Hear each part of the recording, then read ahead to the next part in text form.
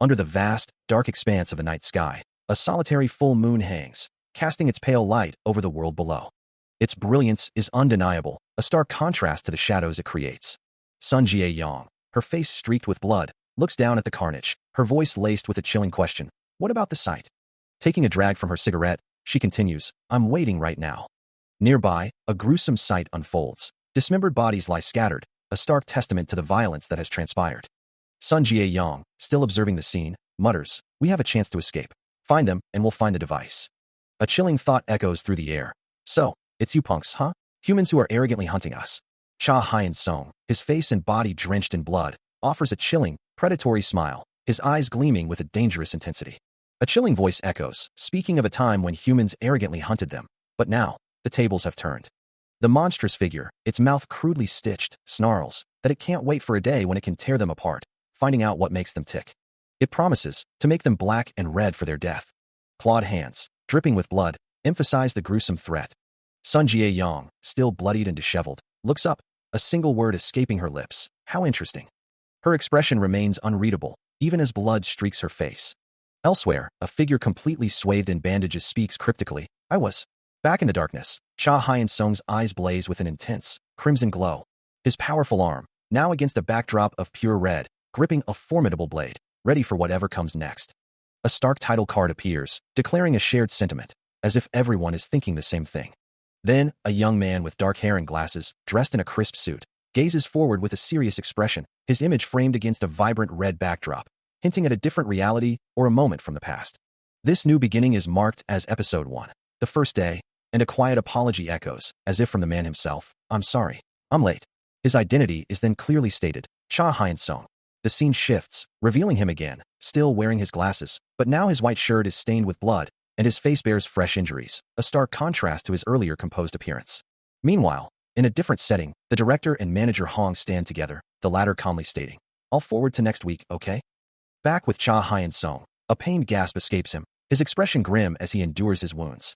An urban alleyway stretches out, a stark, monochrome backdrop to the unfolding events, its grimy walls and narrow passage hinting at a desperate escape or a hidden confrontation. He stands at the threshold of a room, his back to the viewer, as an unseen voice from within questions him sharply. Why are you so late?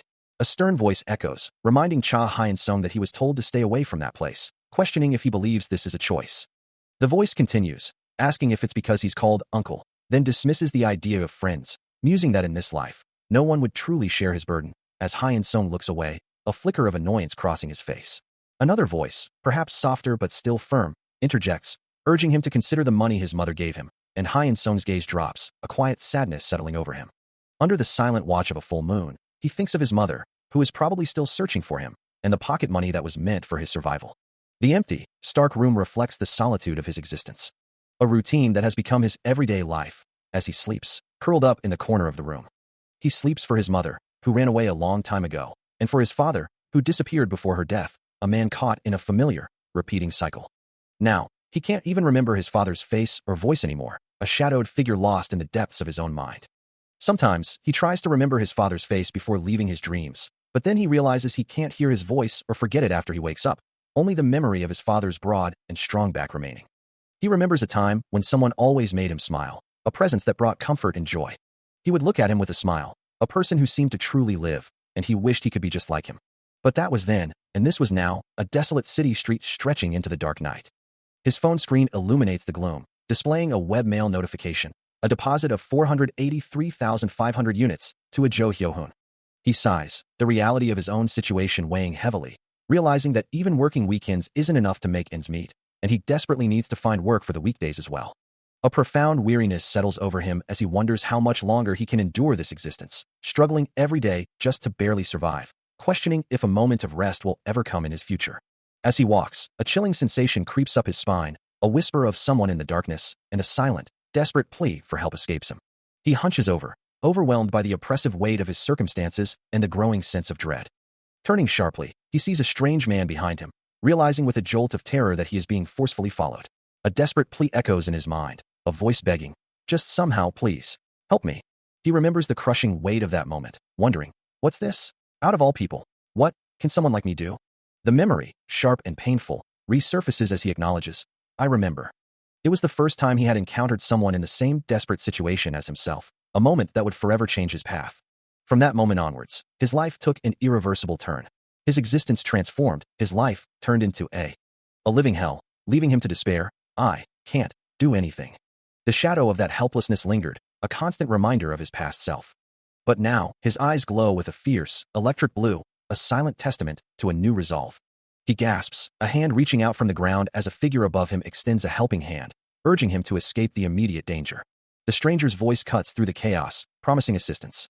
Looking up at his rescuer, Cha Hyun-sung hears the stark warning that in this neighborhood, people don't venture out at night. The stranger, with a kind expression, offers a one-time favor. Later, Cha Hyun-sung stands over the same stranger, now fallen, desperately asking if the person is still alive, calling out to them. He holds a phone to his ear, his face etched with growing despair. The memory intensifies, a red haze surrounding him, his expression contorted in anguish. He looks down at the fallen stranger once more, a quiet realization dawning on him. His gaze softens as he reflects on the past, acknowledging the stranger's kindness, a rare quality in those days. As a monstrous, clawed hand reaches out, a chilling voice echoes, lamenting the foolishness of those who believe there are no retards left and that they were about to die of hunger. The voice belongs to a pale figure with dark, flowing hair and equally sharp, elongated fingers, who warns not to touch her heart. Her form, gaunt and predatory, reveals the depth of her suffering as she laments having starved. A young Cha Hyun-sung, his eyes glowing with an electric blue intensity behind his glasses, stares in wide-eyed terror at the monstrous declaration. The monstrous figure turns away from him, her words a chilling promise that she will devour his heart. Under a blood-red sky, illuminated by a full moon, a horde of grotesque, shambling figures emerges from the shadows, their numbers overwhelming. A gaping, fanged maw confirms their primal instinct, declaring their inability to control their hunger. The sheer terror of the situation elicits a guttural, protracted scream. Cha Hyun-sung, overwhelmed by despair, is engulfed as numerous monstrous hands reach out to claim him. A monstrous face looms from the darkness, its eyes burning with a malevolent red glow, as a voice within questions. What exactly are those monsters? The stitched mouth of the creature stretches into a grotesque grin, its presence overwhelming. Cha Hyun-sung's face contorts in anguish, his mind reeling with the desperate plea. Why did it turn out like this? I just wanted to help. And yet, where did I go wrong? His hand reaches out, a silent yearning for connection, for the simple concept of friends. Even a future dream that anyone can have seems impossibly distant. He is engulfed by monstrous hands, his body stained with blood, as the thought of family, too, slips away. His face, etched with profound sorrow, confesses, I've never had any of these. But then, a flicker of resolve ignites within him, his eyes beginning to glow with an electric blue light, as he vows, Second, Dad's coming soon. Mom, I'll be sure to stay by your side this time either. Surrounded by the grasping hands of monsters, his glowing blue eyes fixate on an unseen point, a solemn promise forming on his lips. I'm sorry. I'm sorry for not being able to protect you then. But this time, I'll be sure to protect you. An adult figure kneels before the young boy, placing a comforting hand on his shoulder, acknowledging the immense difficulty he faces. The memory shifts to a monstrous maw, dripping with blood, its fangs glinting menacingly. The young boy, his blue eyes wide and distant, looks away, a thought forming in his mind, wondering if there's a time he can no longer fight. In that moment, blood splatters violently, marking a pivotal point in his memory. A blur of motion, a sudden, violent impact. A grotesque monster snarls, its single red eye glowing with malevolence. From within the crimson depths of a slitted eye, a chilling voice echoes, issuing a brutal command. Kill each and every one of them. The young boy is overwhelmed, pinned to the ground by a horde of monstrous hands, blood staining his clothes. Then, a blinding flash of red energy erupts, accompanied by a deafening roar. A blinding crimson energy erupts, tearing through the monstrous horde with devastating force. His eyes, once human, now glow with an infernal red light, and a feral snarl distorts his face as sharp fangs emerge. The raw power intensifies, a wave of destructive energy radiating outwards. Transformed into a monstrous visage, Cha Hyun-sung stands amidst the chaos, his body now a conduit for the terrifying force. His mouth opens in a silent roar, unleashing more of the crimson power. The monstrous form is complete, a terrifying predator born of desperation. One of the attacking creatures recoils in horror, its mind struggling to comprehend the sudden, impossible transformation. A chilling realization dawns upon it. This was no longer human. The monster is then violently torn apart, consumed by the unleashed power. A violent burst of crimson energy erupts, tearing through everything in its path. Amidst the chaos, he struggles to comprehend the change, his voice raw with confusion. What are you bastards? What? The question echoes in his mind, a desperate plea for understanding. Happened to me. I may not know anything. But as his crimson eyes glow with a fierce, primal light, a singular, undeniable truth solidifies within him. But I know one thing for sure I have to do. With fangs bared and eyes burning, he unleashes a terrifying vow. I'll kill all of you.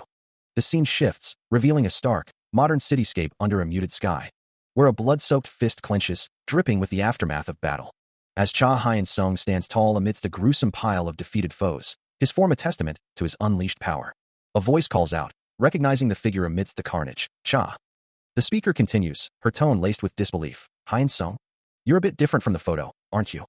Perched on a blood-splattered staircase, a blonde woman observes the scene below, her gaze fixed on the transformed figure as she ponders. Are you? She takes a drag from her cigarette, the question hanging in the air, before finally articulating her profound doubt. A human? Amidst the desolate ruins of a city, a lone figure stands, surveying the carnage, his voice cutting through the silence as he asks. The blonde-haired man looks down at the devastation, a cigarette dangling from his lips, wondering if the creature before him was responsible for such a brutal display, noting that did he do all of this? The beasts wouldn't eat each other. He considers the implications, questioning if, does that mean they only eat beasts as enemies? A bloodied, mangled arm lies nearby, a grim testament to the recent violence. Taking another drag from his cigarette, the man calmly lays out his terms to the monster, offering a choice. If you're a beast, I'll have to take you with me. But if you're a beast, I'll have to kill you too. He then challenges the creature directly. Oi, what do you want to do? The monstrous entity responds with a guttural roar, its glowing red eyes burning with primal fury. As the monster's roar echoes through the devastated city, its eyes blaze with an infernal red glow. Before it can even fully react, a blinding flash of speed bisects its form, showering the air with blood and shattered bone. Through the pain and shock, the monster's single remaining eye glares, a defiant question escaping its ruined form. Is that your answer? The blonde-haired man, his face splattered with gore, continues his relentless assault, a single word forming on his lips. I like it. With another devastating blow, the monster's form shatters further, bone and flesh disintegrating into the air. His blonde hair whipping around him, the man moves with a terrifying grace, each strike precise and lethal. The monster's lower half is utterly obliterated, leaving nothing but a spray of crimson mist in its wake. Her relentless assault continues, a blur of red and white as she carves through the monster with devastating speed. Each strike followed by a powerful kick that sends its form reeling. The chaotic flurry of blows intensifies, culminating in a final, explosive impact. The stitched-mouthed monster lets out a final, agonizing scream as its head shatters, blood spraying across the void. Standing over the bloody remnants, she demands, you gotta cooperate. Even if you don't want to, you're already drowned in this situation. Her blade still dripping, the blonde warrior adds, I'm the one who started with you, so I'll finish it. Then, with a determined gaze, she introduces herself. I'm Sun Jie-yang. Her legs, splattered with the monster's blood, stand firm in the aftermath. As the dust settled on the brutal confrontation, a lingering thought echoed over the blood-stained ground. Let's have a long chat later. Meanwhile, amidst the crimson splatters, Cha Hyun-sung lay unconscious, his name barely a whisper. This was the beginning of the awakened hunter, Cha Hyun-sung. Deep within his fading consciousness, a crushing pressure built, making it feel suffocating, as if his very heart might burst. The agony intensified, a searing heat spreading through his entire body, as if he were consumed by fire. Amidst the torment, a desperate plea escaped his lips, a silent cry for help. Then, a surge of raw, untamed power erupted within him. His eyes snapping open in a moment of pure, unadulterated terror and realization, the blue irises glowing with an unfamiliar intensity. Eventually, the ordeal passed, and he found himself recovering in a hospital bed, surrounded by the quiet hum of medical machinery. As the haze of unconsciousness slowly lifts, he finds himself staring up at a sterile, unfamiliar ceiling. With a soft groan, a hand slowly rises into view. His eyes widen in surprise as he inspects his arm, a wave of confusion washing over him as he murmurs, it's intact. What happened? The question hangs heavy in the air, pulling him back into the dark recesses of his memory. Suddenly, the grotesque image of the stitched-mouthed monster flashes before his eyes. Its glowing red gaze and blood-soaked form a horrifying reminder. The memory is too vivid, too real, and a violent retch escapes him as his body rebels against the trauma. He continues to gag and choke, his breath coming in ragged, desperate gasps. Finally, the wave of nausea subsides, leaving him sweaty, disheveled, and with a trace of blood on his chin. A gentle hand reaches into his field of vision, and a concerned voice asks, You okay? He stirs, his mind still clouded, as a voice cuts through the haze, prompting him to question his surroundings and the identity of the figure before him. The man calmly explains that he doesn't remember the hospital, reassuring him that he is indeed in one. He promises to take care of him, and instructs him to simply call him director. Hyun-sung, still processing the information, repeats the title, wondering if the director is a police officer. The director dismisses the notion, clarifying that while he is a civil servant, his job is quite different from conventional law enforcement. He reveals his organization fights against the beasts, the very creatures Hyunsung encountered the previous day. With a gesture, he emphasizes their ongoing battle against these threats from the outside world. The word hangs in the air, leaving Hyunsung with a look of profound bewilderment. The director continues his explanation, revealing that the creatures Hyunsung encountered were once human, but have now become beasts that his organization hunts. He then adds, with a grave expression, that there is something else crucial Hyunsung needs to know, as monstrous figures loom in the background, illustrating the director's words. These beasts are a grave threat, known to kill and consume humans. The director's gaze falls upon Hyunsung, whose own image flickers, revealing a powerful, red-eyed beast beneath his human form. As he delivers the shocking truth, Hyunsung himself possesses the ability to transform into a beast. Later, in a quiet hospital corridor, Sun Jieyong approaches the director, inquiring about the success of his recent task. The director shakes his head, explaining that Hyunsung remembers nothing of the incident and will remain under observation for now. As they walk down the hallway, he instructs Jieyong to assign someone reliable for Hyunsung's protection, suggesting a manager Hong for the task. The director, his expression stern, considers the unfolding situation. From his office, he issues a clear directive: assign this matter to team leader Yoon. Meanwhile, in a different part of the city, a dark alleyway stands as the focal point of an ongoing investigation. A young man, holding a cup, looks around with a puzzled expression, uttering a soft, questioning, "Huh?" An agent, standing guard, informs him that the site is under investigation. "Sir, could you step back a bit?" The young man looks up, his gaze fixed on something unseen above him. As the agent reiterates, "Sir, it's a dangerous area, so please cooperate." Standing beside the young man, a young woman with a neat bob cut observes the scene with a calm demeanor. He stands alone in the desolate urban landscape, a silent sentinel amidst the shadows. Suddenly, his eyes ignite with a fierce crimson glow, and a vibrant red aura erupts around Cha Hyunsung as he shifts into a battle-ready stance. With a blinding flash of speed, he unleashes a devastating strike, the impact radiating outward in a crimson burst. The force of his attack tears through the stitched-mouth monster, shredding its form in a gruesome display of power.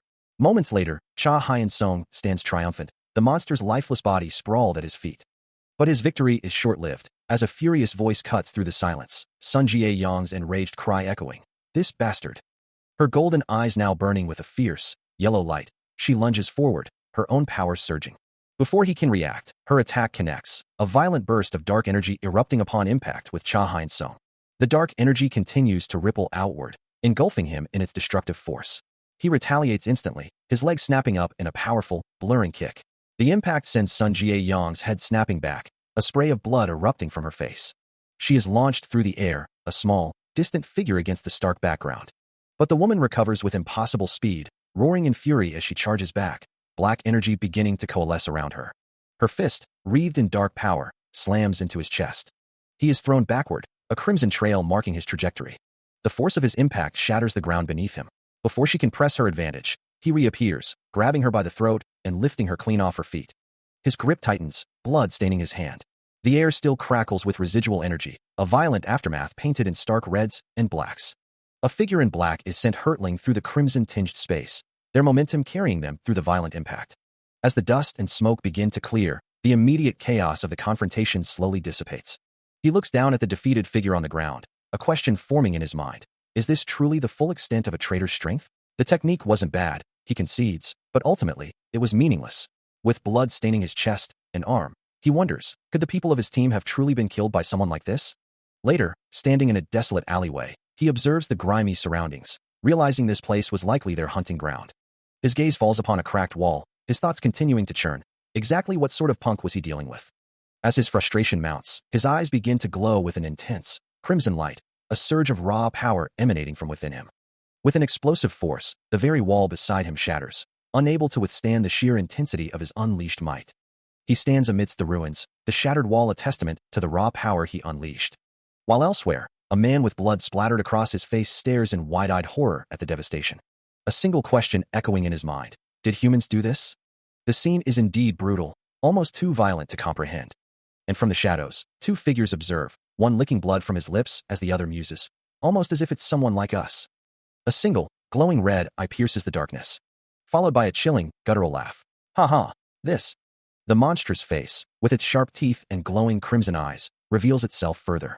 As the creature concludes, is a really interesting guy. The sterile hum of an office fills the air, workers diligently focused on their tasks within the rows of cubicles. A mop glides across the floor, pushing a dark, viscous residue away, a stark reminder of the recent past. Later, a staff member approaches a cubicle, announcing, "Food for seat number 65 is out." A quiet, almost automatic response comes from the cubicle, "Yes, sir."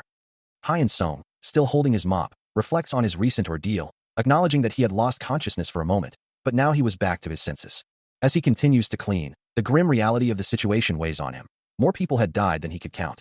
Seated at his cubicle, now wearing glasses, he ponders the reason for his unique abilities, deciding that he shouldn't do something reckless like that again, even as a voice reminds him to enjoy his meal. He meticulously brushes his teeth, a mundane ritual in a life that has been anything but. Later, in what appears to be a school hallway, he confronts someone, accusing them of ditching school to come to work instead. His expression shifts to confusion as he asks, "What's this?" The person he's speaking to is Lee Yunbai. Lee Yunbai, wearing a backward baseball cap and a school uniform, leans back casually, her gaze distant. Outside the building, the street remains quiet, hinting at the everyday setting of their lives. He tries to clarify his earlier statement, insisting he's not criticizing her, but rather suggesting her dedication might be excessive. Yunbai, however, remains unfazed, simply stating that she's just doing her job. She adds, with a hint of resignation, that if she rests for even a moment, she'll fall behind, implying a constant struggle to keep up with her peers in cram schools. Cha Hyun-sung casually greets her, then asks if she smokes.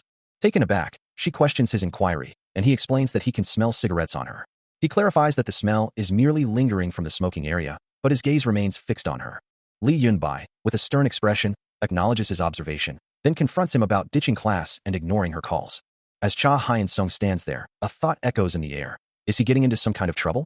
The unseen narrator continues, suggesting that one might recognize this by the smell, and warns him not to tell anyone what he's involved in. Elsewhere, Sun Jie-yong, a cigarette held between her fingers, challenges the notion, asking if she can't do as she pleases. She ponders how much is truly known about her, believing that someone unfamiliar with her wouldn't be able to tell. With a piercing gaze, she poses a stark question. Is one truly confident in their ability to protect the lives of those around them? As the city lights begin to fade into the encroaching darkness, Cha Hyun-sung stands alone, his crimson eyes reflecting a quiet intensity, lost in thought. Meanwhile, the bustling city continues its relentless rhythm. As Sun Jie-yong walks, a cigarette held loosely between her fingers, a weariness in her voice as she mutters, "Enough. I'm just tired of it all. You don't have to worry. You don't have to do anything." Her steps carry her forward, the unspoken question hanging in the air. If it's going to cause trouble.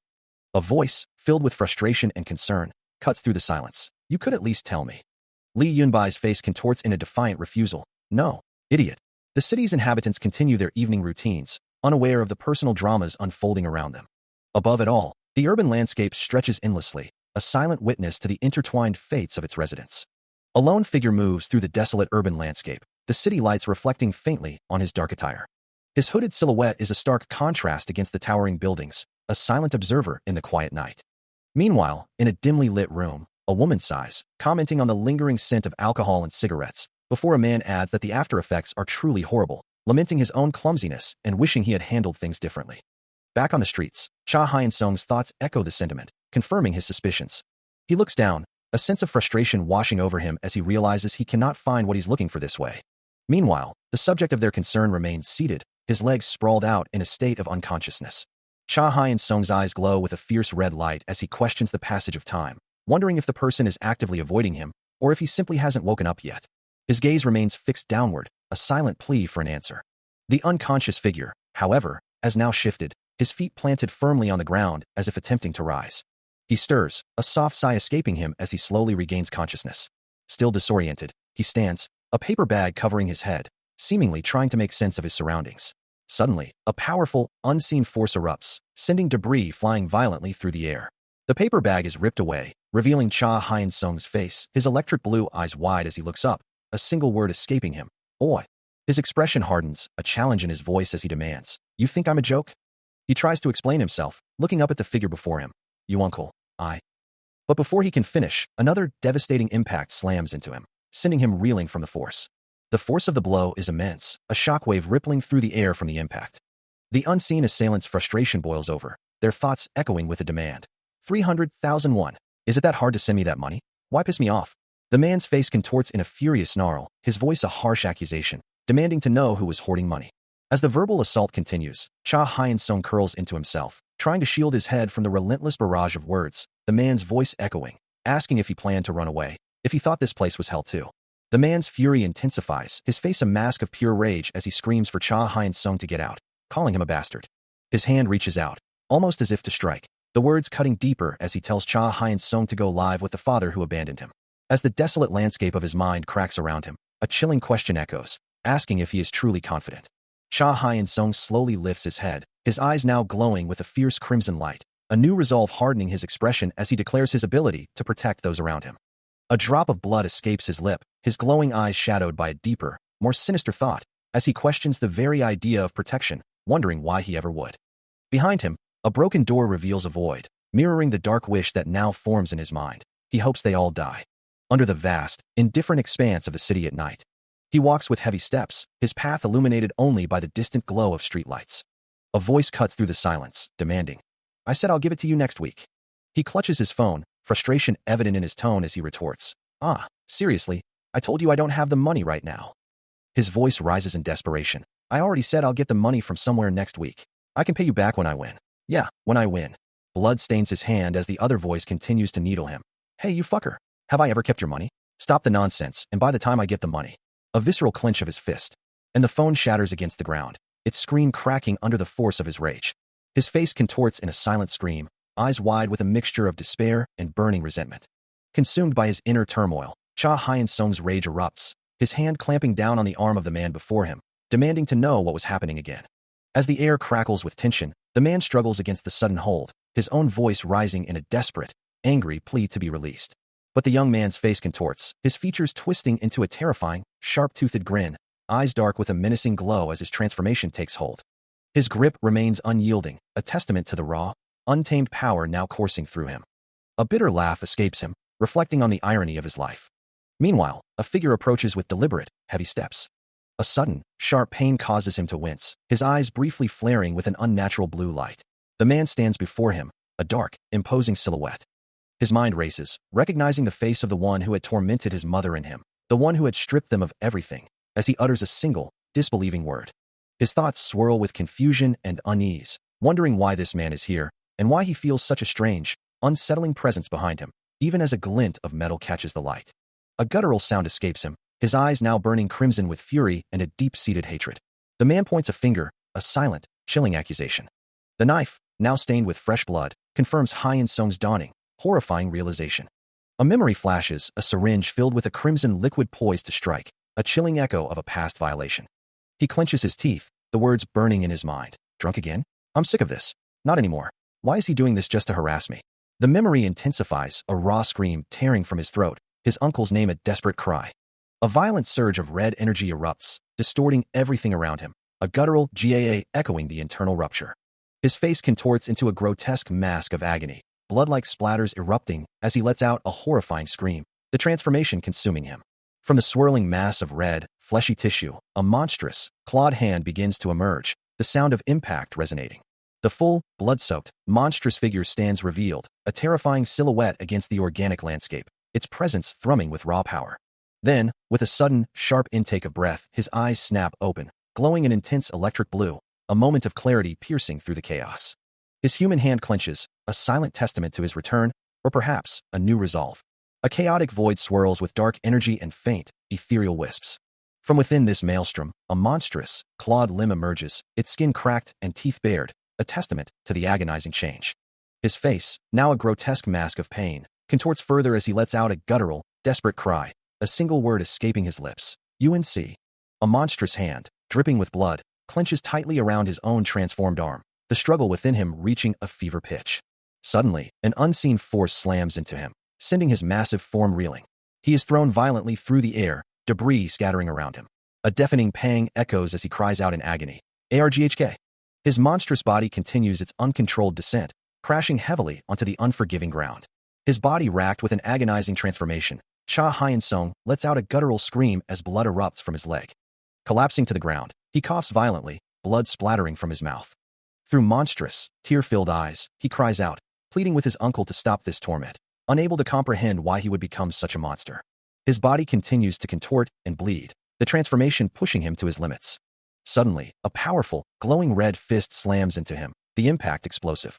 The force sends him rocketing upwards, his face erupting in a gruesome spray of blood and gore from the sheer power of the blow. His body shatters into countless fragments, a horrifying spectacle against the dark.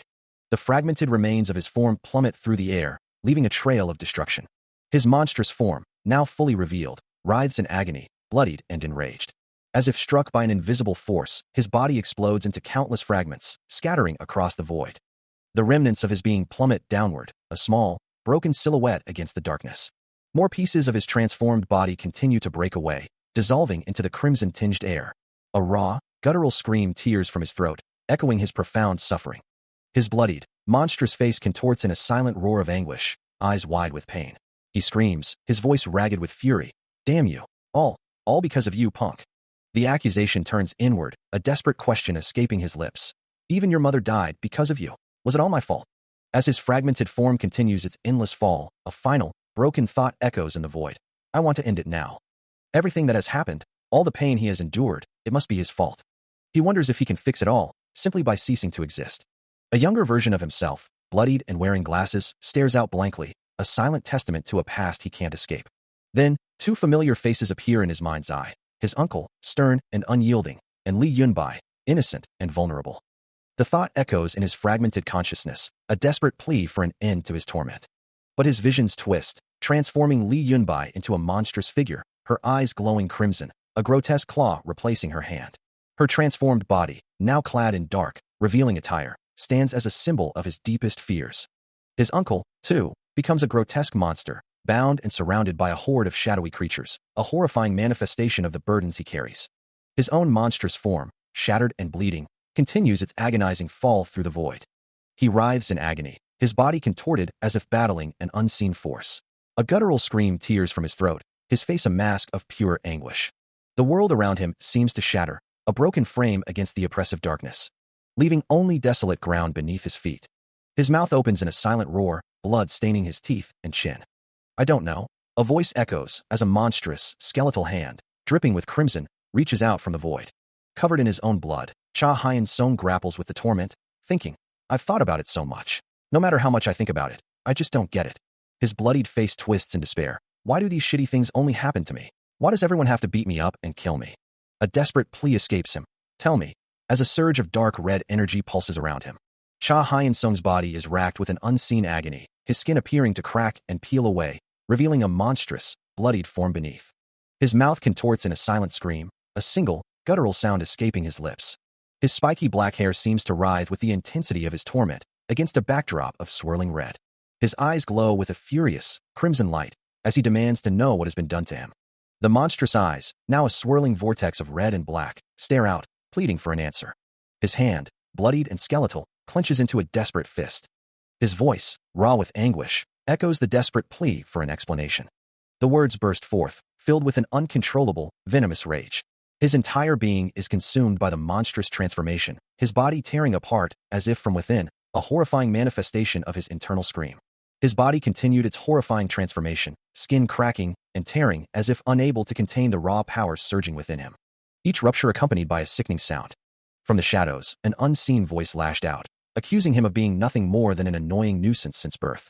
Cha Hyun-sung's monstrous face, now adorned with multiple glowing red eyes, simply returned the question, his tone dripping with chilling indifference. The voice continued, revealing a profound lack of care, even for the idea of family. With that admission, the unseen speaker declared he felt no guilt at all. A sudden, desperate plea erupted from the voice, demanding he wait. But the monstrous Hyun-sung, his eyes glowing with furious red light, simply roared back, silencing the plea with a single, guttural command. Engulfed in a crimson aura, he unleashed a final, enraged shout, rejecting all the nonsense hurled his way. His transformation continued, the monstrous visage of Cha Hyun-sung now fully revealed, his eyes burning with an infernal red glow. Blood dripped from his hand as he declared, I'm sick of it. His voice, now a guttural snarl, echoed with fury. It all. Look at me. One of his many glowing eyes fixed on his target, he challenged, I'm right here. Silhouetted against the vast, blood-red moon, he stood on the rooftop, a towering, monstrous figure beside the smaller form of his uncle. His body now a mass of cracked flesh and exposed bone, radiating raw power and unbridled rage. His voice boomed, addressing not just his uncle, but all the unseen forces that had tormented him. You monsters who've been chasing me. He made his ultimate declaration, I'm not going to hide. His bloodied form stood firm, refusing to yield, or run away anymore. I don't give a shit what your identity is. He continues his defiant declaration, his voice laced with a chilling resolve, proclaiming his true nature.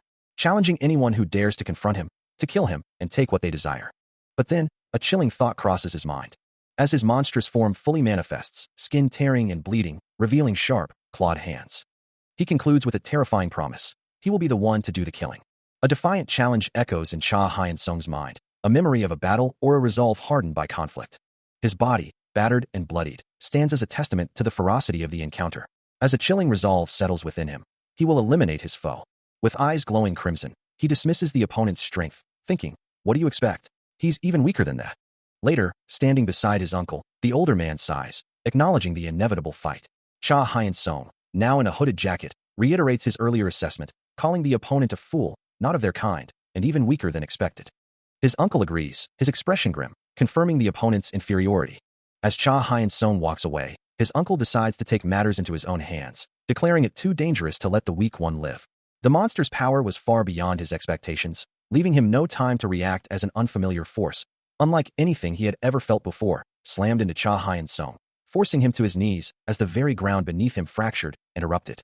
He could only wonder, what is this thing? With crimson eyes glowing intensely, he demanded, "Who gave you such strength?"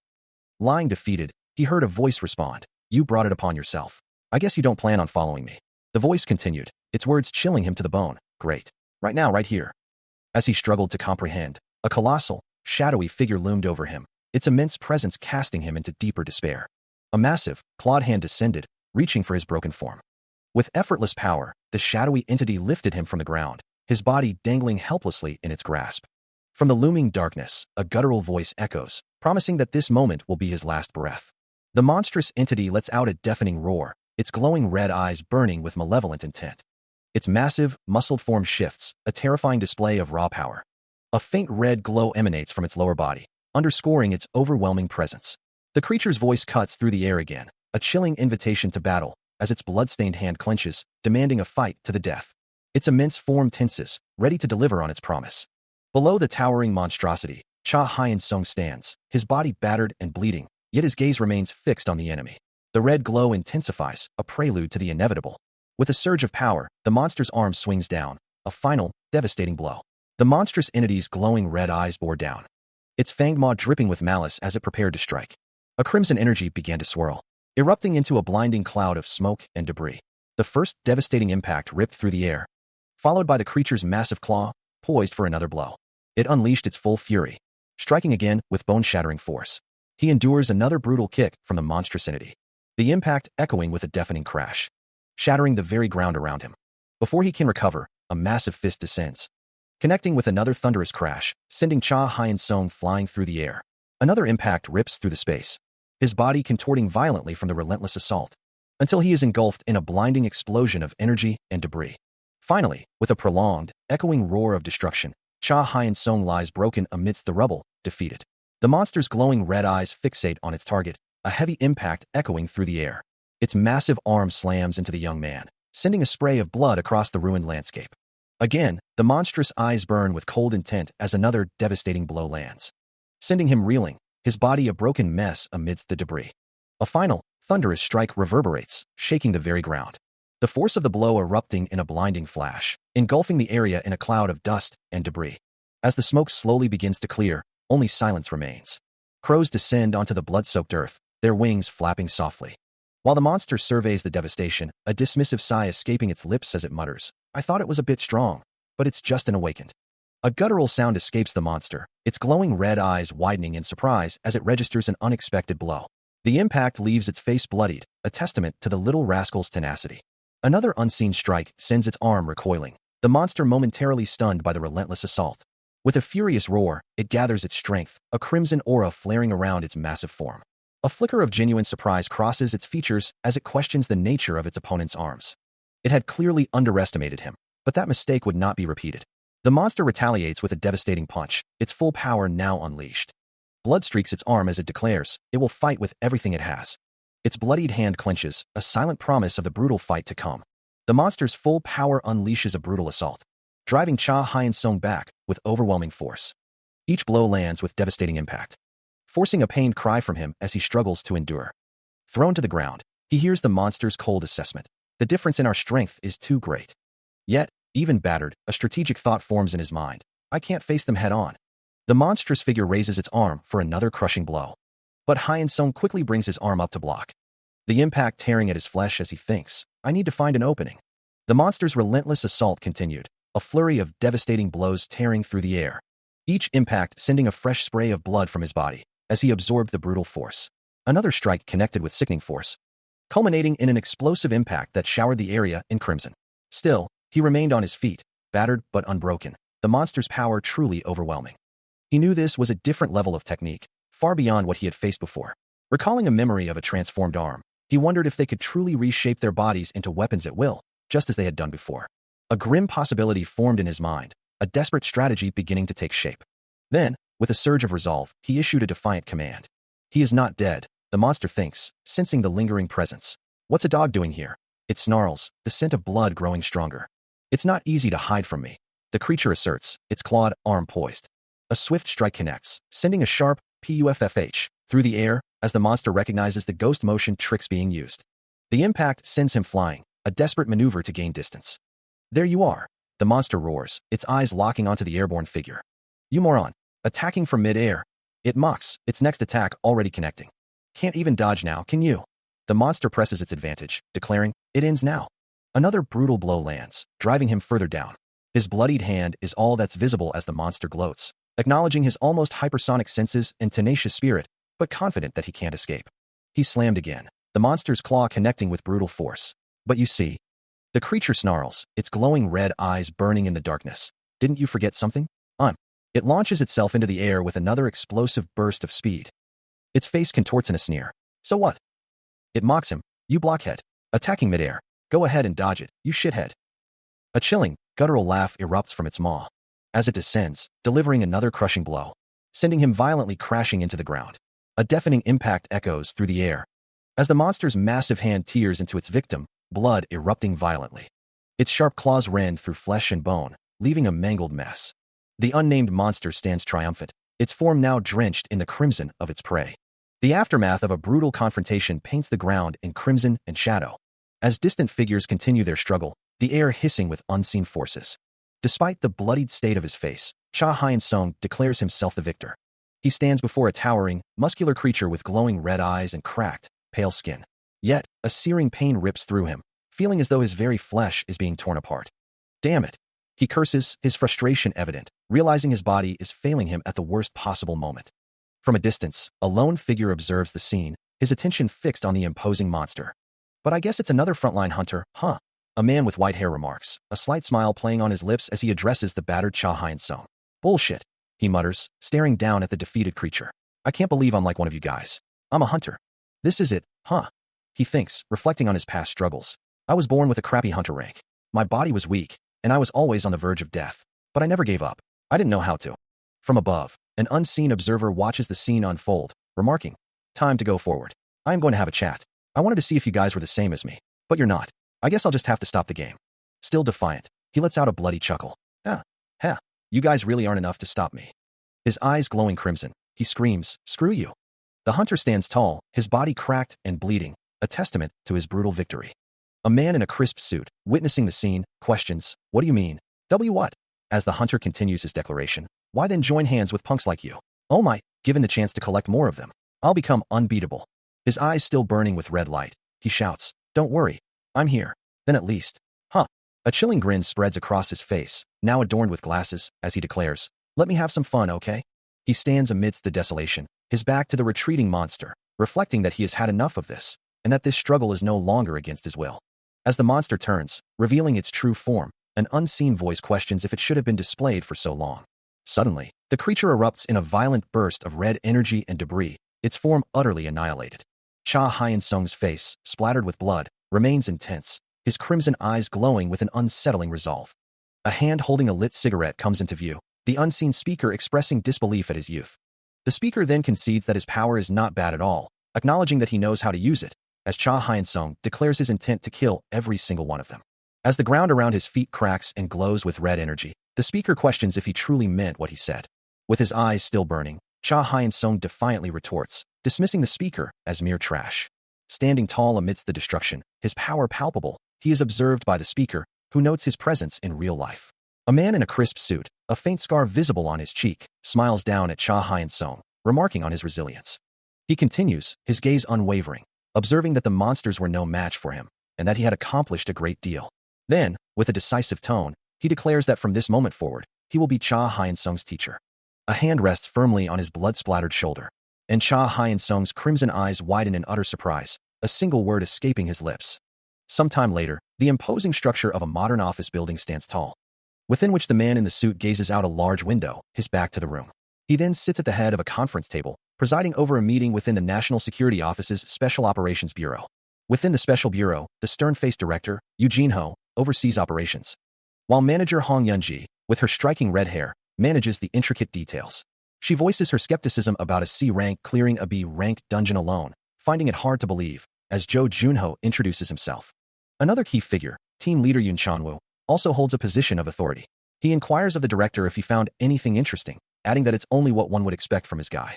Jo Junho pledges to take full responsibility for any failures, prompting the director to appoint him as team leader. He clarifies that this is his own initiative, but promises a full explanation. Meanwhile, the Bureau contends with beasts that emerge after humans are infected by an unknown contagion, creatures possessing exceptional physical strength and an innate instinct to kill, posing a grave threat to society. These monstrous entities tear through their victims, leaving a bloody trail of destruction. The world grapples with a terrifying new reality, as reports surface of humans infected by a mysterious phenomenon, transforming into monstrous beasts. These creatures, with their glowing red eyes and immense power, represent a threat unlike any seen before. To combat this escalating danger, the Special Operations Bureau stands as humanity's first line of defense, its agents working tirelessly behind the scenes. Through their extensive information network, a week prior, they made a startling discovery. They found a young boy who possessed the impossible ability to transform into a beast, despite his human nature. This extraordinary individual was known as Cha Hyun-sung. Considering his immense strategic value, the director of the Special Bureau muses, the plan to nurture him must proceed. Manager Hong Yun-ji, however, expresses her concern, wondering if a mere C-rank hunter could truly serve as his guardian, given the complicated nature of the situation. Team leader Jo Junho, newly promoted, steps forward, taking full responsibility for the initiative. Still focused on the task at hand, Jo Junho considers the implications of his new assignment, a slight frown creasing his brow as he asks, "You don't normally hate that guy, do you?" His thoughts then shift to the practicalities, envisioning the imposing structure of a school building as he states, "I'll have the best agent accompany him."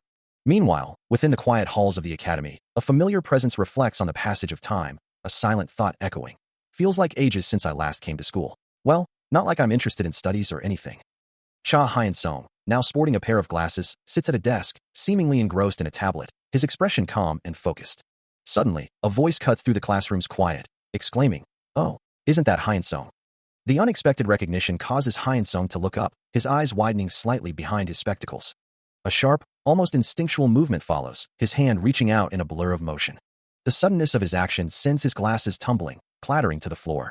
As he recovers, another student approaches, a wide smile on his face, greeting him warmly. "Great to see you. It's been a while, huh?" The quiet of the alleyway offered a brief respite from the bustling school grounds. But the illusion of peace shattered as a familiar voice cut through the air, accusing him of ignoring calls and skipping school.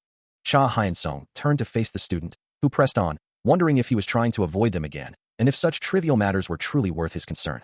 A flicker of recognition crossed Hyun-sung's face as he realized this was his life now, a past he had almost forgotten.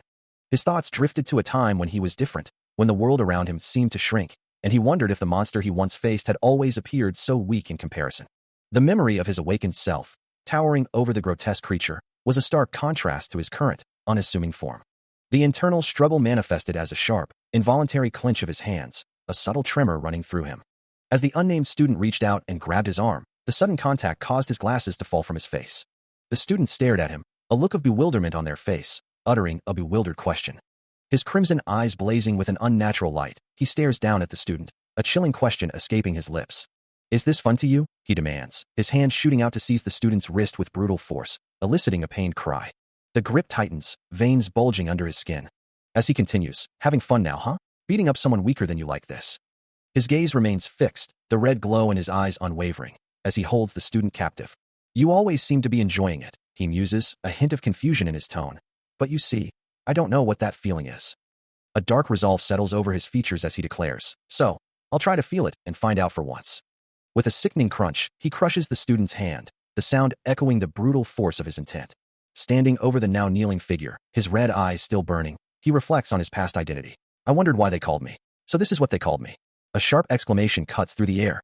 As a woman with striking blonde and pink hair, a cigarette dangling from her lips, glares intensely, demanding to know if someone has lost their mind.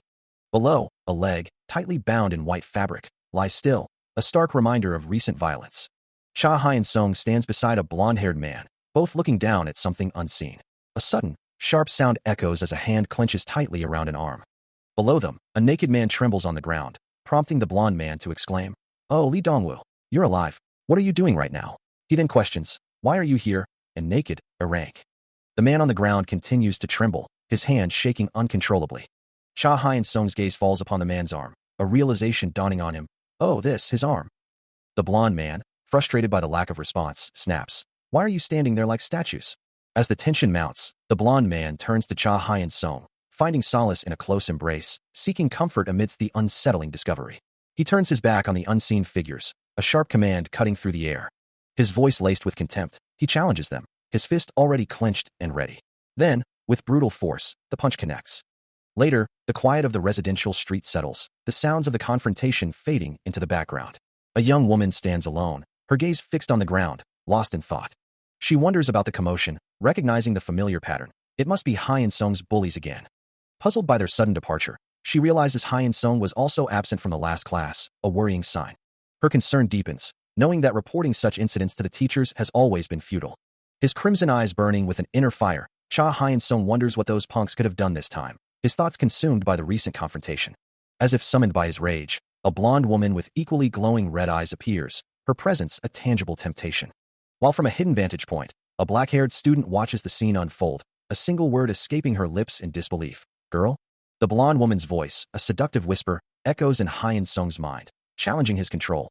"You can't hold back your power, can you? You want to go wild like you used to, don't you?" Her words continue to tempt him, urging him to shed his humanity. No need to try so hard to act like a human. Just follow your instincts. As if to solidify her influence, her hand reaches out, her long nails brushing against his side. The voice growing more insistent, demanding the beast within to emerge. "Bare your claws. Get your teeth out. Go on a killing spree, right? That's who you are, right?" The blonde woman's face twists into a predatory smile, her red eyes gleaming with malicious satisfaction. And Hyun-sung, his own eyes now fully consumed by the crimson glow, responds with a fierce challenge. "Come at me." His face contorted in a silent scream, a tremor running through him as he grappled with the raw power within. A hand clenched into a tight fist, the other's fingers twitching with suppressed energy. His eyes widened, a gasp escaping him as he realized the depth of his own turmoil, thinking, "I had no intention to fight someone. I just didn't want to get involved with me for no reason." With a deliberate motion, he removed his glasses. His resolve hardening as he declared, "I'm not going to fight you." Standing composed in his vest and shirt, he seemed to have regained control, the internal storm momentarily quelled. The blonde woman, however, looked him over with a dismissive air, calling him, "What a boring punk." She then informed him, "Well, I'm going to leave soon. Team leader called for you." He responded, "Where is he going to send me this time? I need to tell you." His gaze sharpened behind his glasses, a question forming in his mind. "Me? Where to?" A voice echoes, specifying a meeting at the place we first met. The blonde temptress, her red eyes sharp, delivers the message. Her tone laced with a knowing challenge as she asks. Meanwhile, Cha Hyun-sung walks through an urban alleyway, the observing student by his side, unaware of the words that have just been spoken, but the message continues to resonate. Specifying the time as tonight at 12, and repeating the cryptic location, causing the observing student to internally exclaim. Her dark eyes widen in disbelief. As the blonde temptress's presence lingers, leaving the student to wonder, her face etched with shock and confusion about the meaning of the words she just heard. The sprawling city hums with a quiet energy, its buildings reaching towards the sky. Through this urban landscape, a figure moves with purpose, a voice echoing. "You're a guy who keeps his promises, huh?" Cha Hyun-sung stands, his expression unreadable, as if contemplating the weight of those words. Another set of footsteps approaches, and a clear voice cuts through the air, announcing, "I'm Yoon Chanwoo." Yoon Chanwoo now stands directly before Hyun-sung, who is casually perched on a railing, while the blonde temptress from their previous encounter lingers nearby. Hyun-sung's hand instinctively reaches out, his voice sharp with a question. "What did you call me?" As Yoon Chanwoo turns to walk away, he delivers a final, pointed remark. "I heard you were the one who killed the monster. But you're just a kid."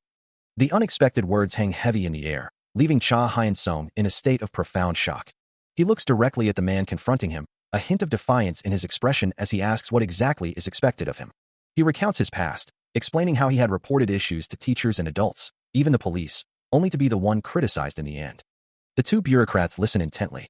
His crimson eyes begin to glow with a fierce intensity as he clenches his fist, revealing that what he truly wanted was not the empty advice everyone offered, but a genuine solution, as they truly didn't care. His expression softens slightly, but the conviction remains as he reiterates, that wasn't what he wanted at all. Yoon Chanwoo, his face contorted in frustration, finally snaps, addressing the young man dismissively. The young man's eyes glow once more, a confident smirk spreading across his face as he declares his simple, brutal solution. Just beat them up without being obvious. Yoon Chanwoo stares in utter shock, his glasses askew, as Cha Hyun-sung maintains his unsettling smirk, his words hanging heavy in the air. From a distance, the blonde woman watches, a knowing smirk on her face as she muses that as a kid, one must be careful, for what would happen if such power were unleashed? Everyone would die. He remembers a time when a younger version of himself, glasses perched on his nose, stood beside a similarly youthful Yoon Chanwoo, both looking up at a towering figure. The memory shifts to a violent confrontation, as the younger Cha Hyun-sung delivers a powerful kick to the chest of a larger, aggressive figure, while a voice echoes, wondering what kind of person he truly is. The larger figure, recoiling from the blow, declares that he had no choice, a sentiment that resonates with the young Cha Hyun-sung's own grim determination. Back in the present, a phone lies on a surface, its screen displaying a contact, as he considers the implications of using it. A faint smile plays on his lips as he expresses gratitude, acknowledging the assistance he's received. Yet, his expression hardens as he asserts his own responsibility, declaring that he is accountable for those around him. He vows never to be like the adults who betrayed his trust, his gaze sharp with a newfound resolve. Meanwhile, Jo Junho, observing from a distance with the blonde temptress, dismisses him as a mere punk, questioning his intentions. The temptress, however, offers a more ominous assessment, noting the inherent danger of a child wielding such power. The director, his back to the viewer, begins to speak, stating his reason for calling them. He continues, relaying Professor Huang's assessment that they are as cold and ruthless as the professor himself, and the first person he couldn't read, expressing high hopes for their missions and warning them not to disappoint him. As the director's words hang in the air, a younger Cha Hyun-sung, wearing glasses, stands beside Sun Gaeong, both listening intently, as the director concludes his assessment of Hyun-sung's supervision. Facing them directly, the director declares that from this day forward, Cha Hyun-sung and Sun Gaeong will be doing all their missions together, a new partnership forged. He emphasizes their new status, declaring them a team. Both Cha Hyun-sung and Sun Gaeong look on with expressions of surprise and slight concern, as the director reiterates that this new arrangement is effective immediately. The scene then shifts, drawing to a close behind a dramatic set of red curtains, signaling the end of the flashback. A sudden, guttural cry of pure despair rips through the air, echoing the overwhelming terror that grips him and his companion. His eyes, now glowing an electric blue, widen in abject horror as Sun Gaeong's golden gaze mirrors his own profound fear, both faces contorted in silent screams. In that moment of overwhelming dread, his hand clenches into a desperate, white-knuckled grip. The young man, his brow furrowed behind his glasses, questions the blonde woman, asking if it isn't time she revealed their destination. She retorts sharply, accusing him of making a fuss like a child who needs to relieve himself. He challenges her, wondering if she truly believes she can force him to comply, while she warns him not to mess with her, calling him a pervert. He threatens her with regret, but she dismisses him, asking why he's so obsessed with her, then muses that she's simply bored with her repetitive life and needs some fun. She then turns the tables, demanding to know why he would read such things, scoffing that he acts as if he's so perfect. The blonde woman presses further, inquiring about his family and friends. He refuses to tell her, his face contorted in frustration as a sharp impact sound echoes. A week trapped in this place, and the stress is unbearable. Why must I be here? He finds her personality and even her scent utterly repulsive, while elsewhere, team leader Yoon Chanwoo is introduced, though someone clearly holds a strong dislike for him. With him finally gone, she can breathe freely again, a quiet laugh escaping her lips, followed by a deep sigh. He declares his intense hatred for the situation. The imposing structure of a government building stands silently under a gray sky. Inside, two men in dark suits stand in a sterile hallway, one wearing a mask. Yoon Chanwoo expresses his confusion, unable to comprehend how unknown individuals could have taken over the crime scene. His colleague suggests it's better not to know the full details, questioning if Yoon Chanwoo truly understands the nature of the incident. In recent times, the number of missing persons has surged dramatically, with authorities often restricting information to prevent panic. Amidst this unsettling reality, a young man sits amidst a pool of blood, his crimson eyes reflecting the grim scene as rumors circulate, whispering that a deranged cult is behind the escalating chaos. Though the public might speculate about the actions of such fanatics, it is widely understood that some truths are better left unknown, especially if one wishes to live a long life. Meanwhile, a masked figure, his face partially obscured, issues a terse command, demanding to be shown the way. Cha Hyun-sung stands beside the blonde temptress, both seemingly unaffected by the surrounding turmoil, their expressions unreadable. The incident, a brutal massacre, was swiftly covered up by officials, with the public being fed a fabricated story of a simple murder. Yoon Chanwoo, his expression grim, inquires about any potential survivors, only to receive the chilling confirmation that everyone was killed. The scene before them is a testament to the brutality, bodies strewn across the blood-soaked floor, a silent tableau of death. Every surface is stained crimson, a stark reminder of the lives violently extinguished. His face contorted in a silent scream, a stark contrast to the previous scene. Cha Hyun-sung's eyes reflect a profound horror. Meanwhile, the blonde woman's voice cuts through the silence, asking him what he truly perceives when he looks at the world. A gruesome image flashes, a blood-splattered face with wide, vacant eyes, as she continues, explaining that most have been blinded by the light, unable to discern the truth. The weight of her words, or perhaps the visions they conjure, proves too much for him, as he doubles over, retching violently, the blonde woman watching him with an unreadable expression. She simply watches, while he struggles internally, feeling as though he's about to throw up from the sheer disgust. Clutching his mouth, he thinks that he can't endure it any longer, despising the very sight and smell of blood. Turning away, his shoulders slumped, he laments never having agreed to this kind of work. His mind reeling, he decides he needs to step outside to compose himself and catch his breath. The full, horrifying scope of the massacre is then revealed, a scene of utter carnage with bodies strewn across a blood-soaked floor, confirming the grim reality of the covered-up incident. A brutal scene unfolds, splattered with crimson, as a figure lies broken on the ground. Then, a man's face, framed by glasses, looks on with a somber expression, his hand reaching out as if to grasp a fleeting moment. A voice, filled with a mother's love, urges her child to live on, even without her, because that is all that truly matters. A young Hyun-sung, his eyes wide with a mixture of innocence and fear, stares out into an uncertain future. His mother, her face etched with weariness, asks him to come closer, to lend her a hand, but the boy, sensing the gravity of her words, can only ask if she is dying. Her hand reaches out, a desperate plea, as she calls his name, before a father's voice echoes, explaining the harsh reality. The boy turns and flees, the sound of his escape echoing in the empty space. He runs, a desperate flight, because he felt that no one could escape or run away from the inevitable. The memory of that moment, the fear of everything ending once again, drives him to keep running, constantly. He lies sprawled on the ground, his body aching, as a chilling realization washes over him. Until now, he had thought he'd forgotten, believing it was all in the past, but the memories resurface, demanding to know why this was happening again. A mocking voice cuts through his thoughts, asking if he's hiding now. She continues, explaining that they are on their way and will bring fortune hunters to deal with the situation, her words dripping with disdain.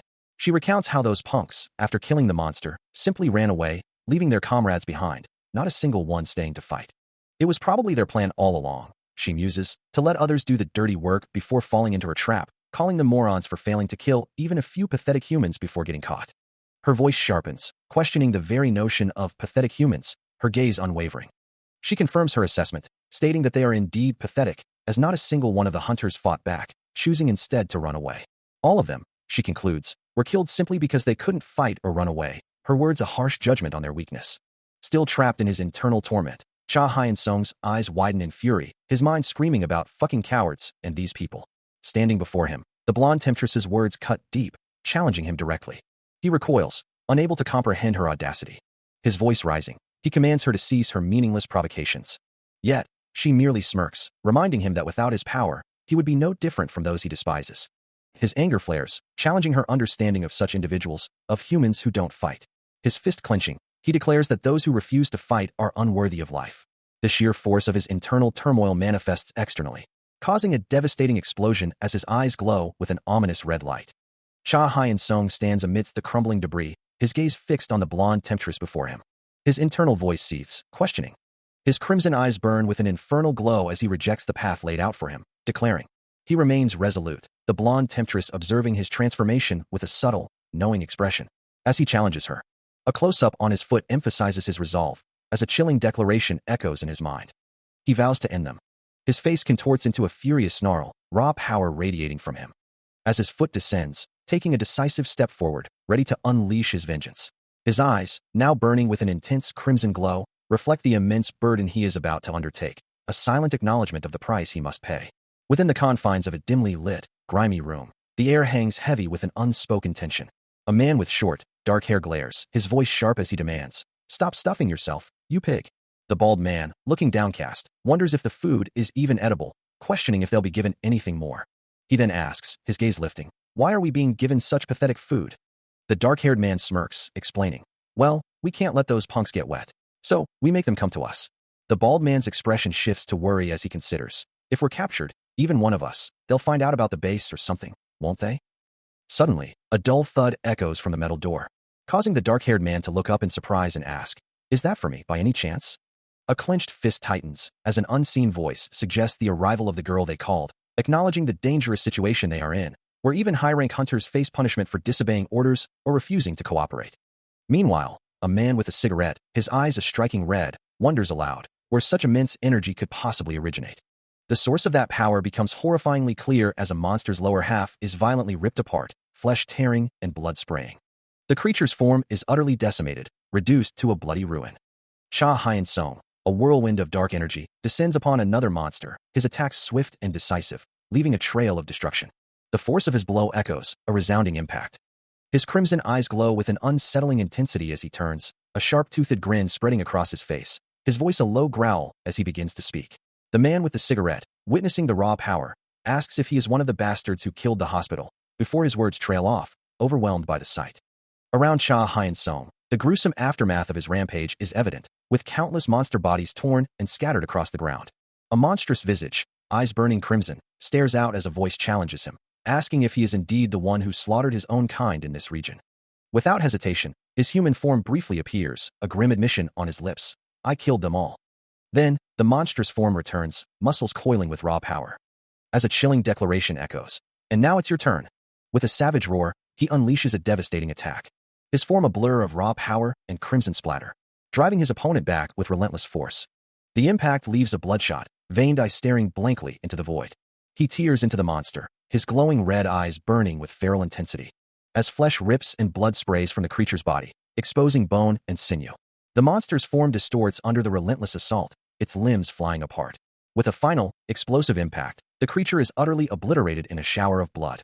His clawed hand clenches, dripping with the monster's gore. Even in its final moments, the monster's remains are violently torn. Standing amidst the bloody wreckage, Cha Hyun-sung is a terrifying silhouette of power. His blood-soaked hand clenches again, a testament to the brutal efficiency of his attack. His crimson eye glows with an unsettling intensity, the monstrous transformation fully manifest. His blood-splattered arm, now unnaturally pale and muscular, grips the wicked scythe, poised for another devastating strike. A feral snarl twists his features, his eyes burning with a crimson glow, revealing the sharp, monstrous teeth of his transformation. The unnamed monster, once a formidable foe, is now nothing more than a grotesque pile of dismembered flesh and bone, scattered across the blood-soaked ground. From his arm, a shadowy, tendril-like appendage emerges, pulsing with dark energy, a chilling extension of his newfound power. He stands amidst the carnage, the scythe still in hand, a solitary, terrifying figure of absolute victory over the obliterated foe. Even after the battle, his movements are explosive, leaping with a primal force that leaves a crimson trail in the air. His face, a mask of raw intensity, reveals the sharp, predatory teeth and the lingering fury of his transformation. Standing tall amidst the gore and destruction, Cha Hyun-sung remains a formidable, monstrous presence. The very ground beneath him is cracked and stained, bearing witness to the sheer, destructive power he has unleashed. He remains, a hulking figure amidst the carnage, his monstrous form still radiating raw power. The monster's remains are scattered, its body torn into unrecognizable pieces. A testament to the brutal force unleashed. Blood splatters paint the scene in crimson, clinging to his dark trousers, as a low, guttural sound escapes his throat. His eyes still burning with an intense, crimson glow. He clenches his blood-stained hands, crushing the last remnants of his foe. A bloodied hand clenches, the interrogator's thoughts trailing off as he considers the implications of such a violent guest. He sits, back to the room, gazing out at the sprawling city below. The evidence of that violence is undeniable, a powerful, blood-splattered torso hinting at the raw strength unleashed. Turning his attention to a different matter, the man in the hat remarks, I waited for you for so long. You know it to be a pain, right? His words are directed at an emaciated, elderly man, suspended by his wrists, his body bearing the marks of hardship. The interrogator, his face splattered with blood, narrows his eyes, demanding, those eyes. Why are you looking at me like that? The elderly man, despite his predicament, responds with an unsettling calm. A question? Certainly. You're not around. A chilling voice echoes from the darkness, questioning the very nature of violence. The reason one kills humans is to eat and survive because of one's beliefs. The words hang heavy over a bloodied scene, as the voice continues, after my body became like this. Of course, the reason to kill humans is Meanwhile, the emaciated elderly man, his long red hair framing a gaunt face, offers a knowing, unsettling smile. Back in the darkness, the glowing red eyes narrow, the voice concluding with a sinister flourish, because it's fun. You killed me. How was it? Cha Hyun-sung's bloodied face contorts in anguish as the taunt echoes. Wasn't it fun? Suddenly, a monstrous, cracked hand lunges out of the shadows, striking him with brutal force, sending blood spraying. He recoils from the impact, a gasp of surprise escaping him. Despite the pain, his fist clenches, a silent resolve hardening his expression. The monster's clawed hand tears through him. A powerful kick following immediately after, sending him reeling. His bloodied face contorts in disbelief as he gasps, How? For a fleeting moment, a gaunt, long-haired figure flashes before his eyes, a silent, haunting vision. The monster's assault continues, a crushing blow descending from above. It strikes with brutal force, shattering bone and flesh. His face, now a mangled mess, bears the full brunt of the relentless attack. The monster's voice echoes in his mind, taunting, young, reckless, and inexperienced. Standing over his broken form, the creature laments, such a waste. If only you had listened. Still, the monster's voice echoes, mocking his tenacity. You're still alive, huh? It finds his continued existence a minor annoyance, observing the blood, then commands, get up. Its glowing red eyes fixate on him, noting the lingering spark of life. His hook still bright so. It muses, a chilling thought, though it's been a while. Battered and bruised, Cha Hyun-sung strains, his body screaming in protest as he attempts to push himself from the ground. A monstrous, clawed hand descends towards him, poised to strike. The monster's voice rings out, a cold promise of further pain. How about a lesson? Cha Hyun-sung stands battered and bleeding, his crimson eyes reflecting a grim determination, yet a flicker of doubt crosses his mind. He can't help but think, he simply cannot land a hit on this creature. Before he can even process the thought, the unnamed monster lunges, a blur of raw power closing the distance instantly. A devastating punch connects squarely with his face, sending a spray of blood into the air. The force of the blow sends him reeling, his mind racing as he thinks. He has faced tougher opponents before, yet this one feels different. Another glowing fist slams into him, and the grim truth settles in. He is no match for this foe. His arm, twisted and broken, hangs uselessly at his side, a testament to the monster's power. A guttural scream of pure agony rips from his throat as the relentless assault continues. He is slammed with immense force, his body recoiling violently from the unseen blow. Despite the brutal impact, he manages to utter a defiant challenge, his voice strained with pain. The monstrous entity snarls back, its glowing red eyes promising further torment. His face contorts in a silent scream, blood streaking his features as the agony intensifies. A guttural cry tears from his throat as another devastating blow lands. His body is violently flung across the space, a broken puppet. Internally, he feels his very being ripped apart, his bones grinding under the relentless assault. He can't fight, and a chilling question echoes in his mind. Is this truly the end? Cha Hyun-sung's battered form is met with another brutal assault, the monster's voice echoing with a chilling challenge. As the red glow of its eyes intensifies, the creature lets out a satisfied sigh. Another explosive impact sends debris flying, leaving Cha Hyun-sung utterly crushed and defeated, his face contorted in agony. The monster, its glowing eyes still fixed on the fallen man, muttering about the disappointing fight. Suddenly, a new figure emerges from the shadows, a female warrior with long, flowing hair and a drawn sword. She addresses the monster directly, her voice sharp and clear. With her back to the viewer, she takes a ready stance, her sword held firmly. She offers the monster a new fight, which it dismisses as merely another toy. With a challenging grin, the newly arrived warrior, Yunha, taunts the monstrous entity before her.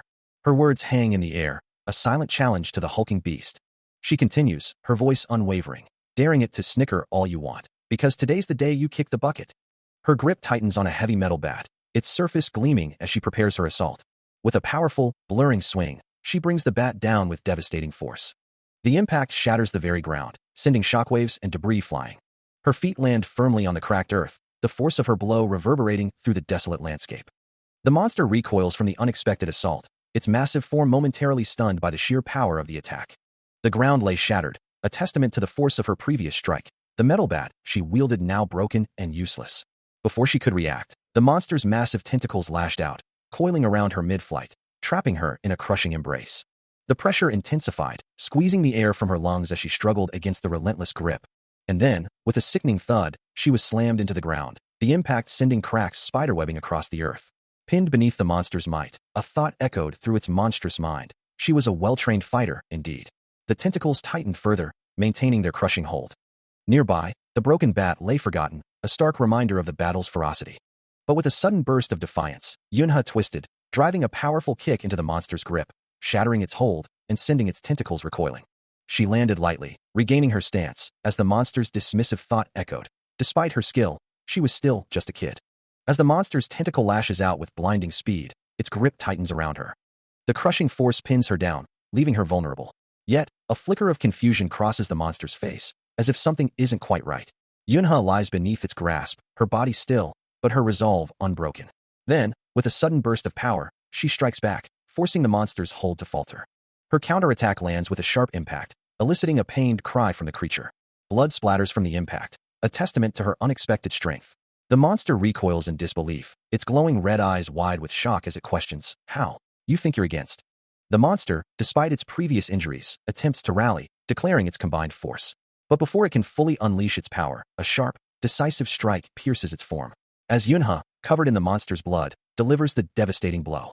The monster's head snaps back, its eyes closing in pain. As a massive impact reverberates through its body, Yunha stands ready, her expression resolute, blood splattered across her. The aftermath of her attack leaves a trail of crimson. The monster, now deeply wounded, stares in disbelief, muttering that this is a surprise, its injuries far more severe than it anticipated. It looks down at Yunha, demanding to know who taught her such power, utterly bewildered by her strength. He struggles to comprehend the source of her power, his voice raspy as he questions her lineage, then dismisses her words as childish nonsense. A chilling, guttural laugh escapes him, echoing through the space, before he declares his intention to reveal his true form. His body begins to contort and crack, the very ground beneath him fracturing under the strain of his transformation. His face splits open, revealing a more grotesque and primal visage, as the raw power of his beastly fangs emerges. The transformation accelerates, his form expanding and distorting with violent force. A crimson aura erupts around him, spiraling upwards as his monstrous new form, a tangled tower of power, takes shape. The air crackles with malevolent energy as the monster completes its terrifying metamorphosis, now a towering entity of twisted flesh and glowing red tendrils. Below, Yunha gazes up at the colossal figure, her expression unwavering. "Oh, is that your killer move?" she challenges, a hint of disdain in her voice. Looks. Her eyes glowing with fierce resolve, she taunts the monstrous entity.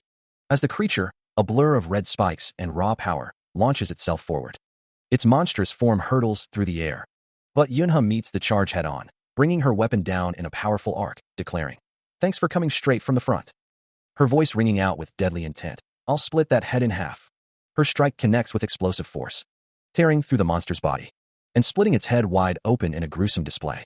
As the creature's form violently disintegrates under the assault, the sheer force of the blow ripped through the air, erupting in a cataclysmic explosion that sent debris flying in every direction. A deafening roar of impact followed, as the ground itself seemed to buckle under the pressure. The destructive energy continued to spread, tearing apart the very structure of the surroundings. When the dust began to settle, only a desolate landscape of shattered rubble remained. Cha Hyun-sung, battered and bloodied, could only stare in disbelief, muttering that he hadn't imagined such power. A moment of tense silence passed before he wondered if it was truly over. A ragged breath escaped him, a quiet phew of relief. Standing amidst the fading remnants of the monster, Yunha remained composed, the creature's body disintegrating into glowing particles around her. From his vantage point, Cha Hyun-sung could only marvel, acknowledging how truly remarkable her power was. His hand, slick with blood, twitches slightly, a silent testament to the brutal encounter he just endured. A wry thought escapes him, a dark humor in the face of overwhelming power. What a fun night. His body, battered and broken, finally gives way, collapsing amidst the shattered remnants of the battlefield, his weapon lying discarded nearby. The ground beneath him, cracked and splintered, mirrors the pain coursing through his veins, blood staining the desolate earth. Yunha's voice cuts through the silence of the aftermath, accusing him of completely wiping out the monster. She looks down at the blood-soaked ground, acknowledging the creature's power, but now, her attention shifts. Her gaze lands on Hyun-sung's battered form, questioning his injuries. Pointing to her own stomach, she demands to know why he's acting like he's the only one who's hurt, her frustration evident.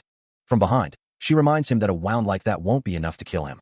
Standing amidst the carnage, Hyun-sung remains silent, his body covered in blood and grime. He holds a small, glowing object, reflecting that it's been a while since he last fought an opponent of such high rank. For an old man, his blows were surprisingly potent. He gasps, a sharp pain tearing through his body as blood splatters across his arm, a stark reminder of the brutal fight he just endured. His fist clenches, still dripping with the enemy's essence. As a chilling thought crosses his mind, moments like this are always the most fun. He finds a twisted enjoyment in the struggle, a sentiment he knows others share. His gaze falls upon the blood-soaked ground. where the monstrous form of his defeated opponent lies, and he muses that while raw crushing power is certainly enjoyable, reversing a desperate situation offers a different, more profound kind of satisfaction. He wonders if his silent observer, Yunha, understands this feeling. After all, he reflects, he is like them, another being made to fight, and he could tell from their eyes that they shared this fundamental nature. These creatures were created to fight humans, cheap copies made by replicating the body parts of beasts. Many failed the test, and the others were disposed of, except for one. The monstrous creature lies defeated, its form mangled and drenched in blood. Standing over the corpse, Cha Hyun-sung holds its severed head, a question echoing in his mind. Was it made to fight? He dismisses the thought, a scoff escaping him as he considers the creature's perceived weakness. But it seemed a level of a young kid is no big deal, huh? Then, a chilling realization dawns, a question directed at his fallen foe. Did you think it was over after cutting off my head? His own head, he reveals, wasn't there in the first place. The headless body stands firm, his sword still clutched in hand. As a final, triumphant exclamation escapes the figure, a sound of pure power. A monstrous entity tears into the blonde fighter, its claws ripping through flesh and bone, sending blood spraying with each devastating strike. The attacker taunts, demanding to know why the fighter seems so weakened, even after having an arm severed and a stomach pierced. It continues, reminding the copy that despite mimicking its form, they are still fundamentally human. A wave of agonizing impact washes over the blonde fighter, the sheer burden of pain threatening to overwhelm them. The relentless tearing continues, their body being ripped apart piece by piece. A pained gasp escapes the blonde fighter's lips, their eyes glowing crimson as blood streaks their face. The monstrous attacker lunges with beastly fangs, its claws tearing once more into the struggling copy. But in a sudden, explosive counterattack, the blonde fighter unleashes the rotating fist of victory. The red-wrapped monster continues its brutal assault, unleashing a torrent of crimson energy that tears through the air, its tendrils of power closing in on the blonde fighter. The blonde fighter, recognizing a technique that demands distance, curses under his breath, knowing he must brace himself for the inevitable impact. The monster's attack connects, sending him reeling from the sheer force. Yet, in a sudden reversal, the blonde fighter retaliates, his counterattack tearing into the monster's form and drawing blood. Elsewhere, a guttural scream escapes Cha Hyun-sung's lips, his body racked with pain from an unseen assault. Crimson energy erupts around him, the impacts relentless and overwhelming. He is engulfed by the destructive force, his form barely visible amidst the chaos. As quickly as it began, the red energy begins to dissipate, leaving behind only the lingering echoes of the brutal assault. Still reeling from the unseen assault, he lets out a guttural scream of anguish, his body covered in fresh wounds and blood. His cries morph into a furious accusation. You moronic bastard. The words tear from his throat. Did I ask for your help? A raw, desperate hatred fills his voice. I hate you. He continues, his mind fixated on the other's perceived arrogance, that condescending look on your face, and how you think fighting is so important. A moment of conflicted understanding passes, but, even if that's true, his anger breaks, revealing a profound fear. I don't want to see you die. He clutches the injured blonde fighter close, his face etched with despair. His voice hardens with a new resolve. Not anymore. His voice raw with anguish and determination, Cha Hyun-sung screams that he refuses to witness anyone else die before him. As the severely injured blonde figure he holds remains limp and unresponsive, and a monstrous transformation begins to contort his own face, his eyes burning with crimson light, demanding a terrible cost. The blonde figure's legs give out beneath them with a soft clatter, as the weight of their injuries becomes too much to bear. But Cha Hyun-sung holds them close, his resolve hardening. With his eyes still glowing, he declares that if they wish to win, they must follow his commands, assuring them that as long as they do, there will be no need to die. He then states his intention to take charge, asserting, I'll handle the rest. The air crackles with the aftermath of his declaration, leaving behind only scattered dust and blood. He unleashes a primal roar, his monstrous form tearing through the air with explosive force. A devastating impact follows, shattering everything in his path. But a mocking voice cuts through the chaos, demanding to know if he's finished, or if the little bitch has run away, accusing him of putting on a show. Undaunted, Cha Hyun-sung continues his furious assault, his crimson eyes burning with resolve. He moves with blinding speed, each strike a thunderous blow that tears apart the very fabric of their surroundings, sending shockwaves of destruction outward. Another explosive impact echoes, a testament to his raw, untamed power. The unseen tormentor persists, questioning his attempts to flee and challenging him to endure the onslaught. The monstrous entity unleashes its full power, a devastating assault known as the Beastly Fangs, a spiral flowing arc of destruction. This colossal, red, tentacled mass surges forward, its raw power overwhelming. Hyun-sung stares up at the sheer scale of the attack, a desperate thought echoing in his mind. That's huge. He questions if he can even hope to block such an immense force, his bloodied face contorted in pain and fear. The realization hits him. There's no way to face it head-on. Still heavily wounded, he looks down at his blood-soaked body, wondering if he's still thinking of running away. He hated everything about his life. The reality he was born into, the constant loop of pain and suffering, and at some point, even the life he was given, all shattered like broken glasses. He had wielded his heart's hatred, directing it against all that he despised. A raw, burning anger that consumed him, and a profound sadness that weighed heavily on his soul. He had believed he was fighting against those external forces, his rage a weapon against the world. But the truth was far simpler and far more painful. He was just running away, and not a single thing had truly changed since then. Even as a child, drowning in anger and sadness, he had sought escape. Drunk on strength, using every fight as an excuse to flee from what he hated the most, himself. He stares forward, his face a mask of blood and fury. The true enemy, he realizes, isn't external, but the cowardice festering deep within him, the one he truly needs to fight. A fight that demands every fiber of his being, his bones, his muscles, his very body. He wills the cowardice within to reach its absolute limit, to break and shatter. A guttural roar escapes him. As a singular, desperate need consumes him. The surge of power intensifies, manifesting as raw, explosive energy. From an unseen observer, a voice questions the impossible. How could he have awakened such power in so little time? With eyes blazing crimson, he unleashes his power, a primal roar echoing his intent to take this. He lunges forward, a blur of red and white, slamming into the monstrous creature with devastating force. His arm glows with an intense, fiery aura, channeling the full might of his awakened strength. The impact detonates in a blinding flash, shattering the air around them. Even as the monster struggles, he dismisses its resistance, thinking, still, it's just baby teeth. The sheer output of his power strains his body, forcing him to grit his teeth and endure. I just need to bear with it for a second. Finally, the surge subsides, and a calm determination settles on his face. He acknowledges his own triumph. You did it.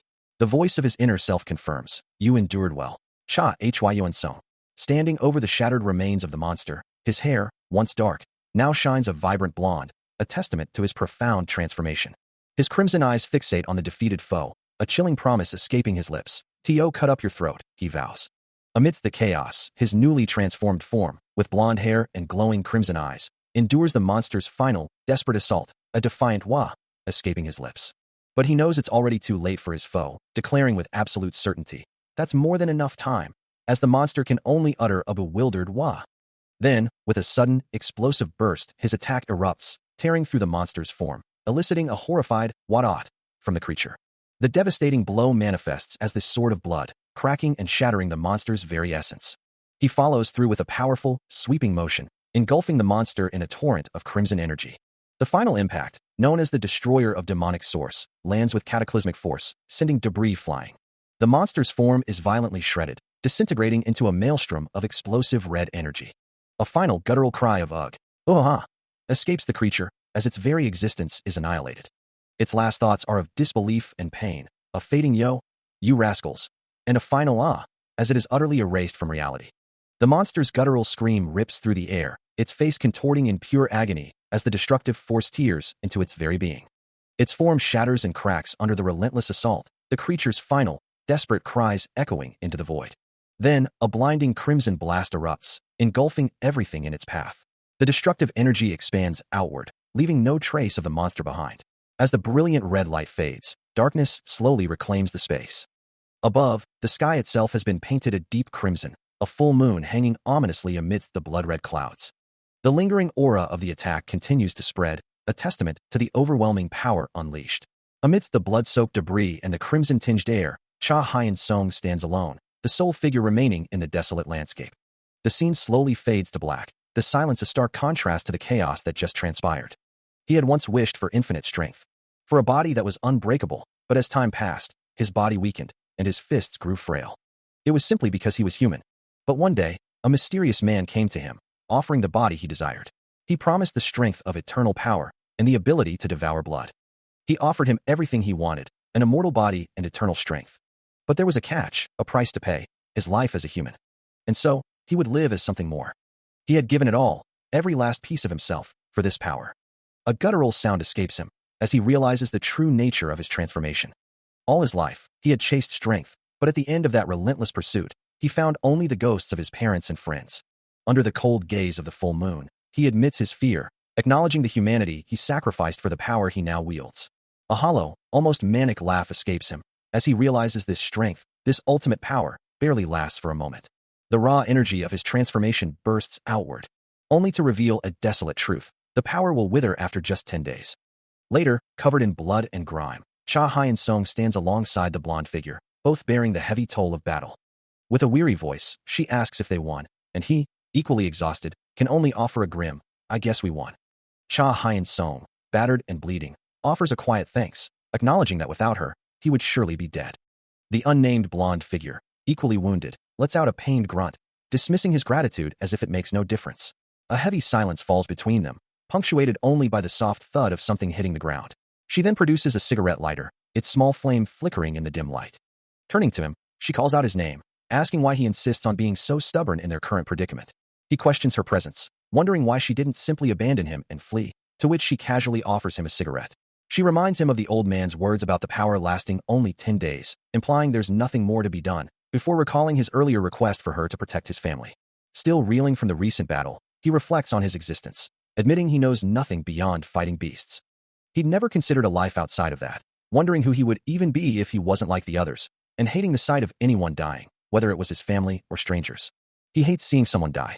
But even amidst his despair, a flicker of resolve ignites within him. Monsters like him are surely still emerging, and if his strength can stop them, he will fight. He will fight. Standing firm despite his wounds, he declares he won't run. He won't delay or regret anymore, though he wonders if he'll ever be forgiven. With his back to the viewer, he stands resolute, ready to face whatever comes next. The call ends abruptly, the phone screen displaying the termination notice amidst splatters of blood. Above the quiet city, the aftermath of the recent conflict begins to unfold.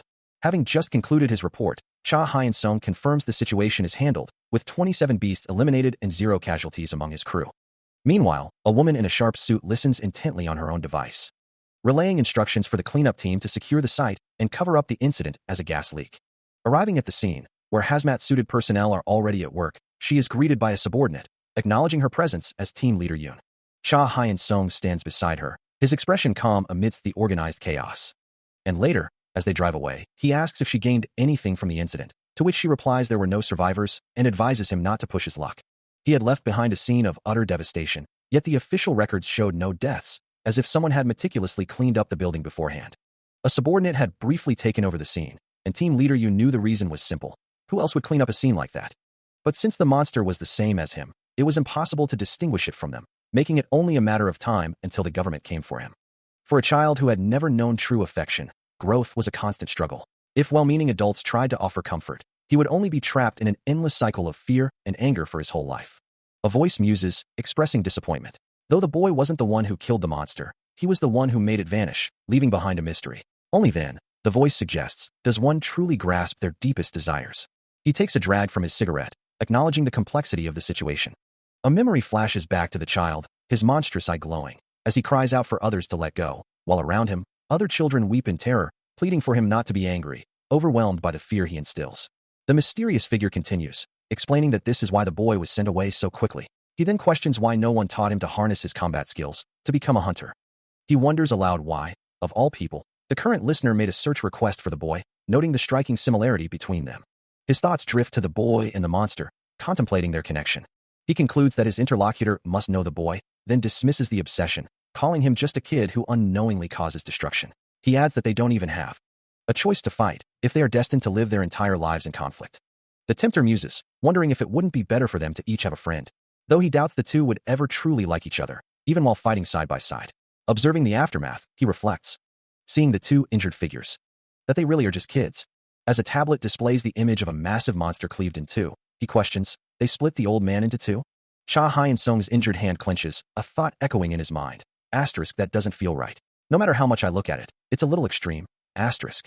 The tempter, still contemplative, wonders if the old monster wasn't truly strong, and if the humans who managed to defeat it must be difficult to handle. A slight smirk plays on his lips as he asks, won't the three of us be in danger? Difficult to handle. From the depths of a shadowed abyss, a monstrous entity with glowing red eyes emerges, its presence radiating a palpable sense of danger. It questions if its very existence is a threat. Its hulking, gray-skinned form, etched with dark markings, looms over the landscape, dismissing any number of lesser foes as utterly useless. With a powerful foot planted firmly, it declares that if us three are involved, no one stands a chance. Possessing formidable fangs, a sharp-featured man with black hair and glowing red eyes then adds that such a challenge is a huge welcome, as three siblings have arrived. A woman with long, white hair, and equally intense red eyes confidently asserts that no human in this world can stop them. Finally, a scarred man with blonde hair and glowing red eyes, his expression grim, advises their opponents to keep up their desperate attempts. His muscular back tenses, a guttural roar escaping him as he vows to rip off the necks of his adversaries. His wounds, once grievous and life-threatening, now appear to be healing at an impossible rate, a testament to an unknown power within him. Standing tall, he hears the blonde woman confirm, "Okay then, looks like your wounds are all healed now." She looks at him with a mixture of awe and disbelief, admitting she's never witnessed such a rapid recovery, even as a healer. "I didn't expect you to heal from the hole in your chest so quickly. Even though I'm a healer, I've never seen anything like it." Cha Hyun-sung simply replies, "That's because I'm not a normal hunter. I'm an awakened." The awakened possess the terrifying ability to transform into beasts by using their mana, regenerating their bodies at an amazing rate, but most dangerously, they can manipulate their physical form at will. This power is known as the beastly fangs. From an outside perspective, it appears as though those who wield the beastly fangs are transforming into actual beasts, a terrifying sight to behold. As the monster lunges, he unleashes a flurry of blows, his crimson eyes blazing with feral intensity. Each strike connects with devastating force, driving the creature back. He continues his relentless assault, a final, powerful blow sending the monster crashing to the ground. His face, splattered with blood, reflects the brutal efficiency of his power. And he acknowledges the truth of his current state, realizing he is still too weak, despite his abilities. He wonders whose powers are being discussed. Later, reflecting on the encounter, he admits to himself that he cannot accomplish anything alone. Meanwhile, in a different location, a man scoffs at another, who pleads for release, reminding him of the effort it took to recruit hunters for his team and refusing to let him go easily. Nearby, a woman with blonde hair observes the exchange, her expression stern and unyielding. A stern-faced trainer emphasizes the harsh reality of their world, reminding his trainee that future battles against monsters demand maximized strength. The blonde trainee, clearly annoyed, dismisses his nagging, asserting her understanding of the stakes. Undeterred, the trainer declares the start of their training, focusing on core strength. He continues, explaining that their combined training is crucial for facing all types of monsters, aiming for a synergy where they can instinctively feel each other's presence in battle. The blonde trainee stands ready, her athletic form poised. As the trainer's arm flexes, demonstrating the power needed, reiterating the importance of a strong core, and signaling the immediate start of their intense session. Before challenging her to give her absolute best. His powerful physique is a testament to the rigorous training he demands. The screen of a smartphone remains stubbornly blank, with still no reply coming through. A black-haired student, holding her phone, wonders aloud what exactly Cha Hyun-sung is doing to be so busy these days.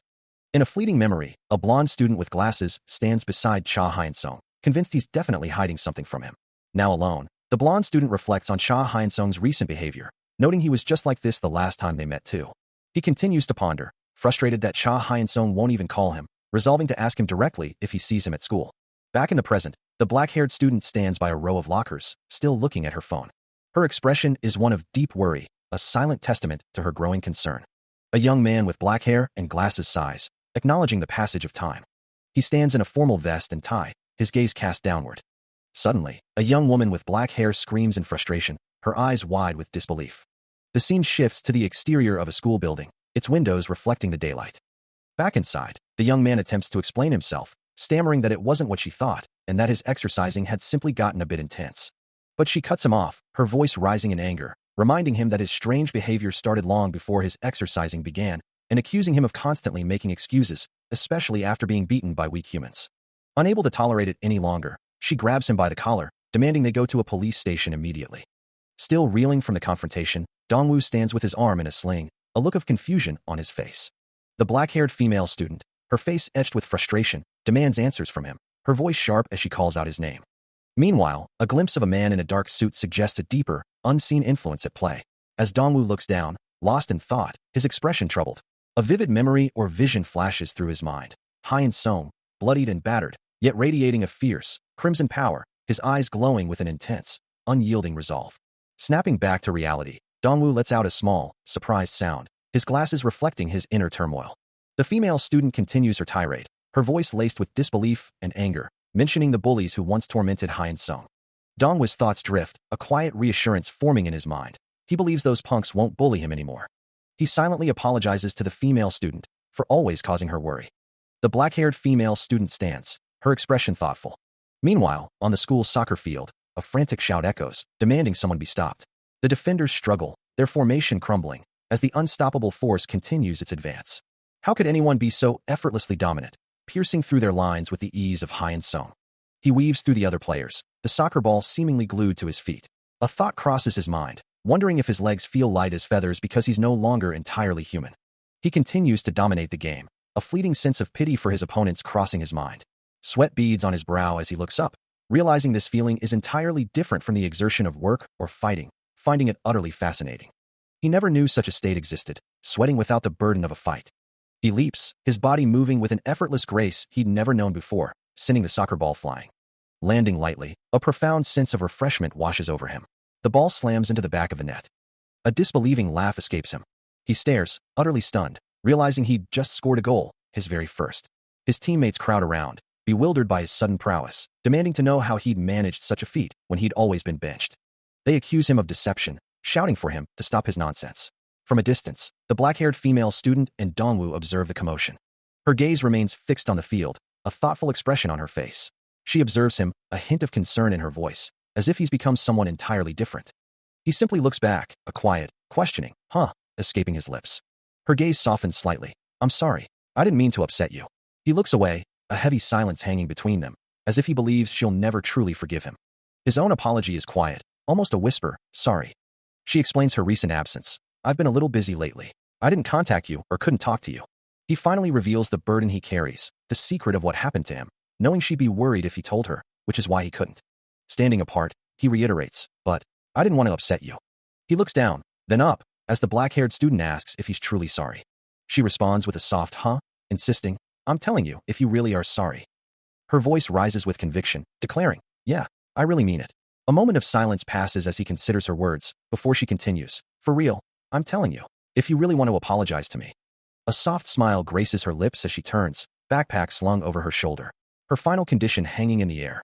You can spend a day with me, right? He had agreed to meet her downtown. But Cha Hyun-sung couldn't help but wonder why she had insisted on coming all the way here. They could have simply met at their usual PC cafe, leaving him to ponder if she had some other business to attend to in the area. He waited patiently, until a voice cut through his thoughts, asking, Oh, you're here early, huh? Hyun-sung glanced up from his phone, as the speaker approached him. It was a young woman with long, dark hair, who then addressed him by name, Cha Hyun-sung. She continues her walk through the bustling downtown, her steps light and purposeful. Finally reaching her destination, she confronts him, asking, You're really going to make me wait here, all alone? He retorts, What? You think some creepy pervert might come hit on you? She hesitates, struggling to explain her feelings. Her expression shifts to one of simple hunger as she admits, But, I'm hungry. Did you eat yet? He stammers, caught off guard by the sudden change in topic, wondering what would be good to eat, admitting he's never really eaten out before. He quickly realizes his mistake, remembering her hunger. His gaze falls upon a restaurant sign advertising the Beastborn sausage soup, and he questions, Isn't that a little too much? Her face, framed against a stark red background, lights up as she repeats the name, sausage soup. He tries to suggest an alternative, stir-fried pork, but she cuts him off, her desire clear, sausage soup. She leads him into a bustling restaurant, the aroma of various dishes filling the air, as he looks around with a bewildered expression. He asks, his voice a quiet murmur, spaghetti? They had arrived at a place Yunbai had mentioned, a restaurant called Beastborn Sausage Soup. Cha Hyun-sung, holding the menu, finds himself utterly lost, the foreign names of the dishes baffling him. He mutters to himself, What are these dish names? I'm seeing them for the first time in my life. As steam practically rises from his head in confusion, the female student takes charge. Addressing the waitress, she confidently states, Excuse me, we'd like to order 2 Beastborn sausage soups, please. A bright smile spreads across her face, clearly pleased with her choice. Soon, their meal arrives, and they begin to eat. Considering the menu, the female student muses about the idea of a couple meal, though she doesn't mind ordering one. Meanwhile, Cha Hyun-sung worries that choosing a couple's meal would make their relationship too obvious from the very start, suggesting they should casually use free drinks as an excuse instead. Dismissing his unspoken concerns, she quickly assures him that it's fine, emphasizing that they are just friends. Still caught in his own thoughts, he internally reiterates that couple meals are exclusively for couples, concluding they should stick to the regular menu since the entire restaurant seems designed for romantic pairs. A sudden realization, or perhaps a sharp nudge, makes him yelp in surprise. Ignoring his outburst, she confidently declares they will get a couple's meal, adding with a determined flourish that they will also have zero-calorie drinks. Soon, a vibrant plate of food arrives, featuring savory sausages, fresh salad, and toasted bread. He gazes at the meal, a look of wonder on his face, before exclaiming how incredibly good it looks. As they both enjoy the meal, she asks if he finds food like this enjoyable, to which he enthusiastically agrees, admitting it's the best he's had recently, a stark contrast to his usual diet of instant noodles and school lunches. If Yunbai hadn't brought him here, he probably would never have eaten at a place like this, he muses. A soft sigh escapes her, as he finds the idea of a couple's meal a bit awkward. Then I'll just eat it all, she declares, undeterred. He reflects on his usual diet of lunch from the cafe where he works. He hadn't expected much, but this meal was far more enjoyable than he anticipated. This wasn't the kind of stress release he found in fights, but rather the comfort of being cared for by his mother. Yunbai's expression softens, finding his situation a bit sad. She thinks of him as a little pitiful, wondering if Hyun-sung is truly enjoying this. His hand trembles slightly, a silent testament to his deep emotion. Yunbai watches him, a surprised gasp escaping her lips as she realizes he's crying. Right here, right now. His eyes are red, not just from sadness, but from exhaustion, a scene that was truly heartbreaking to witness, she thinks, observing the younger version of Cha Hyun-sung, his face streaked with tears, one eye swollen and red. And then, a memory clicks into place, he remembers. Yunbai's thoughts drift to the past, realizing that even before the current Hyun-sung she knows, he must have carried this burden. A harsh voice from an unseen parent demands, "What are you teaching the kids?"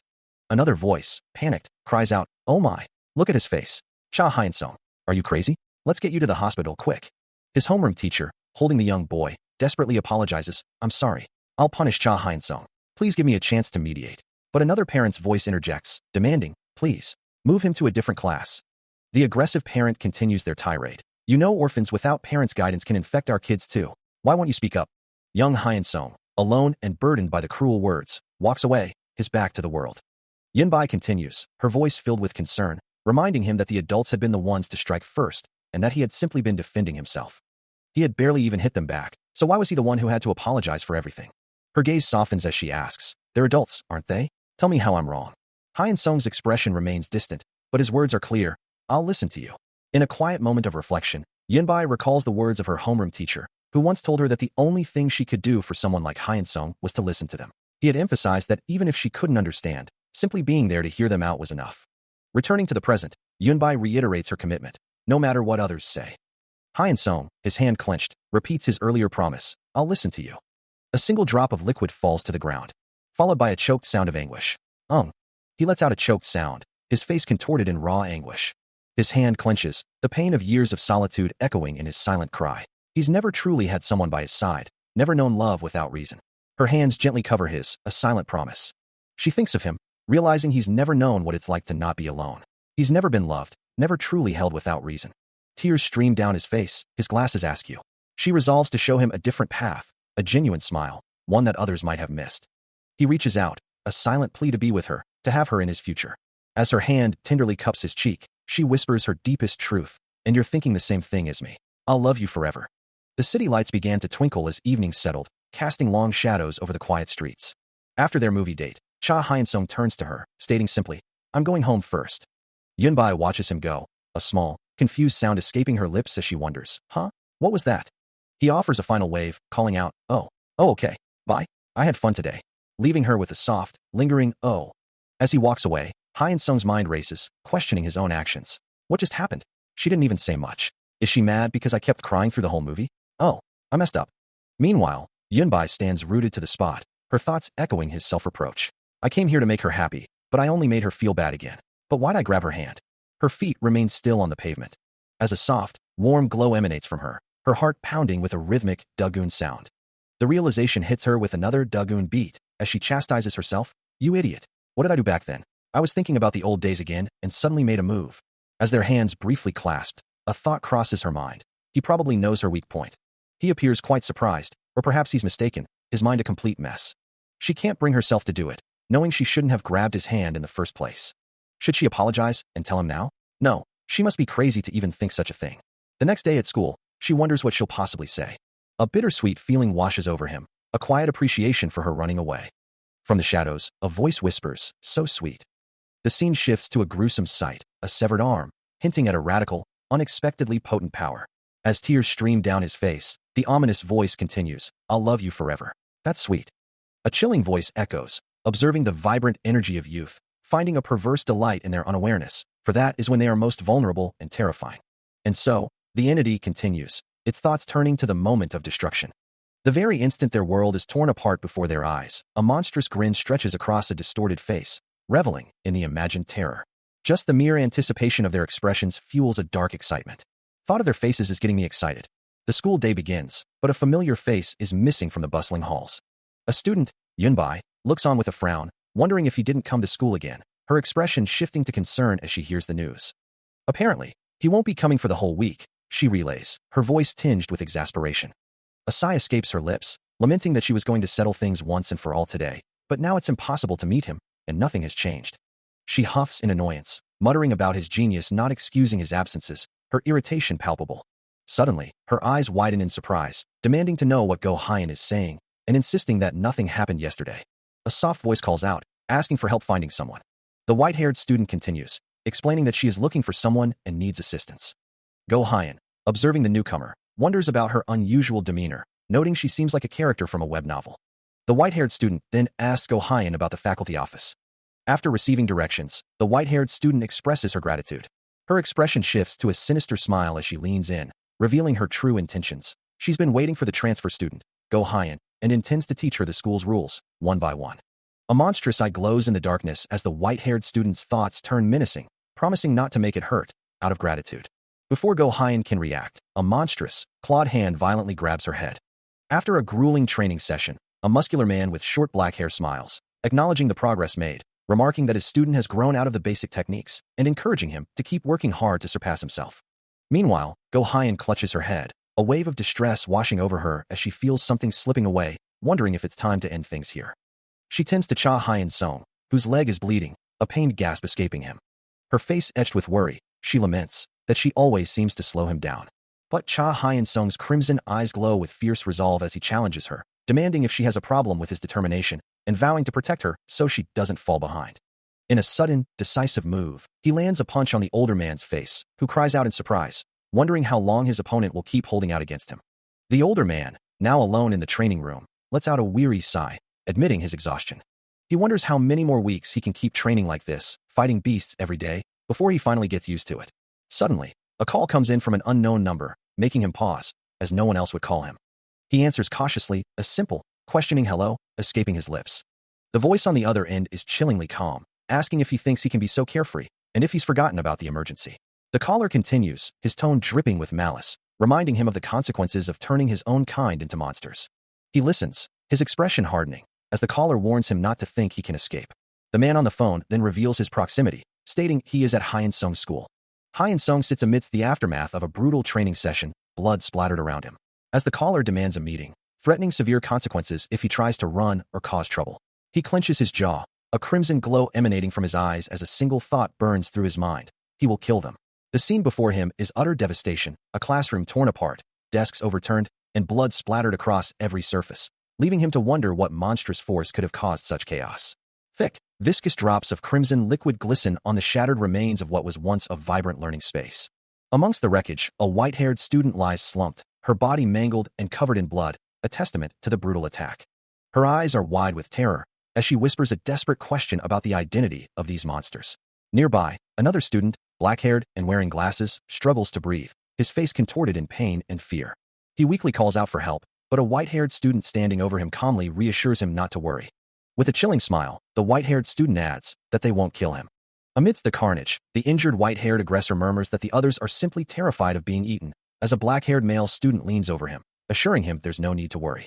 He continues, explaining that they'll calm down once they've eaten her friends, a revelation that sends a wave of horror through a nearby black-haired female student, who can only stammer out questions about monsters and why they would do such a thing, as the black-haired male student smiles serenely, revealing that it was all done as a favor for her boyfriend, a name that hangs heavy in the air as the female student's eyes widen in terror. With a sinister grin, the black-haired male student clarifies that her boyfriend asked them to kill everyone in the school. Meanwhile, the school building stands silent and ominous from a distance.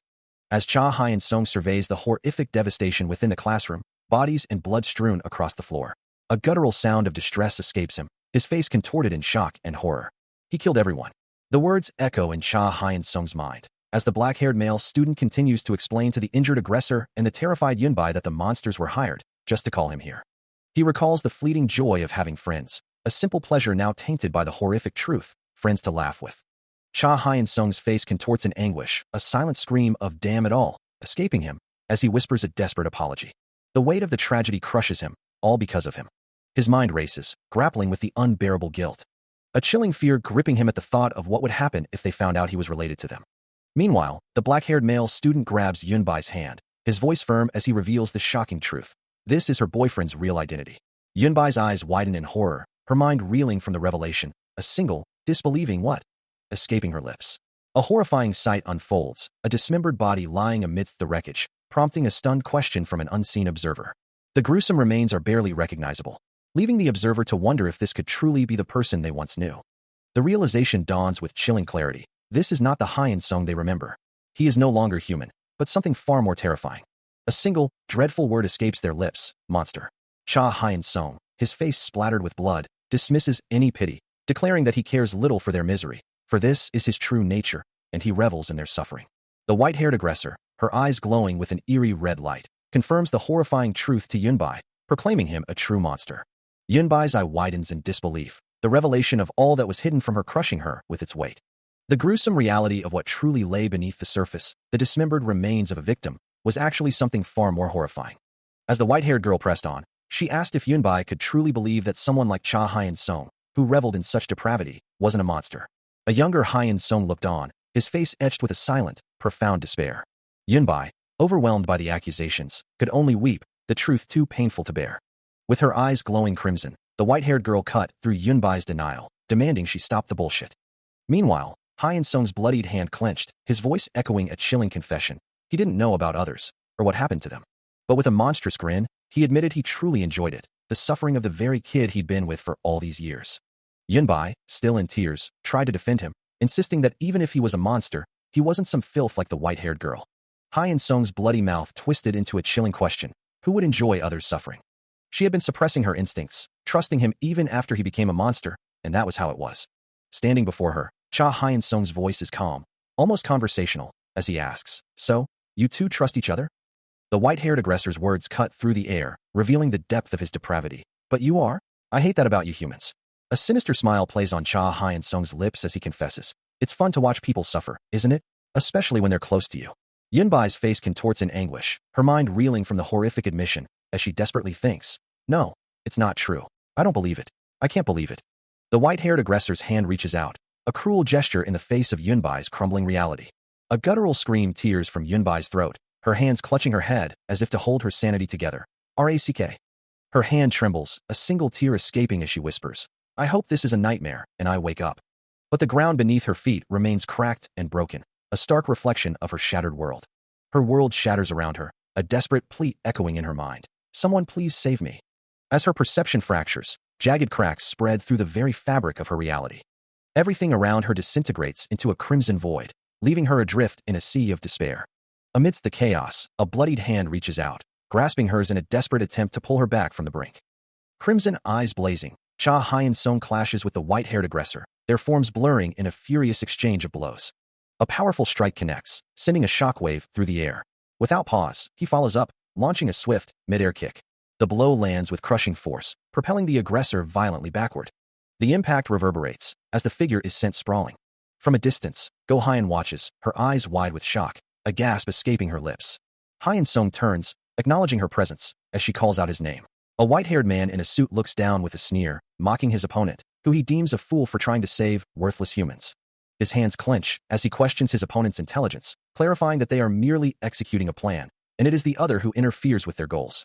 The black-haired man with glasses, facing him, challenges the caller to reveal the power he claims to possess, though a thought suggests this isn't the full picture. A grim realization dawns on him. It's not just one person he's up against, and they will surely catch him. He mutters an apology for involving someone else in this mess. Elsewhere, Go Hyun's eyes widen in a sudden gasp of surprise. Suddenly, a powerful, unseen force erupts, creating an explosive impact that cracks the very ground. The immense energy of the blast reverberates through the air. The black-haired man with glasses is sent hurtling through the air, debris scattering around him. He cries out in pain, realizing that if he doesn't escape, he'll be caught and used to eliminate any evidence. He knew his time was running out. The voice on the phone had declared him useless, his purpose served. Having meticulously analyzed and disposed of all the evidence, he had believed himself safe, but a chilling realization dawned upon him. As the unseen force continued its assault, sending him reeling, the caller's voice echoed, mocking his attempt to flee with his girlfriend in his arms, while Go Hyun watched in horrified disbelief. Standing calmly amidst the chaos, a white-haired girl in a school uniform observed the unfolding scene. The man's desperate efforts to conceal his tracks were for naught, as a bloody, broken device lay shattered, his last piece of evidence destroyed. As the unseen assault continued to batter him, the caller's voice dismissed his words as lacking warmth, a cold judgment echoing through the air, while Go Hyen remained frozen in shock. The white-haired girl's eyes began to glow with a sinister red light, her voice dripping with malice as she acknowledged his apparent affection for his companion. With a sudden, explosive burst of speed, she launched herself forward, promising to bury them both side by side. The impact was devastating, shattering the surroundings with raw power. Caught off guard by the sheer range of the assault, he barely manages to brace himself, a desperate thought flashing through his mind. Attacking from that far? Despite his efforts, a brutal impact sends him reeling, a pained grunt escaping his lips. The force of the blow tears through his defenses, sending him violently backward amidst a spray of blood. He crashes into the surroundings, shattering the ground and sending debris flying. As he struggles to recover, clutching Yunbai protectively, a frustrated "Ugh, damn it," escapes him. The attack's lingering effects are evident on Yunbai, whose legs are now streaked with blood. He reaches out, his mind racing, grappling with the realization that the woman's power allowed her to strike from such an impossible distance, making her incredibly difficult to counter. Above them, a monstrous, tentacled entity manifests, a terrifying embodiment of the aggressor's destructive power. Clutching her tightly, his voice filled with frantic worry, he cries out, "Yunbai, are you hurt? Any injuries?" He groans, the pain a raw, burning sensation, yet a distant thought echoes, he's always been a good person, through and through. The white-haired aggressor, her face partially obscured by bandages, snarls back, "Worry about yourself, you bastard." Another brutal impact slams into him, his body twisting from the force. Blood erupts from his face as the relentless assault continues. A guttural cry of agony escapes him. He raises an arm in a desperate attempt to block, but the blow still connects with sickening force. His arm tears, crimson streaks painting his skin. The aggressor watches, a cold smirk playing on her lips. "Oh, great reflexes," she muses, an unsettling admiration in her tone. The white-haired aggressor's attack continues, a crimson, claw-like energy striking with devastating force. Sending Hyen Song flying backward, blood erupting from his body as he crashes through the air. The impact shatters the very ground beneath him, leaving him gasping in agony. He can only manage a pained grunt. Even through the haze of pain, he recognizes the sheer, overwhelming power behind each blow. This punch's strength is beyond anything he's faced. Before he can even recover, the aggressor lifts him again, slamming him down with another sickening impact. A cruel smile plays on her lips as she holds him by the head, taunting him, calling him too light. He struggles, a desperate cry escaping his lips. But she slams him into the ground one final, brutal time. He screams, a raw cry of agony tearing from his bloodied lips, as the white-haired aggressor delivers another brutal kick, sending him flying through the air. He slams into a nearby wall with devastating force, the impact shattering the concrete around him, a desperate cry escaping his throat. Still reeling, he struggles to regain his footing, only to be sent plummeting downwards once more. The aggressor's foot connecting with him mid-fall. He crashes into the ground, creating a deep crater, his pained roar echoing through the destruction. The earth cracks further from the sheer power of the impact, as dust and debris erupt around his broken form. Still reeling from the relentless assault, he is sent flying once more, crashing heavily against the ground. There's no time to counter, no chance to attack. He's barely holding on, pushed to his absolute limit, knowing he must endure just a little longer. As the white-haired girl looms over him, he can only manage a pained plea, begging her to simply leave him be. But she dismisses his words, her voice cold and cutting, reminding him that he can't even protect himself, let alone anyone else, even if he were to awaken his powers. Then, with a sudden, brutal motion, she grabs him by his hair, pulling his head back to meet her gaze. Her grip firm, she continues her taunts, asserting that his weakness prevents him from protecting anyone, and calmly instructs him to simply stay still. Despite the pain, he tries to speak, a desperate attempt to convey something, perhaps a warning or a final act of defiance. Her red eyes glowing with an eerie light, her expression softens slightly as she unexpectedly muses about the meal they shared earlier, finding it tasty. He looks up, confused by her sudden change of topic, as she adds, almost apologetically, that she always seems to mess up. Even as his vision blurs and his body screams in agony, he calls out to Yunbai, a name echoing through his mind as he reflects on his life. From the day he was born, he hated the fact that he was alive, his life a constant struggle. It was always full of unbearable pain, and he never hoped it would get better. So, he didn't really have much to look forward to, but even when things were difficult and hard, she was always there for him. She taught him what he didn't know, and made him smile. When he felt alone in the world, she held his hand. Now, looking at his own bloodied hand, he just realized this profound truth. He can overcome no matter how hard it is, no matter how scary, as long as she's by his side. He struggles against the pain, his body battered and bleeding, knowing he just can't do anything if he's alone. His mind drifts to her, realizing it's truly impossible without her, an unbelievable truth. A memory of Yunbai flashes, her tears falling as she whispers, "Why? I don't think I can do anything without you." Back in the present, Hyen Sung's own thoughts echo hers, wondering why, of all times, she won't listen, why he can't leave her alone. Meanwhile, a stern-faced man with white hair and glasses declares with fierce resolve, "So, against punks like that." His words punctuated by a powerful, dynamic movement. "No way we're." He finishes, his body a blur of motion, losing. Back with Hyen Sung, he lifts his head, a flicker of hope in his eyes as he calls out, "Hey, you're late, Ajusi." Standing tall and composed, a black-haired man in a suit, a sword sheathed at his hip, arrives with a blonde woman by his side, their presence a sudden shift in the desperate battle.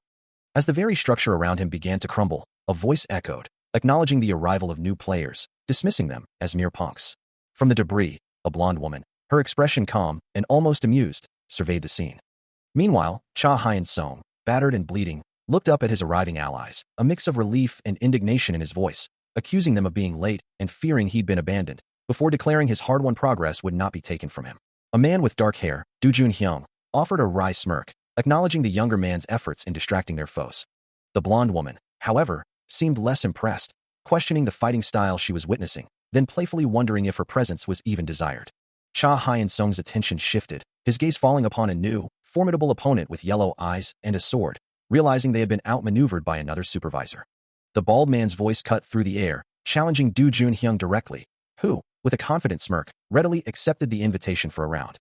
The bald man, his face contorted into a wide, predatory grin, accepted the unspoken invitation. He reveled in the prospect of a true challenge, declaring these to be the best opponents for a real fight, a sentiment Do Jun Hyung seemed to share, noting their mutual agreement. The battle begins as Cha Hyen Sung's form bristles with raw power, his hair standing on end against the ominous red sky. He surges forward, a crimson blur, slicing through the first wave of enemies with devastating speed, his movements a whirlwind of destruction. Meanwhile, Do Jun Hyung wastes no time, locking into a brutal grapple with the bald supervisor, their struggle a raw display of strength. The supervisor snarls, his sharp teeth bared in a furious roar, commanding his forces to rush them with everything they have. A light-haired fighter squares up, his fists ready, poised for an attack.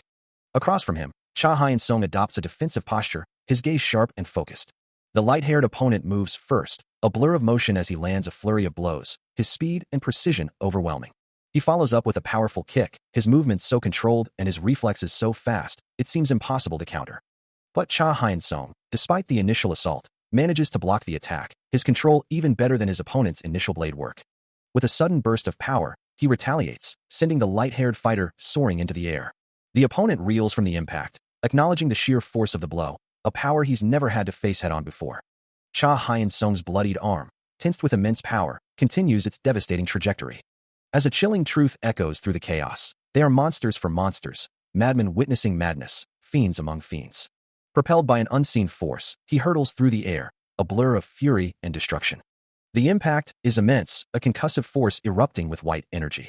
His face contorts into a monstrous snarl, a primal scream tearing from his sharp-toothed maw as his crimson eyes glow with unholy light. The sheer velocity of his attack leaves streaks of red and black in its wake.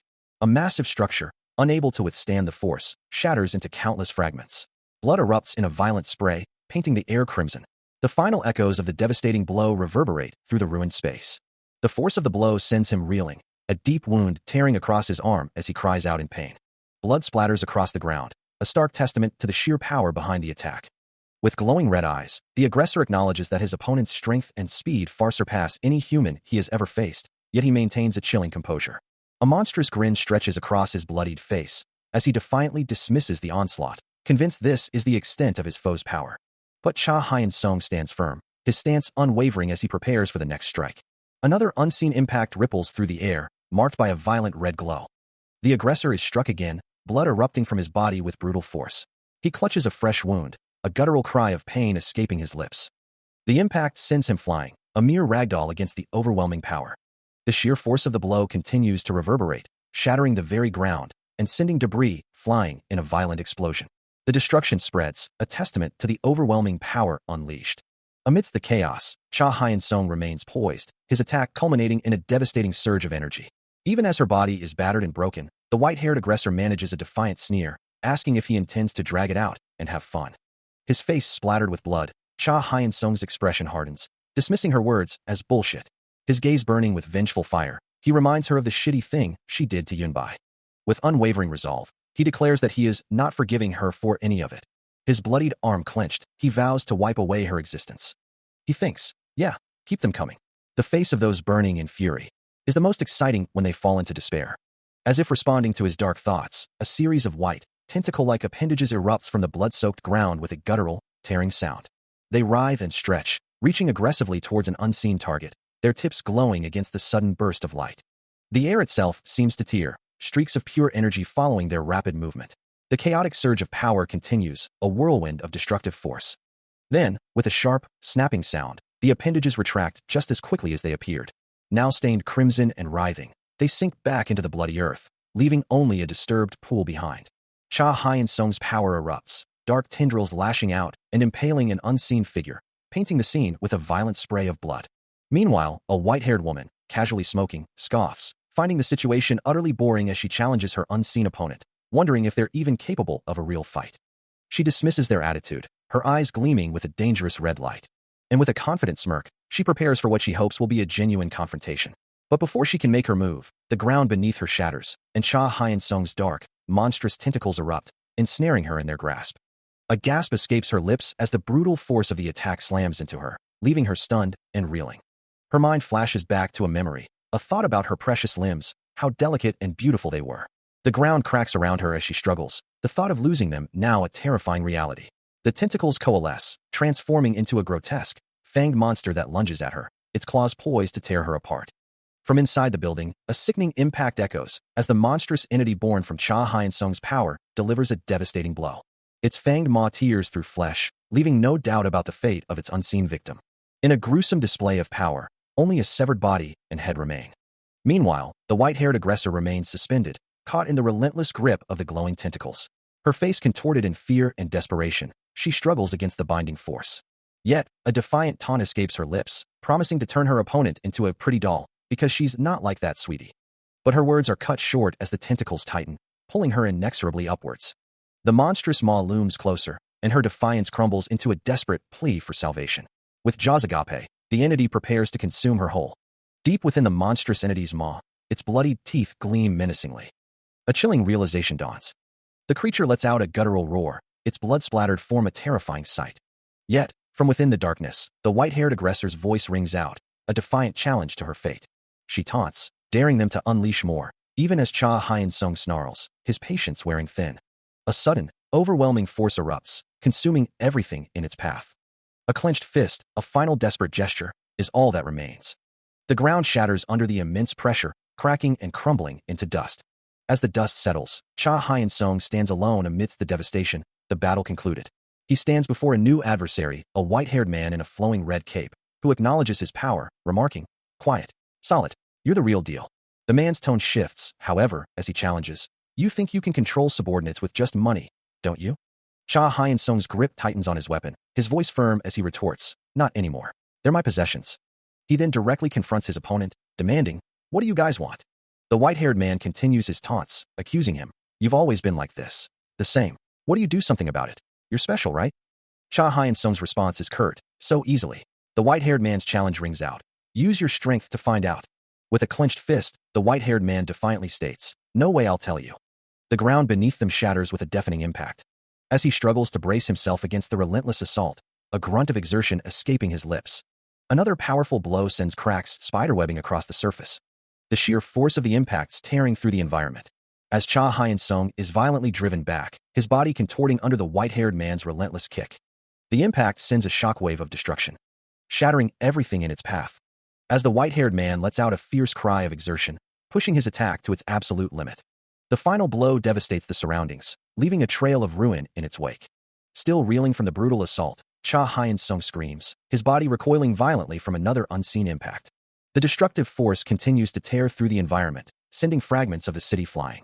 Red energy pulses with each strike, ripping apart structures with terrifying ease. The relentless barrage shows no sign of stopping, as entire buildings crumble under the immense power. Each impact intensifies, driving him further back amidst the widespread devastation. Violently thrown through the air, Cha Hyun-sung's body twists in agony. He crashes down, his battered form barely visible through the rising dust. Yet another unseen strike lands, sending shockwaves across the devastated landscape. With a primal roar of pain, Cha Hyun-sung endures the relentless battering. Still reeling from the relentless barrage, Cha Hyun-sung is struck again by an invisible force, his body erupting in a spray of blood and shattered debris.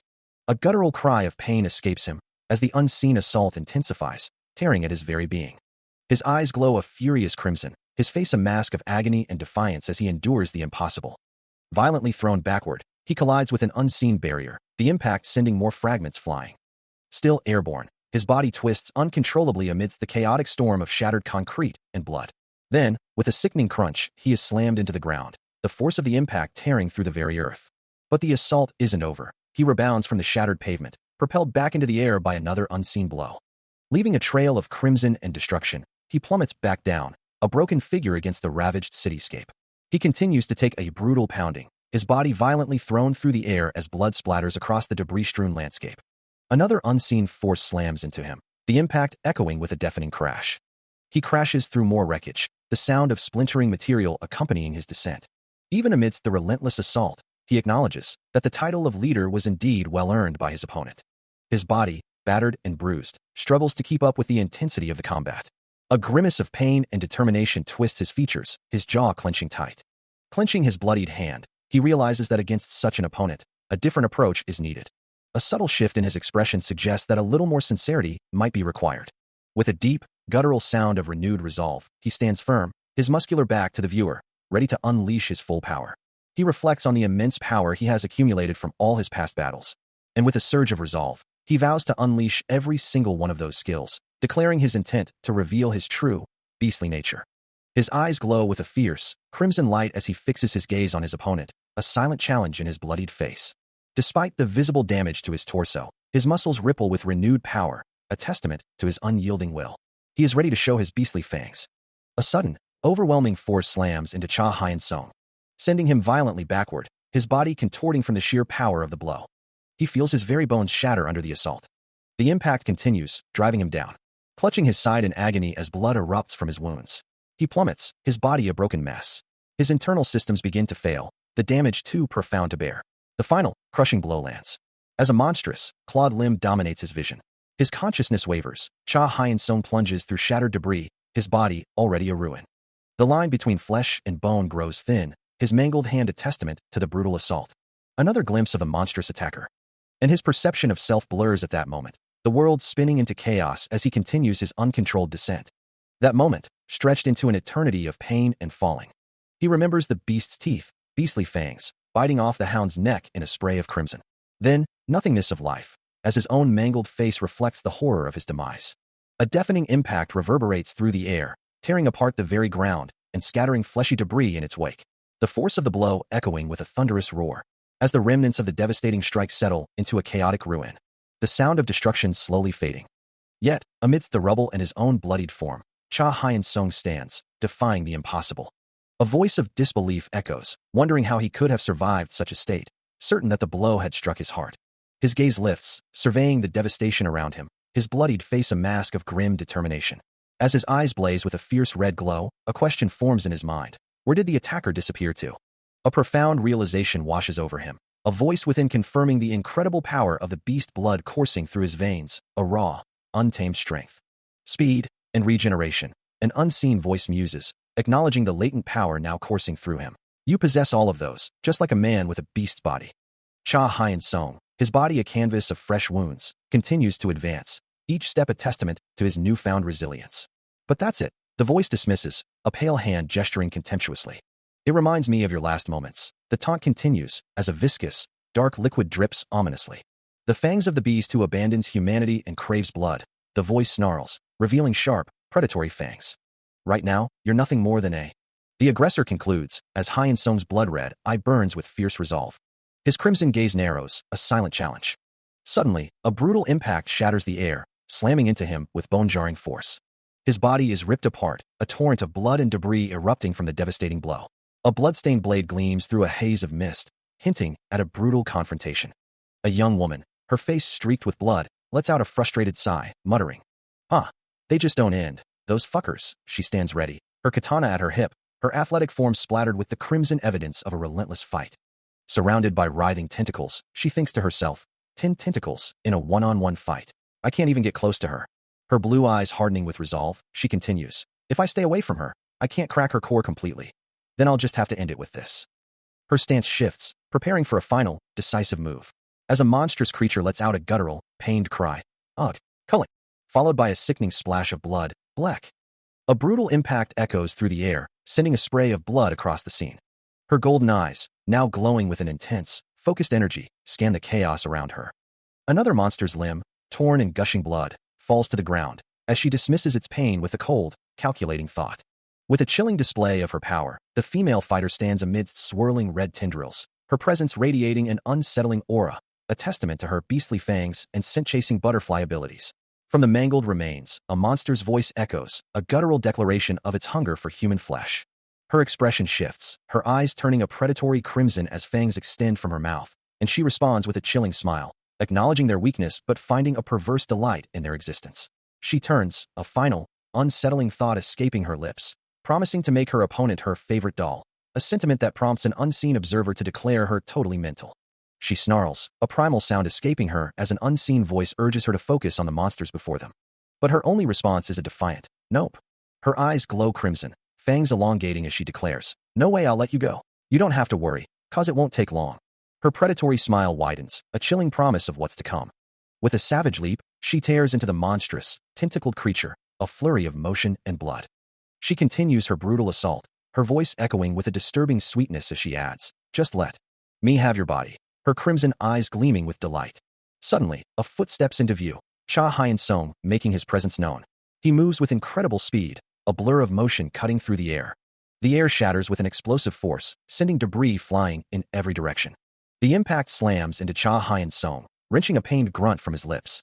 He struggles against the unseen pressure, acknowledging the immense power of his assailant. He's heavy. His strength is on a different level now. He's a monster. A moment of reflection washes over him, his thoughts drifting to past regrets.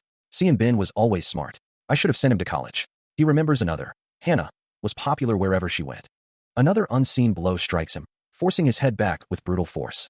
A bitter thought escapes him, recalling a time when he felt inadequate, had zero talent.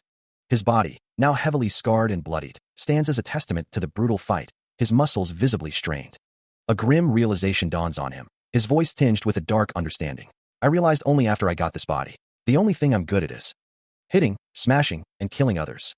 He unleashes a devastating strike, his claws tearing through the air with the force of beastly fangs. The blow connects with Ji-sung, whose spirit of the demonic bull is unable to fully withstand the impact, sending him recoiling violently. The sheer force of the attack causes the ground beneath them to erupt, showering the area with shattered debris. Cracks spiderweb across the concrete. As the impact continues to ripple outwards, tearing apart the very foundation of the street. The ground buckles and shatters, a testament to the raw power unleashed. Finally, Ji-sung collapses amidst the ruins, his body battered and broken. A pained grunt escapes him, his face contorted in agony. His ribs feel cracked, and he wonders if the ability to explosively increase one's body strength is truly his opponent's power, a chilling thought as he struggles to comprehend the overwhelming force. Still reeling from the previous blow, Ji-sung is slammed backward, his body impacting a solid wall that instantly shatters into countless fragments. Without a moment's pause, Cha Hyun-sung advances, his every step radiating a crimson aura of raw power. The sheer force of the assault leaves Ji-sung's face contorted in agony, blood streaming from his wounds as he struggles to comprehend the relentless onslaught. The air itself seems to crackle with the building pressure, a prelude to another devastating strike. With brutal precision, Cha Hyun-sung delivers a powerful kick, sending his opponent flying once more amidst a spray of blood and debris. The impact is so immense that dark, shadowy energy erupts from the point of contact, mingling with the crimson splatter. More of the surrounding structure gives way, unable to withstand the sheer destructive force. A fresh geyser of blood erupts, glowing with an ominous red light. Finally, a bloodied hand falls limply, a testament to the overwhelming defeat. The sheer force of the impact continues to rip through the surroundings, tearing apart structures and sending debris flying in every direction. The ground itself seems to buckle under the relentless assault, culminating in a blinding explosion of shattered earth and concrete. As the dust begins to settle, crimson energy still streaks through the air, revealing a blood-soaked face, twisted into a feral grin. And a chilling, guttural laugh erupts from the figure. Ha-ah! His eyes, now glowing an intense, malevolent red, burn with untamed power. A dark silence descends, leaving only the lingering echo of destruction. The world erupts in a blinding flash of force, debris scattering violently. The impact sends him hurtling through the air, a spray of blood marking his descent. A guttural sound echoes through the devastation. A slow, deliberate breath escapes the victor. The white-haired man stands amidst the ruins, his gaze fixed on the fallen. This is it, he muses, feeling as though he had done his best. His opponent, Cha Hyun-sung, lies defeated, bloodied and still, unable to withstand the overwhelming power. In the end, the white-haired man thinks, this is all that humans can truly accomplish. Dust and fragments of the environment slowly settle around them. He had expected something different, something more, but against him, they simply don't stand a chance. So many. Still alive, even with that broken body. The white-haired man observes, looking down at his defeated opponent. You're still not dead, aren't you? Cha Hyun-sung, battered and bleeding, stares back defiantly. Taking humans too lightly? The white-haired man sighs. Why go through all this trouble? If you'd run away, you could at least live. Are you fearless, or just have a death wish? Run away? Bullshit. Hyun-sung retorts, his injured hand clenching. If I was that smart, I wouldn't have gotten this far in the first place. His crimson eye glows with fierce resolve. I'm not afraid. Cha Hyun-sung, battered and broken, refuses to accept defeat, his mind screaming that he doesn't want to die, or perhaps that he wants to die. But the truth is, he simply cannot die. The weight of his past actions, the countless transgressions, bind him to this life, for he has too many sins on his hands. Cha Hyun-sung lay broken on the blood-soaked ground, a ragged gasp escaping his lips. His chest burned, his heart hammered against his ribs, and he couldn't breathe, each beat a painful throb. His lungs screamed for air, his vision blurred, and his eyes struggled to focus through the haze of pain. Yet, amidst his own suffering, a chilling realization dawned. In a split second, his opponents had also been severely injured. A grotesque, distorted mouth stretched into a chilling grin, a low, guttural chuckle echoing through the ruined space. The monstrous entity's voice, laced with malice, continued. I'm not forgiving you for any of it, was it? Around him, jagged, crimson structures jutted from the ground, testament to the raw destructive power unleashed. The remnants of the battle painted a grim picture, a landscape of ruin and despair. Still reeling from the previous assault, he lets out a guttural cry as a monstrous, blood-soaked hand crushes him, its grip tightening with immense force. His face contorted in agony, the entity's voice echoes, mocking his struggle. He's already on his last legs. He's got no mana left. He's nothing but a corpse. He's useless. With a sickening thump, the monstrous hand glows with a malevolent red aura, preparing for another devastating blow. Then, with another brutal thump, a massive, shadowy spike erupts, impaling him cleanly through the chest. A raw, agonizing scream tears from his throat, a sound the entity finds lovely as it continues its torment. The monstrous hand, still glowing, maintains its hold, radiating dark energy. Despite the overwhelming pain, a defiant thought forms in his mind. He won't forget this. And in any instant, everything changes. The full, grotesque form of the entity is revealed, a towering figure of pale, muscular flesh covered in writhing tendrils. As he gazes upon his tormentor, he wonders about the fragments it spits out before it all vanishes. He lies broken, his body trembling, yet a flicker of defiance remains, even as the narration speaks of crushed bodies trembling with fear. The white-haired man looms over him, mocking his resolve, telling him he'll end up just like those who risked their lives for justice or duty. A dry, humorless laugh escapes him, a sound of pure contempt. Justice. Duty, he echoes, his voice laced with bitter irony. Yeah, those are pretty good words for fools. The white-haired man simply watches, his expression unreadable. Even now, with his life draining away, there is only one thing he truly desires. It is to spend the weekend with Yunbai, and the sudden cessation of his bleeding is no mere coincidence, as a monstrous red eye glows in the darkness. His wounds are fatal, yet he sees it now, the impossible truth. He is expanding his second beyond ordinary limit. His body, pushed beyond its limits, instinctively works to block the torn blood vessels. As he clenches his bloodied fist, a memory surfaces of a time when he felt genuine happiness. The last few days, before this nightmare began, felt like a dream. He recalls a younger self, full of life, kicking a soccer ball under a clear sky, celebrating with friends, a picture of carefree joy. He had thought he'd be happy to live like that forever, but that dream can't become reality. Staring at the blood-soaked hallway, he challenges the unknown, wondering if fate, or something else, truly exists. He is sure it does, and to reclaim that life, to live a life like that, he has to kill. His face contorts into a monstrous snarl, eyes glowing crimson with a terrifying resolve, as he embraces the brutal truth. He has to kill. Consumed by his monstrous transformation, Cha Hyun-sung lets out a guttural roar, his crimson eye blazing with an unholy light as he prepares to wipe out everything in his path. His face contorted in a terrifying snarl, he embraces the destructive power coursing through him, declaring this monstrous form to be his true self. This primal fury, he asserts, is their natural instinct, a call to battle. As he plunges through a chaotic, debris-filled void, his body becomes a weapon, a force of pure destruction. His descent continues, a blur of raw power. He vows to fight, until one of them falls. Then, with a sickening crunch, he slams into the ground, blood splattering violently as the impact cracks the very earth beneath him. The force of his landing continues to reverberate, leaving a trail of destruction. The ground shatters violently, sending a spray of blood and debris across the landscape. As the sheer force of the impact continues to tear through the environment, a deafening kwang echoes, marking the epicenter of the devastating blow. The ground groans with a deep diong as the destruction spreads further. Amidst the chaos, a voice cuts through the air, demanding to know, "What are these bastards?" The white-haired woman stands over several defeated figures, their forms mangled and broken, yet she observes, "Even if I chop off their heads," she muses. Her frustration evident as she adds, "They're still moving. Most of them," she notes, "are still useless." She clarifies the nature of her relentless opponents, because dolls aren't living creatures. Her gaze hardens as she concludes, "I can only destroy them even if I crush their heart." A voice echoes, telling the bloodied, blonde-haired figure that they possess the strength to escape, but warns of the consequences. The unseen speaker continues, declaring that such an act is beyond their reach. With a dismissive tone, the voice urges them to cease their useless struggle and surrender, reminding them that their existence is solely defined by conflict. The unseen entity then labels the figure, calling them just the doll, implying a lack of true agency. The voice continues to mock, likening the doll to a hunter dog with nothing but teeth. As the taunts fade, the doll finds themselves in a desolate, misty expanse. Disoriented, they question their location, utterly lost. The only sensations that register are a burning, stinging smell, overwhelming their senses. It's the smell of cold rain, burning smoke, and a rotting stench of blood, leaving the doll to question the source of this horrifying aroma. A bitter, overpowering sensation washes over him, a chaotic symphony of smells and memories. He stands, bloodied and disoriented, as a strange warmth spreads through him, and a voice whispers a name, Sun Jiang. He opens his mismatched eyes, one red, one blue, the name echoing in his mind. "That's your name," he thinks, then questions, "Sun Jiang? What's that?" A profound confusion grips him, his own identity a blank slate. "My name? Who is he?" Conflicting voices war within him, one dismissing the external noise. No need to listen to him.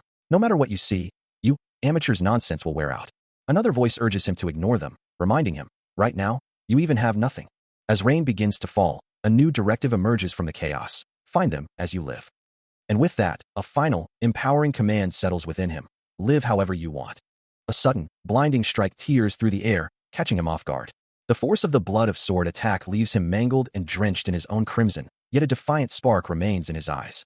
As the corpse mountain blood rain technique swirls around him, the white-haired aggressor stands poised, her attack having found its mark. She questions his resolve, wondering if he truly has no past to cling to, her glowing red eyes fixed on his battered form. Despite the pain, he declares his intent to fight for who he is, then challenges her, asking what her problem is. The aggressor remains silent, her stance unwavering, sword held ready, as if preparing for the next phase of their brutal exchange. He continues his defiant outburst, condemning those who were too scared to live as humans, his resolve hardening with every word. The aggressor's voice echoes, mocking his struggle, from their eyes looking up, and that villainous little tongue. Even the last drop of sweat on that flesh. Her form looms over him, her glowing red eyes fixed on his battered face. But Cha Hyun-sung's resolve hardens, a fierce declaration forming in his mind. "I'll make all of you fall in love with me." A faint smirk plays on her lips. "Seems impressive to me." She retorts, her words laced with condescension. "Thought you honored your civil servants? Looks like you had fun in life, huh?" He looks down, reflecting on his own existence. "I live meaninglessly. That's why I'm fighting." Then, his gaze lifts, filled with a renewed purpose, to avoid going back to that life. "Me, you kids, too. All the filthy bastards who were standing in their way." His voice rises, accusing. "Through life, and you snatched it all away from them." The white-haired aggressor's gaze remains sharp, her voice dripping with disdain as she dismisses his words, calling his motivation an absurd excuse. She continues, her expression hardening, asserting that humans are always the same, questioning if he and his kind are any different. Her words paint a grim picture, reminding him that family members kill each other for countless reasons, even when one tries their best to save others. The stark reality of her statement is underscored by the image of a bloodied knife and a severed hand, a brutal testament to human violence. Returning to her, she acknowledges the truth of this violence, stating that it has always been this way. A chilling confession escapes her lips, admitting that she herself has acted in such a manner. Meanwhile, a bloodied, bandaged hand clenches, a silent testament to the ongoing struggle and pain. The aggressor's face returns, her words echoing the sentiment of hatred and resentment, culminating in the inevitable act of hurting one another. Despite the grim pronouncements and the visual evidence of brutality, the scene ends with a quiet focus on 2 feet, suggesting an unyielding resolve regardless of the circumstances. He clenches his bloodied, bandaged arm, a single thought burning in his mind. There is just one person in the world who truly believes in him, and that belief can give him the courage to go on. Even if they try to tear it apart, he screams in defiance, his eyes glowing crimson. They won't be crushed that easily, he vows, but a chilling voice cuts through his resolve, reminding him that power can easily crush such courage. With a guttural roar, Cha Hyun-sung lunges forward, his form twisting into a monstrous, empowered visage, eyes burning with raw energy. But before his attack can connect, a blinding force intercepts him, the impact sending shockwaves through the air. The ground beneath him shatters, exploding outwards in a violent burst of debris. He is thrown backward with immense force, crashing into a distant structure and leaving a deep crater in his wake. Despite the brutal blow he had just endured, he stands defiant, his monstrous form still radiating raw power, as a mocking voice echoes, "Give up now, you foolish bastard." The voice continues to needle him, insisting he must already know his strength isn't enough. Suddenly, a massive surge of blue energy erupts from the ground, a devastating attack labeled Full Bloom. The impact sends debris scattering, leaving a gaping crater in its wake. Yet, from the dust, he pushes himself up, battered but unbroken, his eyes now glowing with an electric blue as a sudden, explosive surge of strength courses through him. Unseen observers gasp in shock, wondering what this sudden, overwhelming power could be. A pained groan escapes him, his monstrous eye now burning crimson red with the sheer intensity of the power he struggles to contain. The observers continue to react, their voices trailing off in disbelief at the sight before them. He pushes back against the unseen force, the sheer power of his surge shattering the very air around him. Debris explodes outwards, a violent storm of shattered fragments and blood. Every muscle in his bloodied body strains, his form a testament to the immense, painful power now coursing through him. The Full Bloom is a peak fighting phenomenon, a method developed by humanity to stand against the might of monstrous beasts, granting superhuman combat abilities to those who awaken it. However, such immense power comes at a terrible cost, for it can only last a few minutes, and the price of using this ability is the destruction of the body, leading inevitably to death. Unleashing the full force of this forbidden technique, Cha Hyun-sung's attack erupts in a blinding flash, tearing through everything in its path. The sheer impact continues to expand, leaving nothing but shattered remnants in its wake. As the explosive force finally dissipates, the ground itself bears the scars of his overwhelming power. Cha Hyun-sung continues his devastating assault, a primal roar tearing from his throat as the Full Bloom ability consumes him, shattering the very ground around him. Explosive impacts echo through the ruined landscape, the sheer force of his power tearing apart the environment. His face contorted in a mask of raw aggression, he pushes the ability to its absolute limit. Crimson light flares from his eyes, a testament to the destructive energy coursing through his veins. The air itself seems to tear apart, black tendrils of power lashing out from his form. Amidst the chaos and flying debris, he stands as the eye of a destructive storm. Such enormous strength, he thinks, wondering if his opponent had been hiding this power for the right moment. But the Full Bloom ability cannot be maintained indefinitely, and he knows he must end this quickly. Despite the overwhelming display of power, he realizes his current strength isn't enough to turn the tide of this fight. He knows this power consumes his strength at a simple price, but the same holds true for his opponent. With that realization, he stares upward, a grim determination settling over his bloodied face, knowing there is only one thing left to do. His eyes glow with fierce resolve as he vows to use every last drop of his strength. Around him, debris rains down, but his focus remains unbroken. He lets out a primal scream, his intent clear, to kill this bastard. His arm tenses, surrounded by a maelstrom of energy and shattered fragments.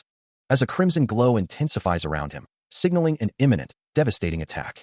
His body contorts, transforming into a monstrous, winged form as he unleashes the Beast Burn. The Beast Burn erupts with devastating force, shattering the very ground and sending debris flying in a crimson-stained explosion, the shockwave tearing through the surrounding city.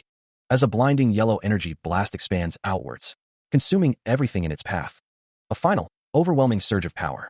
The aggressor's body collapses, a pained gasp escaping them, as Cha Hyun-sung, now fully transformed and monstrous, stands victorious over the defeated white-haired mage. He surveys the mangled form before him, noting that despite the devastating blow, the aggressor is still not truly defeated.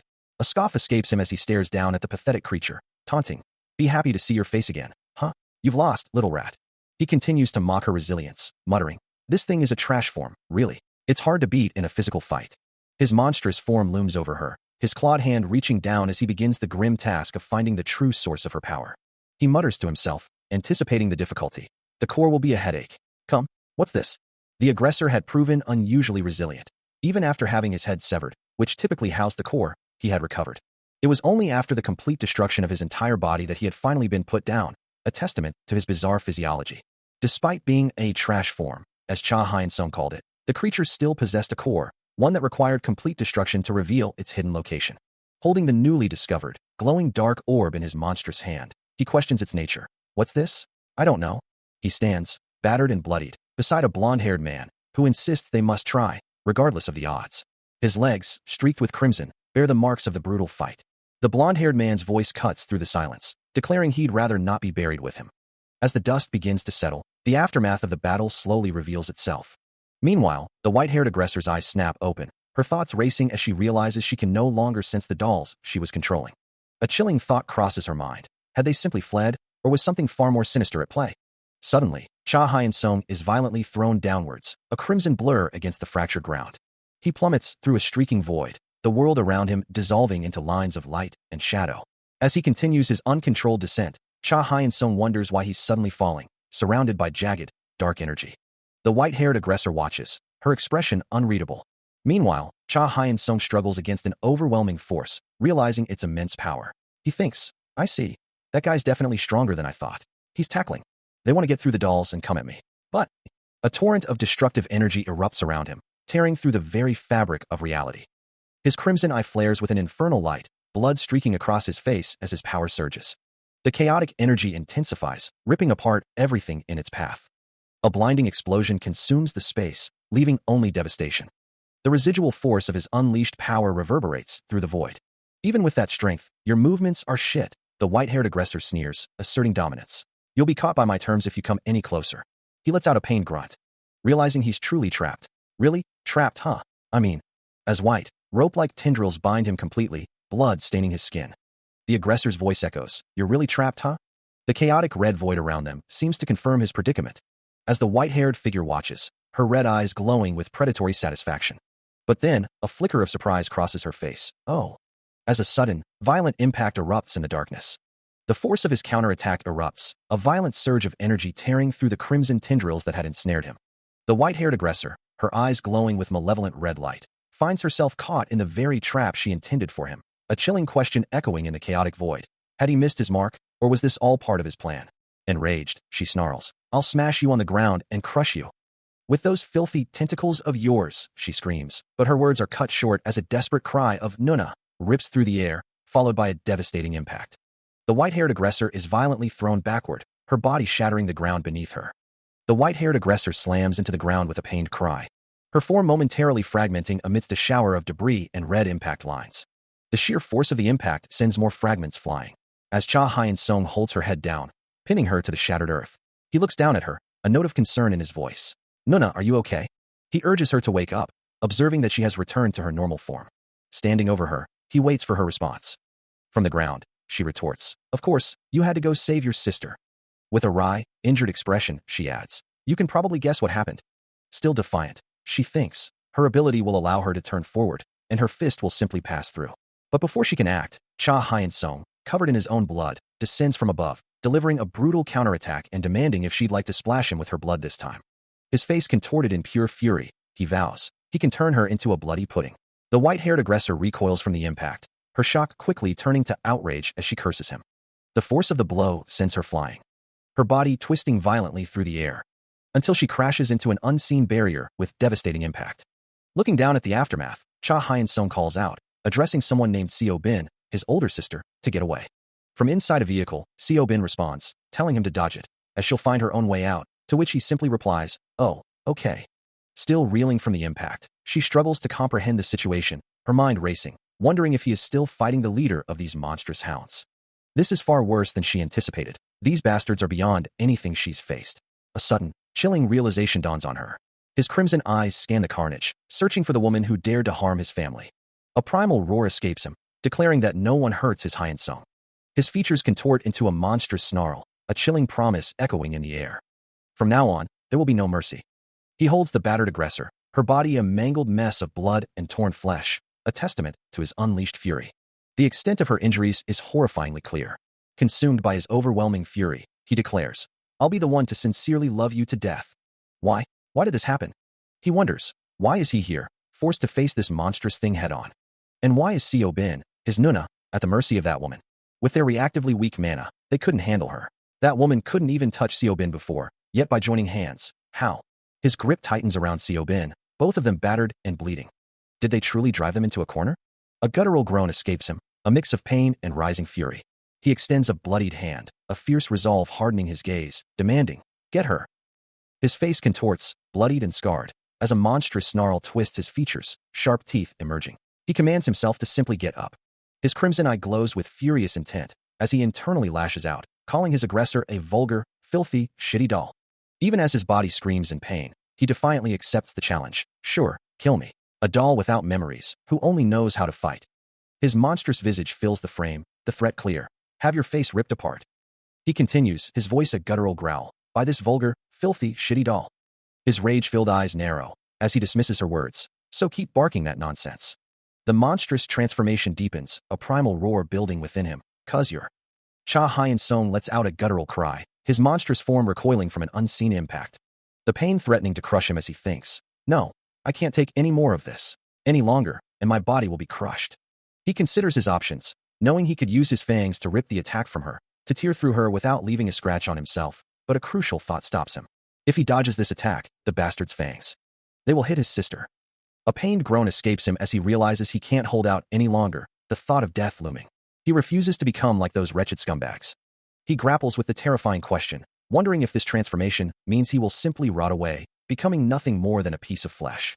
No, he refuses to let it happen, his monstrous form writhing as he desperately thinks of his sister. She must run, no matter what, even if it means facing this horror alone. Meanwhile, Seobin's face contorts in anguish, her eyes squeezed shut against an unseen terror. Cha Hyun-sung's thoughts return to his own desperate plight, a silent plea for salvation escaping his bloodied, fanged maw. His body, covered in gore, reflects the internal battle he wages. He doesn't want to die, the thought a raw, primal fear. Elsewhere, a young man with light brown hair turns away, his expression filled with a quiet desperation. His head bowed, he whispers a plea to be left alone. A hand, trembling slightly, clutches a blister pack of pills, a silent, desperate appeal for help. A crimson eye, glowing with malevolent energy, snaps open amidst a web of pulsing veins and splattered blood. As the monstrous transformation of Cha Hyun-sung reaches its terrifying peak, leaving a trail of destruction and a desperate cry of "Arg!"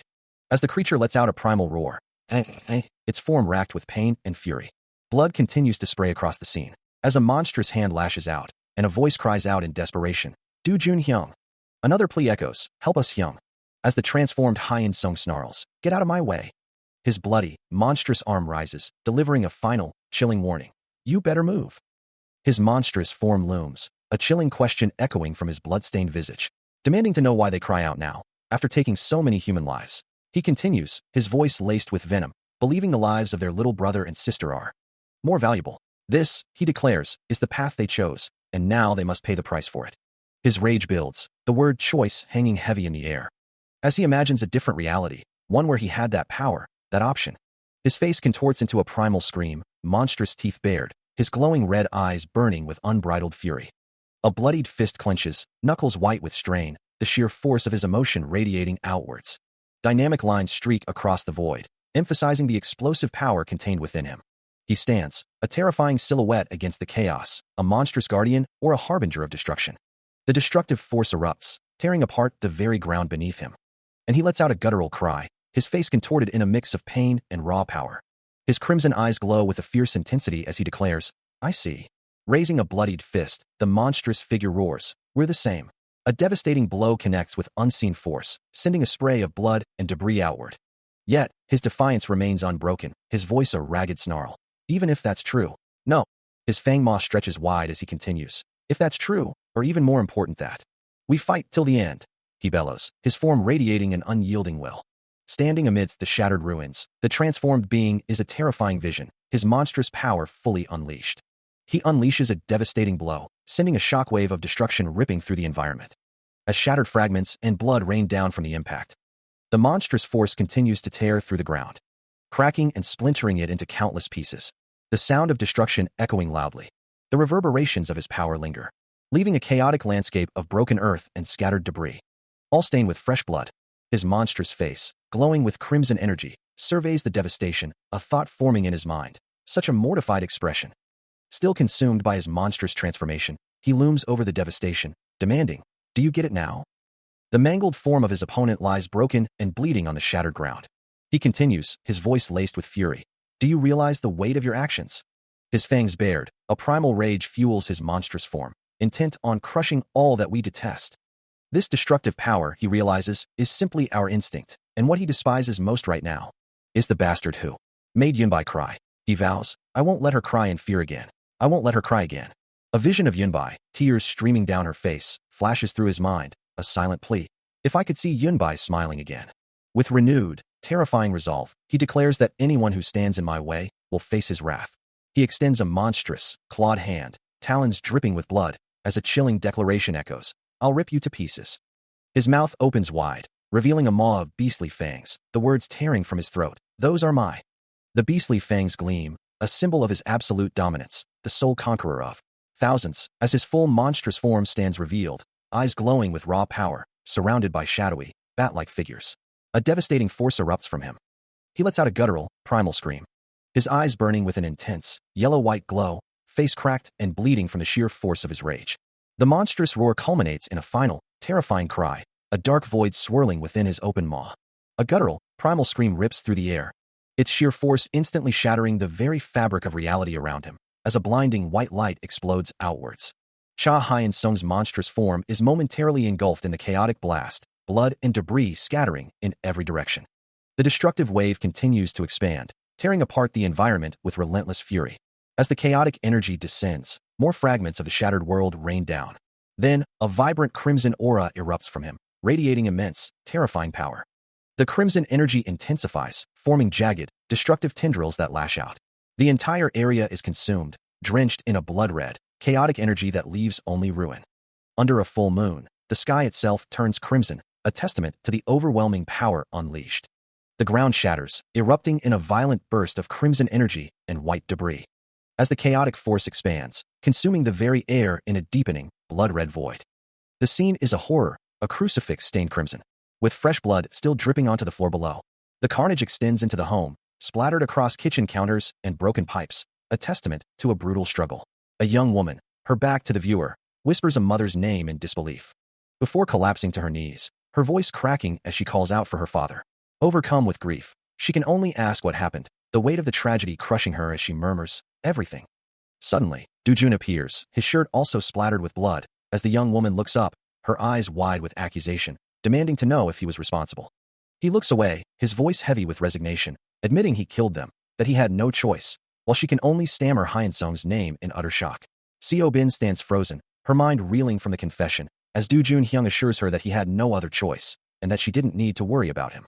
He reveals he met someone who promised to help him, and that he'd prepared everything to follow them, urging her to live comfortably and take care of herself. Her hand, still stained with her parents' blood, trembles as she processes his words. Standing amidst the carnage, Seo Bin can only whisper his name, a plea escaping her lips. Her voice rises in a desperate cry, begging him not to leave her.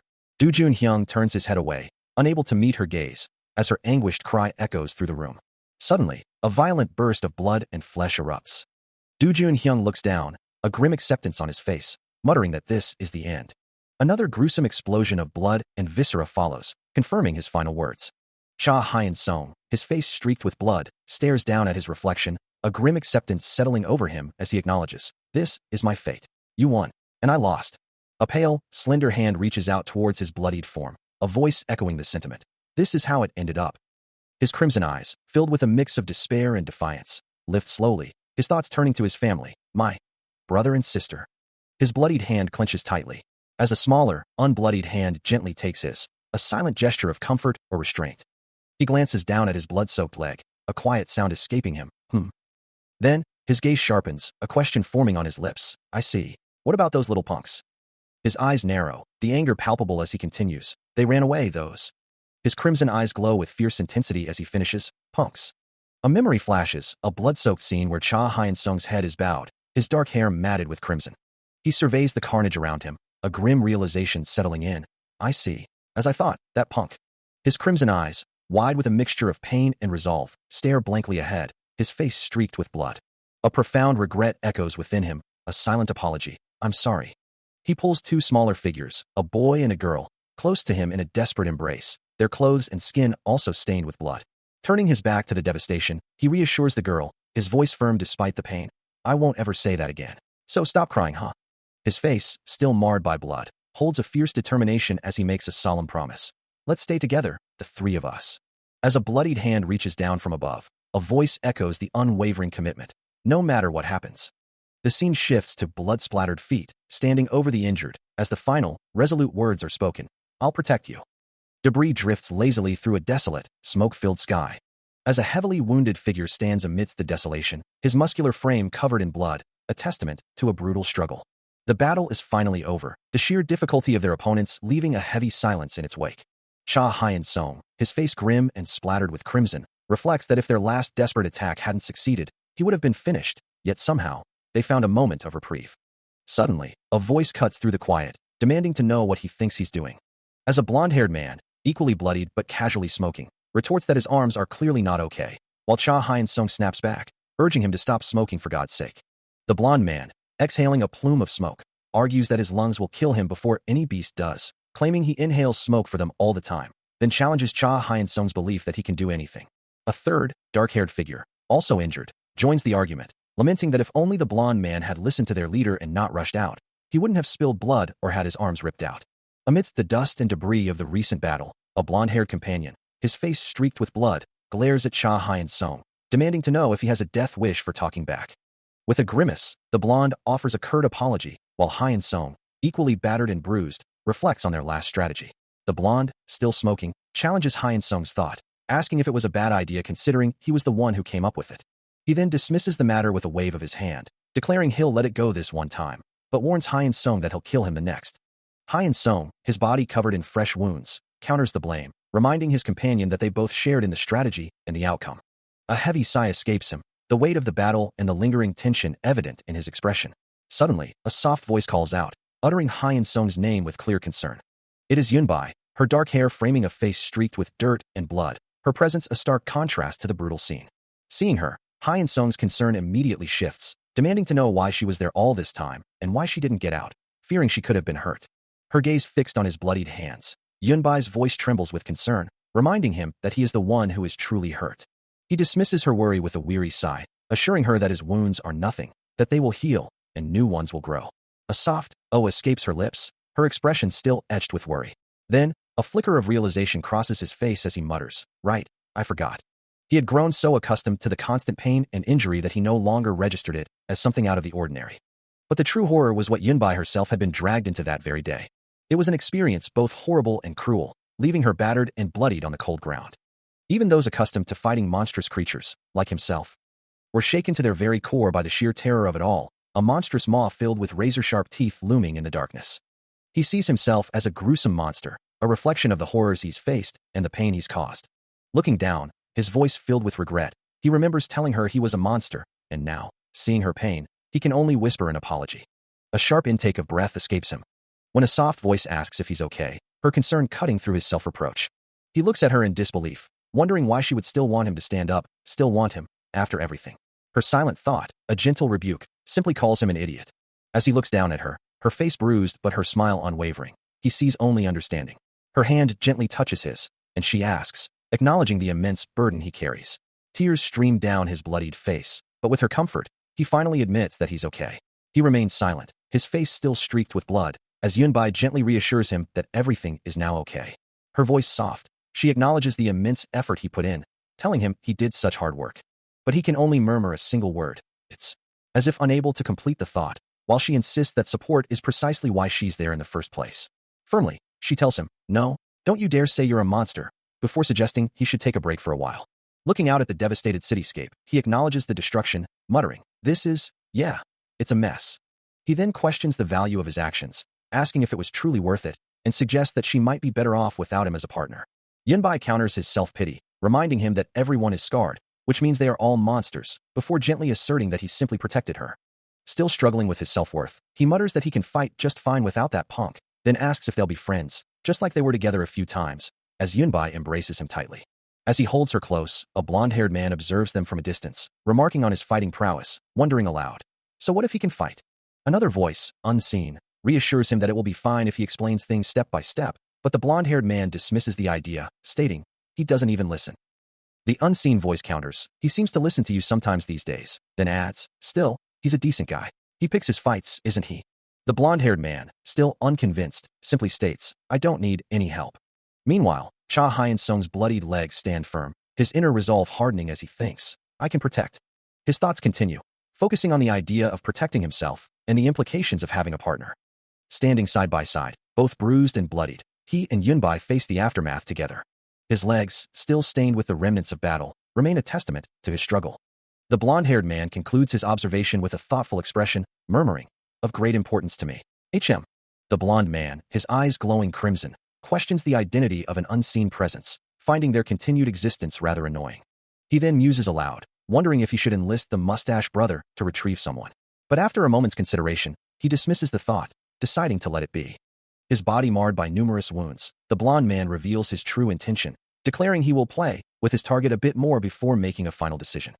The city hums with a quiet energy, its towering structures reaching towards a clear sky. Inside a sterile hospital room, a young woman rests in bed, while Cha Hyun-sung sits beside her, a heavy silence hanging between them. He finally breaks the quiet, asking if she's feeling better. A nurse walks past in the hallway, oblivious to the quiet drama unfolding, as the young woman replies, "Oh, thanks for asking. I'm fine, but I'm the one who should be asking you. You got hurt because of me, didn't you?" Hyun-sung's expression remains unreadable as he considers her words, then offers a quiet apology. "No, it's obvious you're not. I still have to tell you something. I'm sorry." The young woman's bare feet twitch slightly beneath the hospital blanket, a silent testament to her unease. Hyun-sung stands, his gaze distant, lost in thought. He wonders what he should do now. A faint smile touches his lips, a hint of resignation in his eyes as he murmurs, well that's. His thoughts drift into a chaotic, fragmented space, a swirling vortex of red and shattered fragments. Hunters are the last line of defense, the awakened who stand against the monstrous threats to humanity. A blond man remarks, same as usual, with friends. The challenge rings out. Come forward if you want to die. Amidst a flurry of motion and debris, he plunges into the fray, a lone figure against a horde of grotesque creatures. Despite the blood and chaos, he declares, I'm doing great. This is Cha Hyun-sung, the awakened hunter. His fist connects with brutal force, shattering the ground as he asks, do you still think monsters aren't it? With another explosive strike, he continues his relentless assault, leaving a trail of destruction. A guttural roar echoes through the space, a monstrous presence making itself known. From its gaping maw, the creature snarls, don't come any closer. It holds a terrified woman in its grasp, threatening, if you come any closer, I'll slice her up. The monster's voice is laced with desperation as it continues. If you don't want that to happen, get lost right now. But Cha Hyun-sung's response is chillingly calm. Go ahead and try. The hunter's words cut through the air, a stark declaration. You seem to be mistaken. My job isn't saving humans. His bloodied face contorts into a fierce snarl as he reveals his true purpose. It's to catch and kill all you bastards. He dismisses the monster's desperate tactic with cold indifference. Whether you chew that woman or not is none of my business. The monster's eye widens in stunned disbelief, its plan utterly shattered by the hunter's ruthless resolve. Cha Hyun-sung thinks to himself, this filthy creature, it's not that hard to deal with, though it does get tricky sometimes. The monster, enraged, curses the damn bastard, who shows no mercy. It screams about bastard hunter dogs as a devastating impact shatters the air, sending blood and debris flying. The monstrous figure, with its glowing red eyes and sharp claws, reels from the blow. He can't believe it. The hunter truly didn't care about the hostage. His only priority was to kill. This realization hits him with a shock, and he wonders what happens when things get tricky. With a family waiting, he can't afford to lose, but the fight is clearly over. A weary sigh escapes Cha Hyun-sung as he finally declares the task done. He wipes a streak of blood from his face, his expression tired but resolute. A faint red glow emanates from his eye as he feels a sense of relief that no one else was injured in the brutal encounter. He remembers a time when he was just a boy, standing defiantly against a monstrous threat, while a younger friend pleaded with him to live. Back in the present, the unnamed blonde man asks Cha Hyun-sung to speak more quietly, suggesting that some people are simply meant to be beaten. Cha Hyun-sung, however, simply asks, you angry? He then muses to himself that he doesn't like being angry, preferring other emotions. He wonders if he's getting too close to the unnamed blonde man, or if he's just been around him too long. As he walks away, leaving a trail of blood behind him, he concludes that he doesn't hate it. A report from the 022 Special Operations Bureau is displayed, with a note indicating that he's unsure about its contents since it's a matter for adults. The report highlights that Cha Mi-ho is constantly trying to recruit new members to the Bureau, showing photos of him alongside Cha Hyun-sung.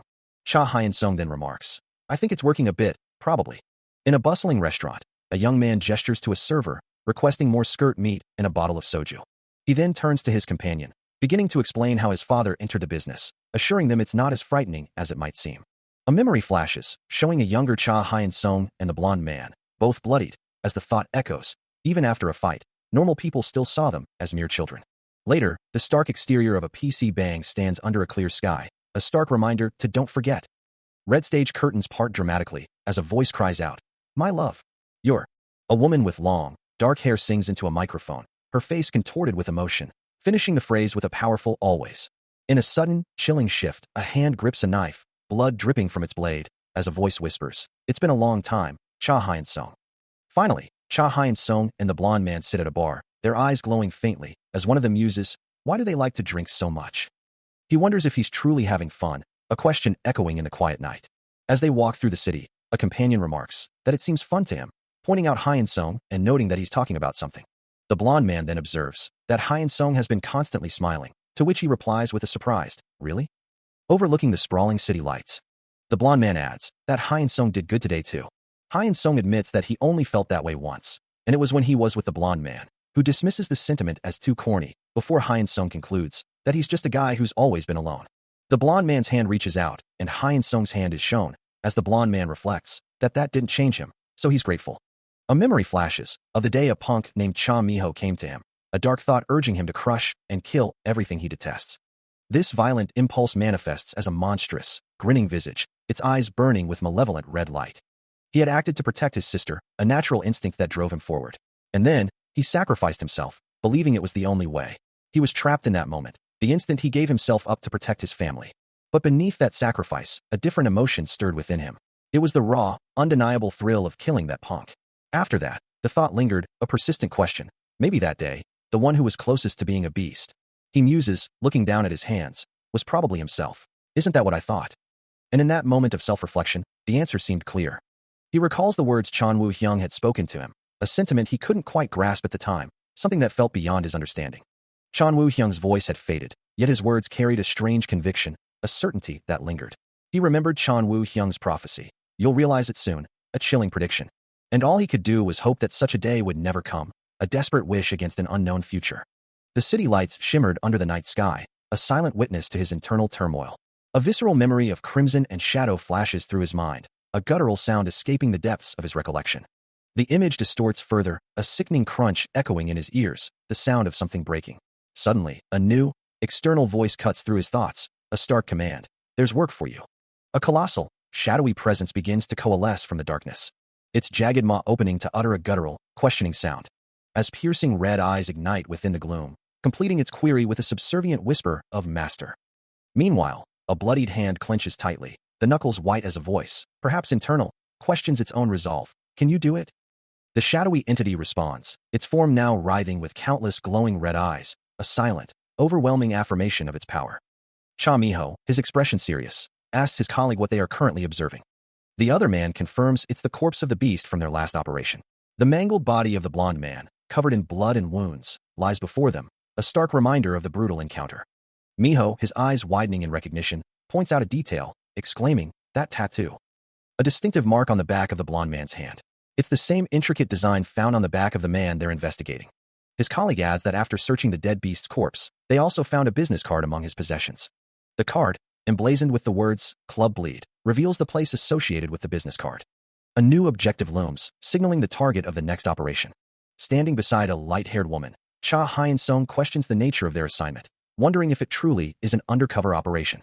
In a bustling office, Cha Miho explains the details. They need a female graphic designer, an awakened, who works as a hostess at Club Bleed, someone easy to approach with a pleasant personality, prompting the light-haired woman to ask if it wouldn't be better for someone else to undertake such a task. Hyun-sung, however, steps forward with unwavering confidence, assuring Miho that he is the best for this mission and will do his utmost. The light-haired woman's red heels click purposefully across the floor.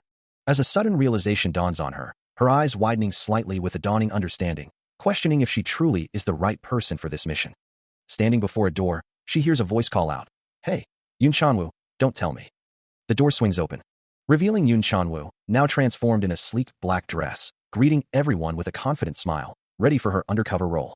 A new face emerges, a woman with striking red hair, declaring herself in charge of the mission this time, her voice echoing with authority. This is Special Bureau Manager Hong Yanjin, who, with a bright smile, suggests they all get along. Meanwhile, a young man with black, messy hair and glasses offers a polite greeting, a friendly hello escaping his lips. Hong Yanjin looks at him, a flicker of recognition in her eyes as she wonders if they've met before, but he quickly apologizes, stating he doesn't recall their paths crossing. His towering height is particularly noticeable, prompting Yanjin to playfully chide him for being a bit too rude. Elsewhere, a blonde woman named Jaeyong looks on, seemingly concerned that someone hasn't eaten. She confronts Jaeyong, her voice sharp with frustration, demanding to know how many times she has to tell her not to fight, adding that hackers are the worst, and awakeners are also the worst. Jaeyong, however, simply warns her that people are watching, her expression serious. A flash of crimson ignites in Hong Yanjin's eye, her red hair swirling with building power. Jaeyong braces herself, her arm tensing as the air crackles with anticipation. Hong Yanjin unleashes a devastating, sweeping attack, a torrent of red energy tearing through the space. The force expands outward, a shockwave of pure destructive power. Debris explodes in every direction, the environment shattering under the impact. But before the full force can strike, Cha Hyun-sung appears, deploying a shimmering blue barrier that deflects the attack, shielding Jaeyong from harm. The protective energy dissipates, leaving behind a cloud of dust and lingering power. A look of utter shock crosses Jaeyong's face, her hand instinctively rising to cover her mouth as she processes a command she finds utterly unbelievable. Meanwhile, Hyun-sung's crimson eyes burn with an intense fury, his fist clenched tight as he demands clarification. What did you say? He grips Jaeyong by the collar, pulling her close as Yunbai watches on, while Jaeyong, trying to defuse the tension, offers a quick, I'll stop smoking, okay. Hyun-sung, however, sees right through her, retorting, see? I knew you were going to say that. Elsewhere, Yoon Chanwoo stands in contemplation, a thoughtful expression on his face as he considers the implications of a mission. He muses, say it again. You think this isn't fighting? I think I might get the wrong idea. I'll explain it to you intimately later. Later, with Jaeyong and Yunbai present, Chanwoo holds a small device, suggesting a new approach. He proposes, then we can just go in and see what we find. I've never been to a dungeon infiltrating it.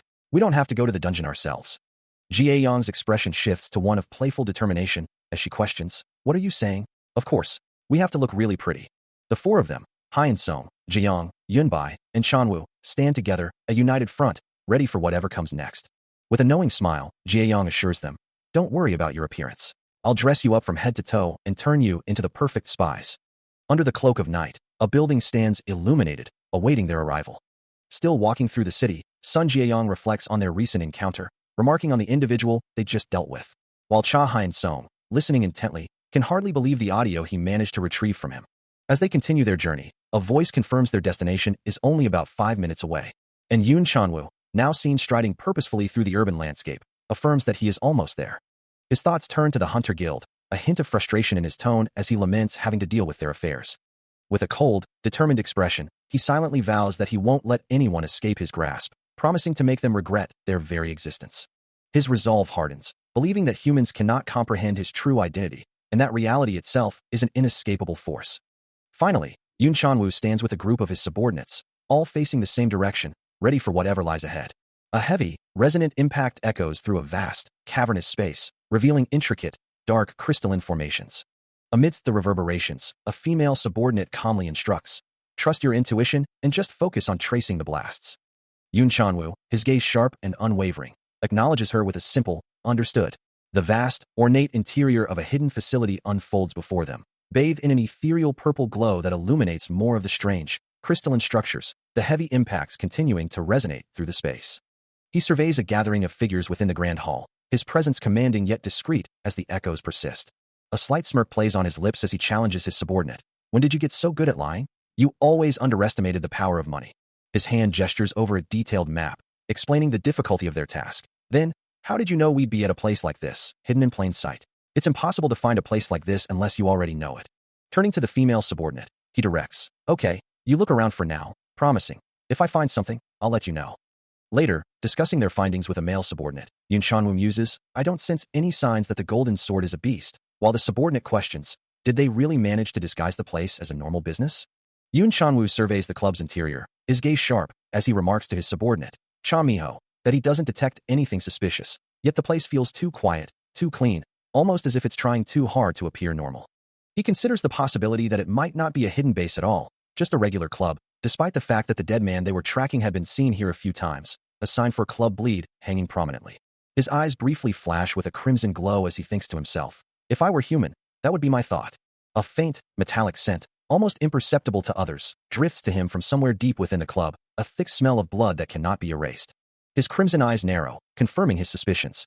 He realizes that the true facility, the one they are searching for, must be hidden somewhere within this very building, these tall, unassuming structures. And of course, he muses, those punks are probably keeping an eye on him from there. His glowing red eyes reflect the unseen observers. As he turns his back to the club's main floor, acknowledging the hidden cameras and the lack of other hunters, wondering aloud, huh? As he continued his investigation, Yoon Chanwoo reached out, placing a hand on a woman's shoulder, eliciting a sharp, startled gasp from her.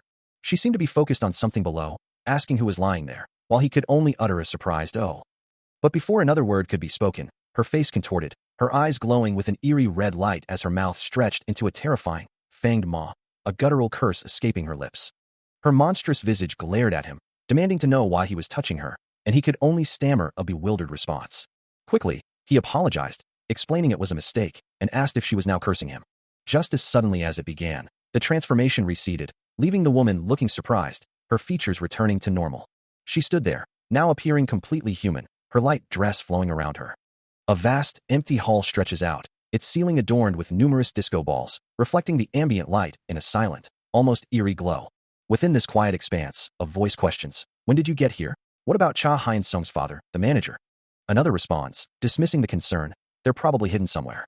Did you find anything out?" The vast hall remains empty, its silence punctuated only by the ongoing conversation, nothing special. Yoon Chanwoo and Han Yeonjun stand facing each other, their expressions serious as he continues, "We can enter through the back door of the entrance." As they walk side by side down a corridor, he adds, "I can sense the presence of the manager, but I can't trace his exact location." Then, "How about you, Manager Hong?" Han Yeonjun, her gaze sharp, replies with confidence, "Well, I can sense each of their presences. If you smell a rat, I might approach you first." With a determined gesture, she concludes, "Then, I'll try." The air crackles with an unseen energy, a deep, resonant hum filling the vast, empty space. Yoon Chanwoo stands perfectly still, his form silhouetted against the oppressive darkness, as his eyes begin to glow with an intense crimson light, a silent declaration of his intent to focus. He narrows his gaze, focusing his will, and sends out a silent signal to any hidden presences, letting them know they are not alone. His lone figure is dwarfed by the cavernous hall, a beacon of concentrated power in the desolate expanse. Nearby, Hong Yeonjun shifts slightly, her own senses now fully engaged. Her eyes, too, burn with a faint red glow as she confirms a presence, pinpointing its exact location. The entity acknowledges her, its movements now directed towards her, prompting her to wonder about its intentions, then realizing it's actively approaching. She quickly dismisses the idea of a direct confrontation, knowing this isn't the place for a fight, especially if there are others nearby. A thought crosses her mind, a curious possibility, as she considers investigating further. She gestures towards a hidden entrance, a faint smirk playing on her lips, as she speaks of a place where only they can truly have fun. Her eyes glowing with a subtle red light, she then asks what he thinks, certain he would be happy with her suggestion. Yoon Chanwoo's gaze is steady, and he simply tells her to lead the way. Her red eyes gleam with anticipation. As they step into a long, brightly lit passage, Hong Yeonjun expressing disbelief that such a place could be hidden beneath a club. She wonders aloud if this is truly a real hangout for beasts. Yoon Chanwoo confirms her suspicion, assuring her it's a place where they can have fun, and she responds that she's happy. A subtle, almost predatory smile plays on her lips as she repeats the phrase, "It's a place where you can have fun." A guttural sound of impact echoes across a blood-splattered floor, as an unseen voice urges, "And follow your beastly instincts." Cha Hyun-sung's eyes blaze crimson, a primal roar tearing from his throat. His bloodied fist clenching with terrifying force. He unleashes a devastating blow, sending his opponent reeling amidst a shower of debris. A pained cry escaping the figure as they collapse. His face contorts into a monstrous snarl, sharp fangs bared. And with another explosive impact, the foe is utterly annihilated, their remnants scattering into the blood-soaked air. The desolate arena, now a canvas of crimson, echoes with the aftermath of a brutal confrontation. As Cha Hyun-sung screams in raw agony, his own hands tearing at his flesh, blood erupting from his body. His form contorts violently in mid-air, a whirlwind of self-destruction. He crashes to the blood-soaked ground, still writhing, a testament to the immense internal struggle. A mangled, bone-exposed hand clenches, the sheer force of his agony visible in every trembling muscle. From a distance, Yoon Chanwoo watches, his initial shock giving way to confusion. What could possibly be happening? He stares at the berserker, a chilling realization dawning on him. They are fighting. Cha Hyun-sung continues to tear at himself, his body a maelstrom of blood and bone fragments. Yoon Chanwoo's eyes widen in horror as the full truth settles. He is fighting within himself. A dimly lit corridor stretches ahead, bathed in an eerie purple glow, leading to a closed door. An unseen voice muses, "What should I do?" It seems team leader Yoon and manager Hong are still gathering intel. As they ponder their next move, a memory or thought flashes through their mind, showing a young woman with light brown hair, her expression somber. Another image follows, a couple, The woman with dark hair and the man with a sharp gaze. As the voice continues, they definitely went into the secret hideout.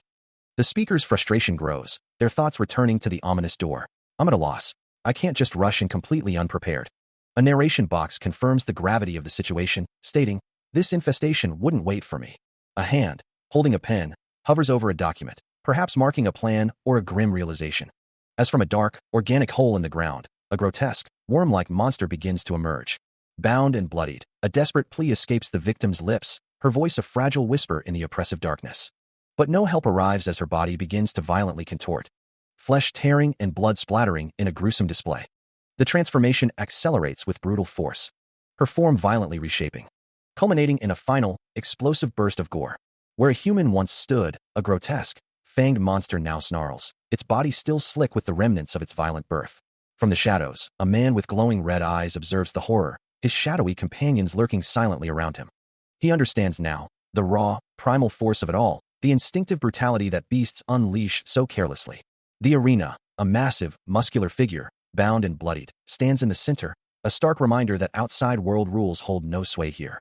The blood-soaked floor beneath him tells a silent story of violence, leaving one to wonder if any of it was truly necessary. A mangled hand lies amidst the gore. The mysterious observer, flanked by his shadowy companions, looks down upon the scene, deciding he should return and report on these developments. A grotesque, fanged visage, framed by the declaration, "End of the match," proclaims the sole final winner. The empty ring below, now devoid of combatants, prompts a thought about who could possibly be left standing. As the announcement blares, presenting the champion's glorious award, the observer expresses his disdain for the punks he must return to, planning to depart immediately after the ceremony.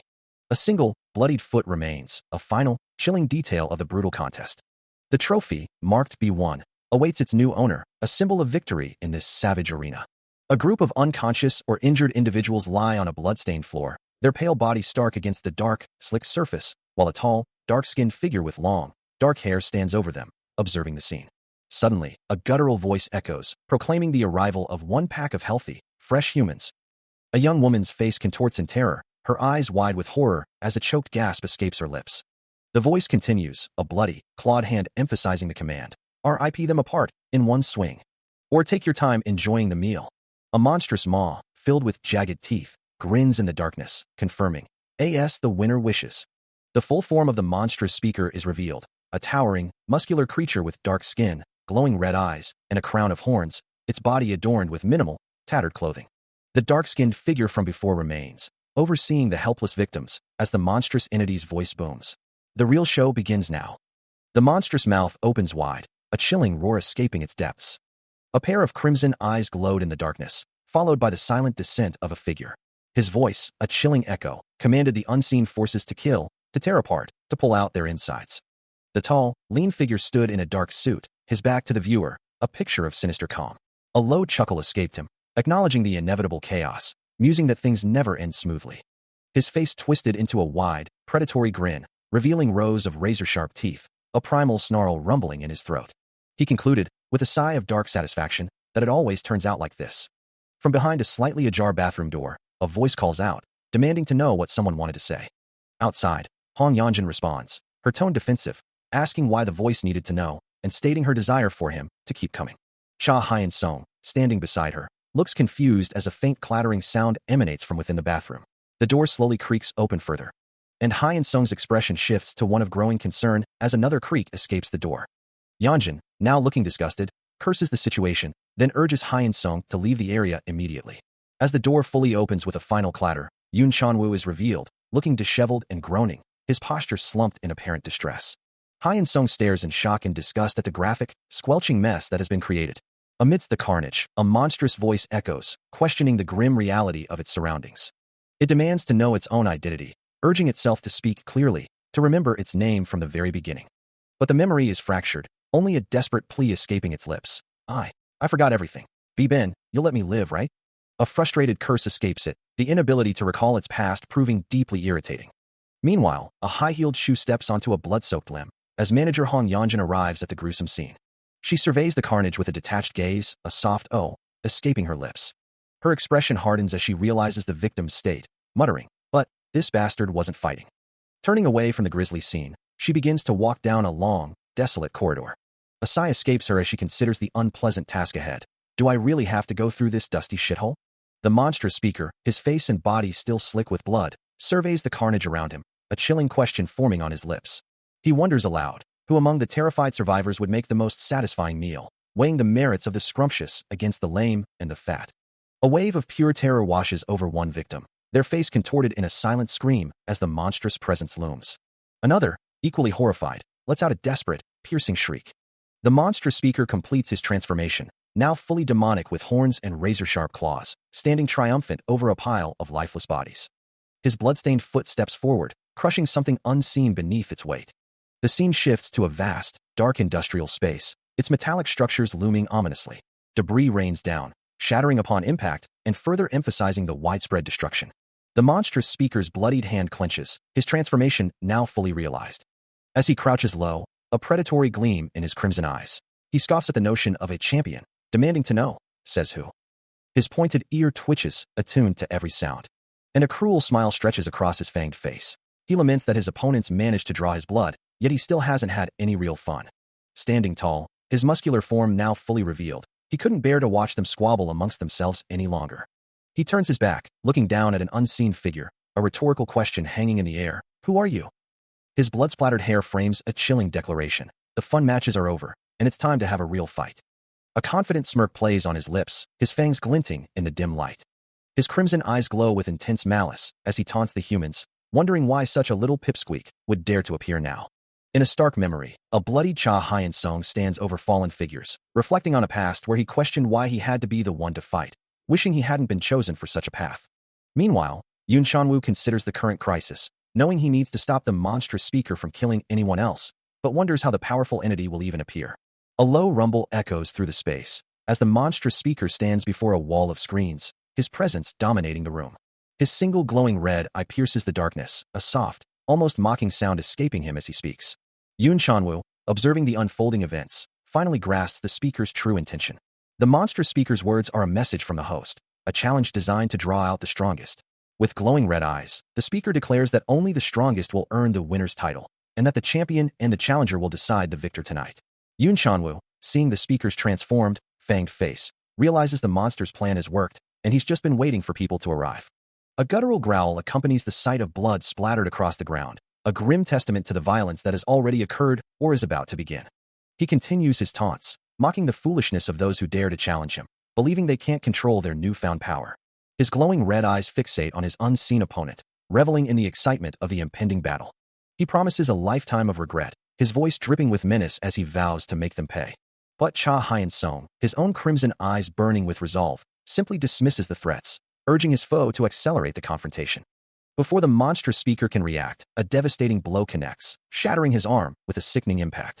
Another explosive strike follows instantly, the force of the impact sending shockwaves through the air. Cha Hyen-sung's assault is relentless, his fist burying itself deep into the monstrous speaker's face. The monstrous speaker cries out in agony, recoiling violently from the brutal, rapid-fire blows. With a final, resounding impact, Cha Hyen-sung's attack culminates in a devastating finish. His relentless assault continues, landing another devastating blow that sends a shockwave of red and white energy through the air. The monstrous speaker reels from the impact, blood splattering as he struggles to regain his footing, a pained grunt escaping his lips. Looking down at his opponent, Cha Hyen-sung's voice cuts through the air, questioning if he was truly acting like a champion. He mocks the idea that such strength could ever be considered champion-worthy. Despite the brutal beating, the monstrous speaker's eyes glow with defiance, a mocking smile twisting his bloodied face as he clenches his fist, dismissing the attack as pathetic. His taunts are met with another explosive impact, Cha Hyen-sung's next strike tearing through the air with violent force. The monstrous speaker's body contorts from the sheer power, sent flying through the air once more. He becomes a mere blur, a red and white streak against the abstract background as he's propelled further away. The monstrous speaker is driven downward, a brutal strike sending him reeling through the air. He lets out a pained, guttural sound, his body still in motion from the impact. Debris scatters around him as he hurtles through the empty space. Before he can recover, Cha Hyen-sung appears above him, delivering a swift, powerful kick that drives him further down. The impact is devastating, shattering the ground beneath them. He is slammed into a concrete structure, which immediately begins to crack and crumble around him. His face contorts in agony, blood splattering from the brutal force. A sound of shock and pain escapes him as the full weight of the assault registers. Despite the overwhelming damage, his eyes burn with a fierce red glow, a defiant challenge in their depths. The monstrous speaker, still reeling from the previous assault, is met with another brutal, unseen strike, sending him crashing down with immense force, his body slamming into the ground and creating a massive crater of shattered earth and debris. A deafening crash echoes through the ruined landscape, the sound of impact reverberating as the ground itself seems to crack under the pressure. From the shadows, several figures watch the brutal conclusion, their glowing red eyes fixed on the scene. Among them, Yun Chanwoo and Hong Yanjin recoil in shock, their faces etched with disbelief at the sheer power displayed. Standing tall amidst the destruction, Cha Hyun-sung surveys his work, an imposing figure with a powerful, glowing symbol manifesting behind him. A close-up reveals the monstrous speaker's leg, mangled and bleeding, as Cha Hyun-sung's voice cuts through the silence. The match is over. His crimson eyes glow with an intense, almost predatory light, a chilling declaration of his absolute dominance. A sharp, percussive sound echoes through the air, drawing the attention of a figure cloaked in shadow. As he takes a drag from his cigarette, his thoughts drift to the grim reality of his surroundings, an underground fight arena filled with kidnapped civilians. He muses on the implications. Meanwhile, elsewhere, a manager reviews the logs, wondering if the recent incident indicates a deeper involvement from the young man. The shadowy observer remains perched high above the arena, a silent, unmoving presence. The manager, Hong Yanjin, expresses her disbelief, struggling to reconcile the brutal actions with her understanding of the individual, even if he was responsible for the deaths. A hand holding a coffee cup gestures slightly, as Yun Chanwoo points out that despite following the young man, he ultimately chose not to intervene. The observer's foot taps impatiently, acknowledging the point but asserting his own lack of choice in the matter. From his vantage point, overlooking the unfolding events, the mysterious figure offers a detached observation. The little ones are working diligently. Two figures stand in the dim light, their lower bodies visible, as a woman in a form-fitting dress and high heels stands beside a man in dark attire. Her heels click softly on the dark floor, as a voice begins to question the situation. How about we cheer for them? A dark, tiled floor stretches into the distance, marred by a fresh splatter of blood. Stepping into the eerie silence, a man in a dark suit surveys the unsettling scene, his thoughts racing as he questions what could have transpired here. The sheer scale of the disruption leaves him stunned, a single word escaping his lips. Before he can react, a figure in a red-hooded garment emerges from the shadows, the monstrous speaker's voice dripping with disdain, chiding unseen subordinates for their failure to properly clean up. The man in the suit barely has time to register the threat, a surprised gasp escaping him as the attack connects. He collapses to the ground, the force of the blow leaving him gasping for air, his body crumpling amidst the wreckage of the room. Lying motionless on the cold, hard floor, the man in the suit is utterly defeated. Meanwhile, in a different location, Hong Yanjin holds a phone to her ear, her expression etched with concern as she tries to establish contact, unaware of the brutal ambush that has just occurred. From a distant, unseen communicator, a voice calls out, "Manager, over here. We can hear you. Anything special happened yet?" The voice continues, dismissing the devastation. Only a city's been destroyed. Nothing special for a while now. As Yun Chanwoo strides away from the ruins, a quiet thought crosses his mind. He hopes they haven't been caught. With a confident smirk, he reassures his contact. "Can you rest assured? I already took care of that." He pulls out his phone, his gaze fixed on the screen. A map glows on the display, showing various points of interest, and he muses, for the time being, they won't be able to find us through the cameras. His thoughts continue, detailing his meticulous work. "I've got the CCTV footage and am recording it on a separate server. Yet there's not much to be done if they find us soon. We could drag it to 10 days, maximum." Meanwhile, in another location, Hong Yanjin smiles into her phone, rescuing and escaping with the target within 10 minutes. "Simple enough. I'll leave the cameras to you then." Chanwoo's expression shifts slightly as he considers the situation. All seems good so far. But this punk, Hyun-sung, has grown so much. He recalls Hyun-sung's terrifying presence, remembering his murderous rage the first time they met, a rage that was superficial and merely a reflection of his unstable emotions. He remembers the sheer, untamed ferocity, a monstrous rage that once consumed Cha Hyun-sung, leaving destruction in its wake. Now, observing his calm demeanor, he can hardly believe the transformation. Hyun-sung doesn't act arrogant. He simply controls his emotions with absolute precision. He grew, he stumbled, and then he grew stronger, his power manifesting in every fiber of his being. A faint smile touches his lips as he considers the future, knowing Hyun-sung will surpass him in no time, a prospect he looks forward to with genuine anticipation, until a sudden realization catches him off guard. He glances down at his phone, a series of alarming images flashing across the screen. The display shows a desolate, cracked landscape, scorched and fractured as if by immense power. The destruction stretches endlessly, a testament to an overwhelming force. Among the chaos, a familiar figure struggles, Cha Hyun-sung, clearly in immense pain, barely able to utter a sound. Bound and confined, a young woman struggles in a space so tight she can barely move. The darkness presses in, and she wonders when this ordeal will finally end. Suddenly, a metallic tearing sound echoes from a nearby vent. Her eyes widen in confusion, hearing a faint noise from outside her prison. From above, an unseen observer questions the presence of a certain punk in the devastated landscape below. Amidst the ruins of what appears to be a massive industrial complex, a figure stands, his back to the viewer, surveying the destruction. The ground beneath his feet is stained with blood, as the monstrous speaker declares his victory to unseen foes. With a triumphant roar, he proclaims himself the undisputed winner. His face contorts into a monstrous grin, sharp fangs protruding, as he asserts his absolute will over everything. He stands triumphant, his voice echoing with a chilling promise, declaring his intent to take the humans as his spoils, to feast on them. A collective gasp of disbelief ripples through the onlookers, as they question the audacity of his words, realizing he truly intends to take them away. One figure attempts to interject, trying to clarify the situation, reminding him that the prizes are the prerogative of the winner, implying he cannot simply claim them.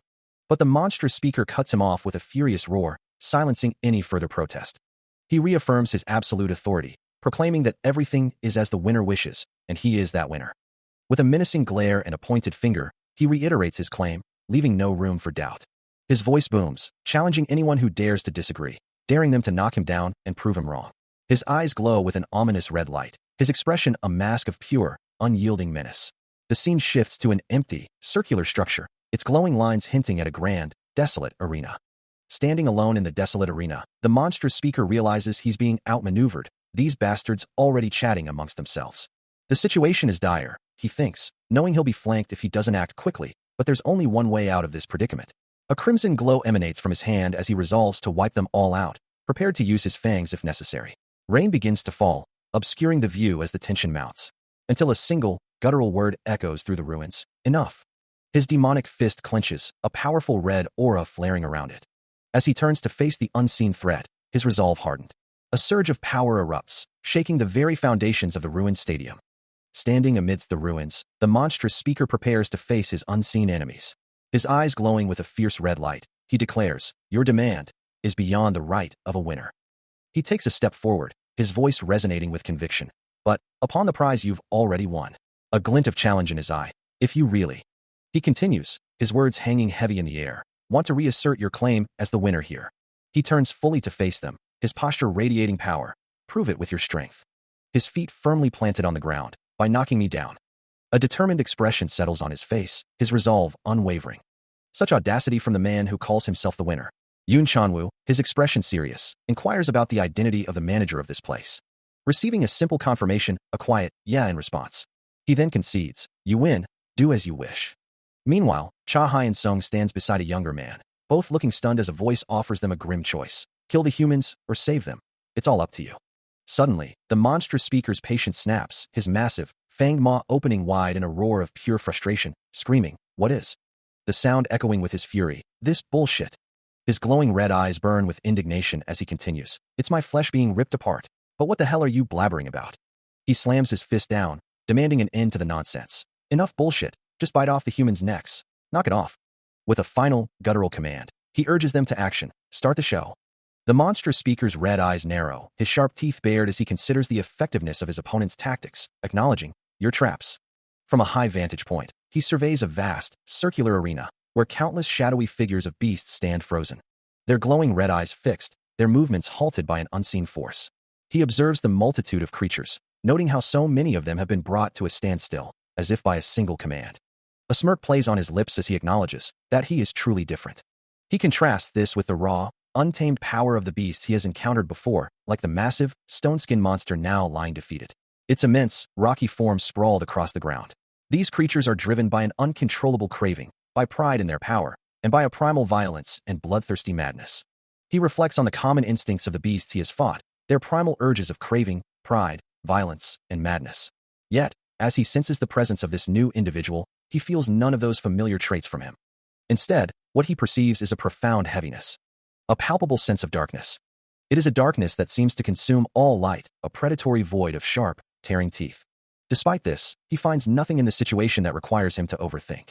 Simply put, if he crushes this new threat here and now, then the outcome is inevitable. Everything will go his way. With a menacing glare, he extends his hands, ready to enforce his will. The monstrous speaker's voice echoes, challenging his opponent. "If you're capable of it." His gaze remains steady, a silent command to be calm. As he shifts his weight, the ground beneath his foot cracks, a subtle release of tension, allowing him to gauge his adversary's strength. He proposes a casual one-on-one, facing Cha Hyun-sung across the vast, empty space. Both stand poised, a silent understanding passing between them. The expansive arena stretches around them, a stark stage for the impending clash. The silence of the chamber hangs heavy, broken only by the anticipation. Then, with a sudden, violent burst, the monstrous speaker unleashes a devastating attack, shattering the very ground. The crimson energy engulfs Cha Hyun-sung, the impact tearing through the air. The crimson energy attack from the monstrous speaker erupts with devastating force, tearing through the arena and sending massive chunks of debris flying in every direction.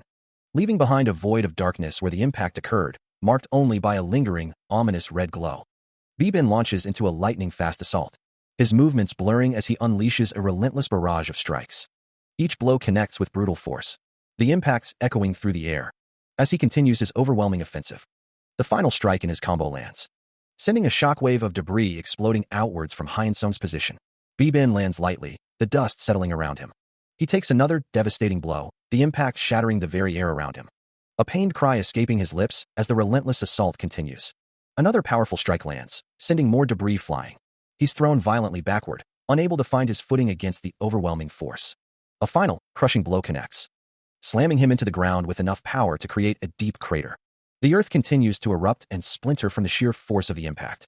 Beneath the attacker's boots, the ground cracks and splinters, a testament to his immense power.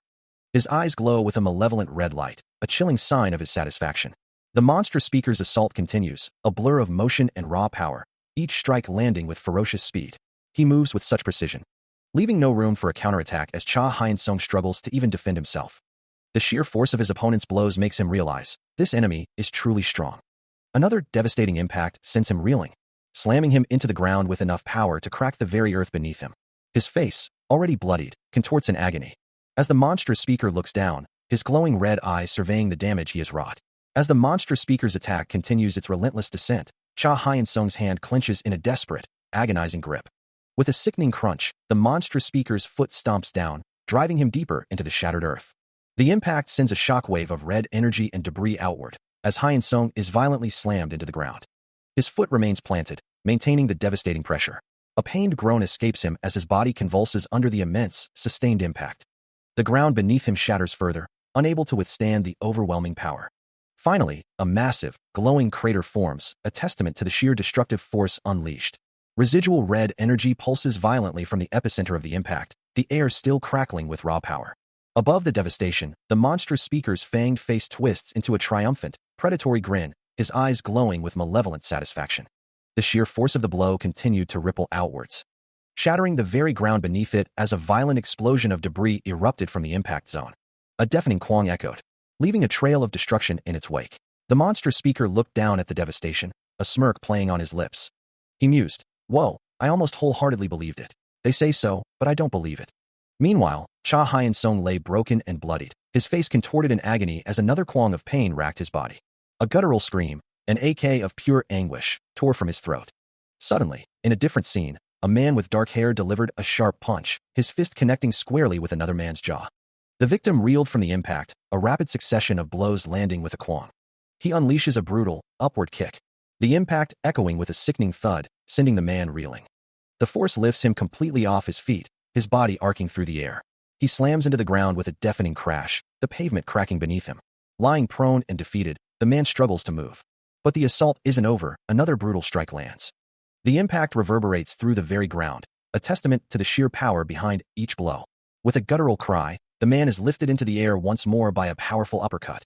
As he hangs suspended, Cha Hyun-sung delivers a final, devastating punch. The final, devastating blow lands with a thunderous impact, sending the unnamed man hurtling through the air. But Cha Hyun-sung isn't finished, his bloodied fist already winding back for another strike. He slams his opponent into the ground, creating a deep crater. The man bounces violently back into the air, still caught in the relentless assault. Another powerful blow connects, eliciting a monstrous scream of agony from the victim. Still airborne, the man is met with a final, decisive punch. The sheer force of the blow sends shockwaves through the ground, tearing apart the very structure of the arena. A deafening quang echoes as debris explodes outwards from the epicenter. The spherical barrier above, unable to withstand the pressure, begins to crack and shatter, adding to the chaos. With a sickening puk, a spray of blood erupts, painting the debris in crimson. Amidst the wreckage, the unnamed man lies broken, his face bloodied, staring up at the fractured ceiling in disbelief. Cha Hyun-sung stands over the devastation, a thought forming in his mind. That was risky. He acknowledges the strength of his opponent, one who truly demanded his absolute all. The ground beneath them is now a gaping, dark chasm, a testament to the power unleashed. Turning his back to the destruction, Cha Hyun-sung considers the implications. It would be a big problem if my plan hadn't worked as expected. Even after delivering such a devastating blow, he felt something profoundly unsettling, as if with every impact, something within his opponent simply shifted rather than broke. The sound of impact echoed through the ruined landscape, leaving him to wonder if his foe was truly human. As he stepped through the debris, the question lingered, how much more could this man endure? No matter how much he beat him up, the masked figure would rise again, his sharp-toothed grin seeming to mock the question, are you done? Even with a glowing red eye and a tear-like streak, the man's resolve was unbreakable, no matter how many times he was knocked down. He was like a robot that couldn't feel anything. A dark, confined space, tinged with an unsettling red hue, stretches out, hinting at a hidden, forgotten place. The oppressive atmosphere deepens as the crimson light casts long, distorted shadows across the desolate interior.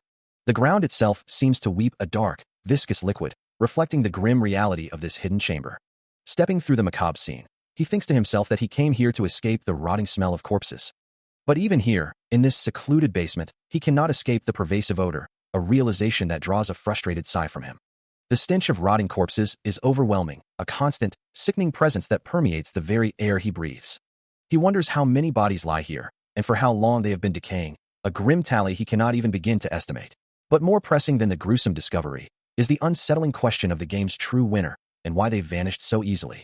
He considers the possibility that the one responsible for burying the bodies and making them appear stronger, the one who caused all these corpses, might be the most dangerous among all the beasts. The dark, towering mass of the gruesome scene looms before him, a sight unlike anything he has ever encountered. Even if the winner cannot be found, he knows he must still check for survivors, needing to get out of this place first and inform others of what he's found. Then, a faint sound reaches his ears. A soft, desperate plea from the darkness. A young woman, bloodied and distraught, cries out, her leg throbbing with pain.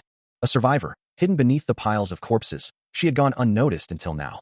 He considers the beast that must still be lurking nearby, weighing the danger of saving her against the need to retreat, but decides to check her condition first to ensure it's safe. A young woman, her face streaked with blood and tears, whimpers in agony, pleading for someone not to abandon her. Then, a soft thud echoes through the silence, and a voice calls out, Cha. The broad back of a man, clad in a dark jacket, stands resolute. The injured woman's voice, filled with desperate hope, calls out a name. His gaze, sharp behind glasses, fixes on something unseen, a faint scar visible on his cheek as he listens. The force of the blow sends him reeling, a blur of motion across the arena. As the exchange of attacks continues, each impact drawing more blood from his battered form. His face, already bandaged and bloodied, contorts in a grimace of pain and determination.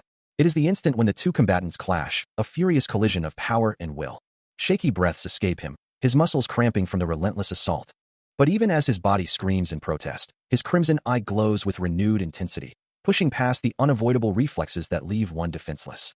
For his opponent, however, such weaknesses are met with a brutal counterattack, sending blood spraying violently. These things, shaky breaths, muscle cramps, defenseless reflexes, simply don't exist for the victor. He understands the situation now, the monstrous speaker still possessing some fight, yet unable to overcome his unyielding will. The monstrous speaker, battered and bruised, can only utter a single word, can't. He can no longer feel pain, a clear sign that this battle is a complete loss for him, he realizes. Cha Hyun-sung knows that if this continues, he will be knocked down first, so he must defeat his opponent before that happens. The monstrous speaker, however, refuses to yield, pouring every last drop of his strength into a single, desperate attack, his eyes burning with resolve. He unleashes his beastly fangs, a massive, glowing claw, aimed directly at his foe. But before the attack can connect, Cha Hyun-sung moves with impossible speed, intercepting the blow and burying a devastating counterattack into the monstrous speaker's face, sending blood spraying. The force of the impact sends the monstrous speaker hurtling backward, crashing through the surrounding debris. As the dust settles, Cha Hyun-sung stands alone amidst the wreckage, the clear victor of the brutal confrontation. A deep judder shakes the very foundations of the facility, a profound rumble echoing through the vast, circular structure. Even the monstrous speaker, still reeling from his defeat, is startled by the sudden darkness, his glowing red eye widening as he questions if a human could have caused such a widespread blackout. But the truth is far more deliberate. As a glowing phone screen reveals the culprit, Chanwoo, the lights didn't just go out, he made them. Elsewhere, shadowy figures cry out in confusion, demanding to know where the humans have vanished. Amidst the chaos, a terrified civilian stammers, trying to comprehend the unfolding disaster, when a firm voice cuts through the panic. The man's face is streaked with tears, his eyes wide with fear. Cha Hyun-song, his expression grim, pulls the man forward, issuing a stark command: follow him, or face certain death. As the facility plunges into darkness, a hand clenches, its owner's identity obscured by the sudden chaos. Suddenly, with a loud hiss, the fire safety sprinklers activate, drenching the area in a purple-tinged spray. The entire facility is engulfed, the purple light reflecting off the cascading water. A voice cries out in alarm, realizing the fire safety sprinklers have been activated, followed by a frustrated curse about a phone. Two civilians, caught in the downpour, urge each other to escape the chaotic scene. One of them, a woman, looks around frantically, her face etched with distress as she wonders where all the managers have gone. Meanwhile, in a dimly lit control room, a slender figure with long dark hair stands before a monitor, observing the unfolding events. The screen displays a chilling message, confirming that with this blackout, a new phase is about to begin. Observing the monitor, she realizes this isn't just a simple blackout. The facility has become a breeding ground for previously undiscovered beasts. According to the intel, a beast virus can spread through one's blood, infecting people's DNA and transforming them into monstrous creatures, some even succumbing to madness or death. And the name most frequently mentioned in these files is the source of infection for all these beasts: a man named Master. This crucial piece of intel must be taken back to the lab for analysis. She thinks, confirming that her mission to collect intel is complete. Next, she must focus on rescuing the civilians captured by the beasts. With her new objective clear, she turns and walks away. Still attempting to make contact, the pink-haired woman calls out, "Hello? Leader Yun, are you there? Can you hear me?" Her voice echoes into the silence as she repeats his name, Chanwa Sasai. But the only answer is the grim sight of a figure lying prone in a pool of blood, their suit jacket stained crimson.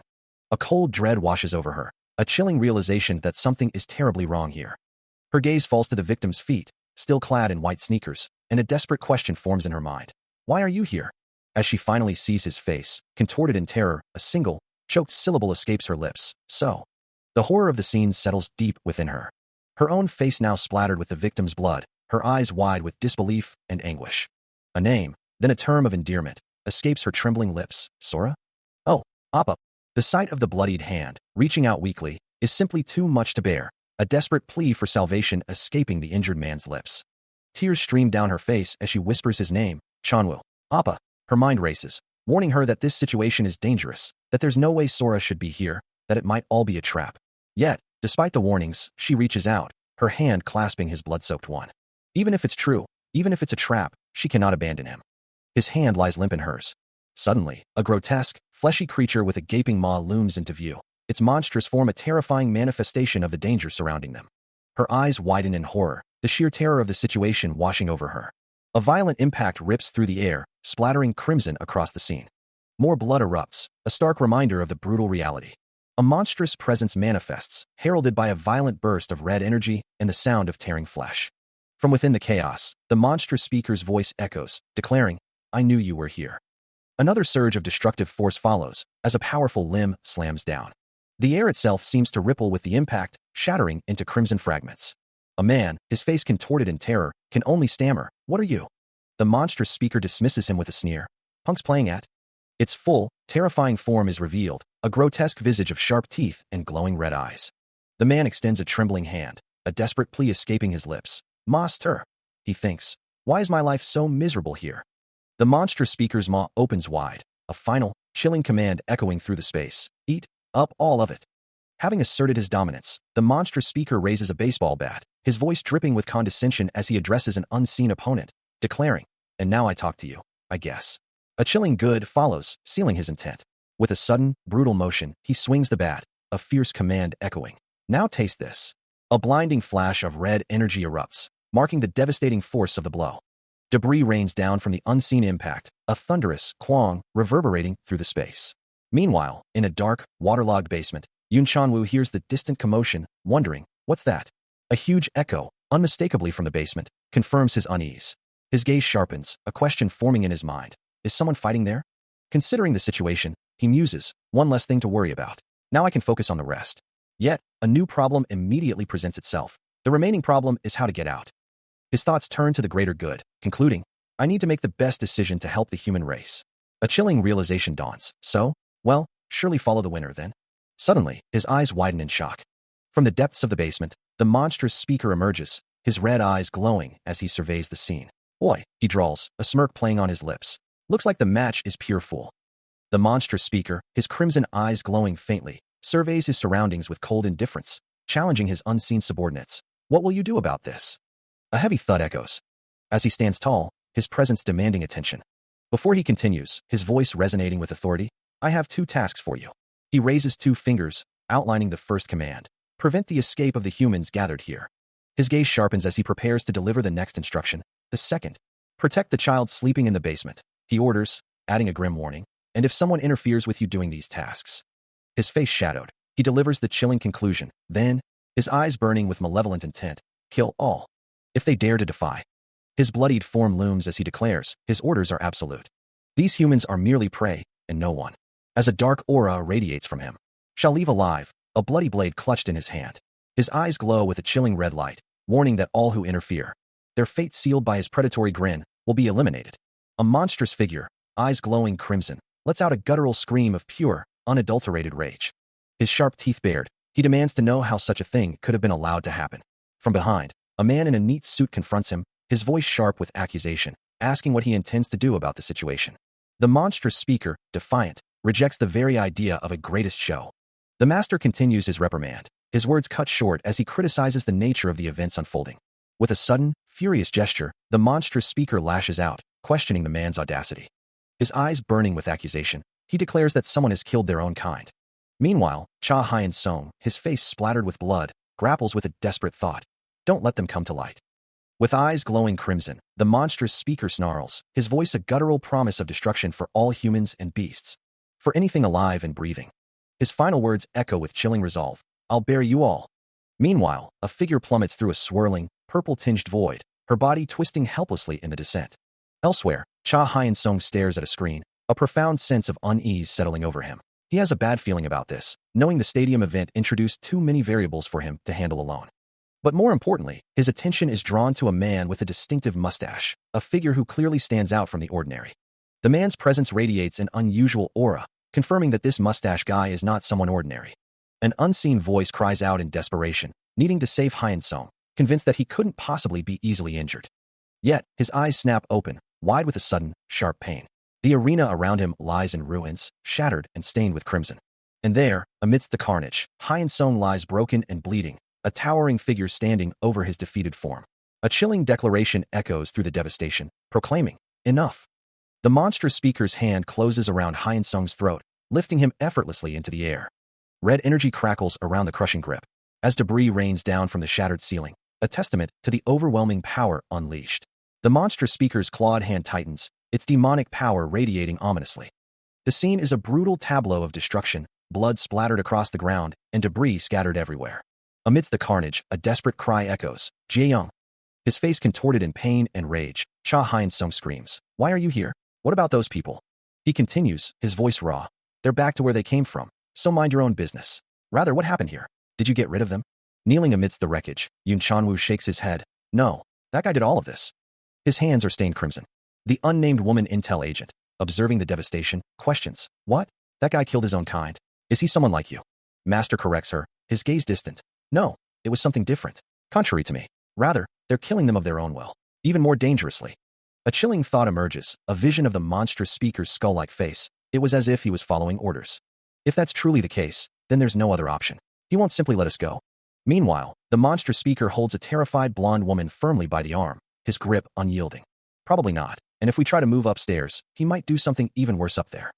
There's no other choice left to us. But to end it right now, right here, a devastating force erupts, tearing through the surroundings.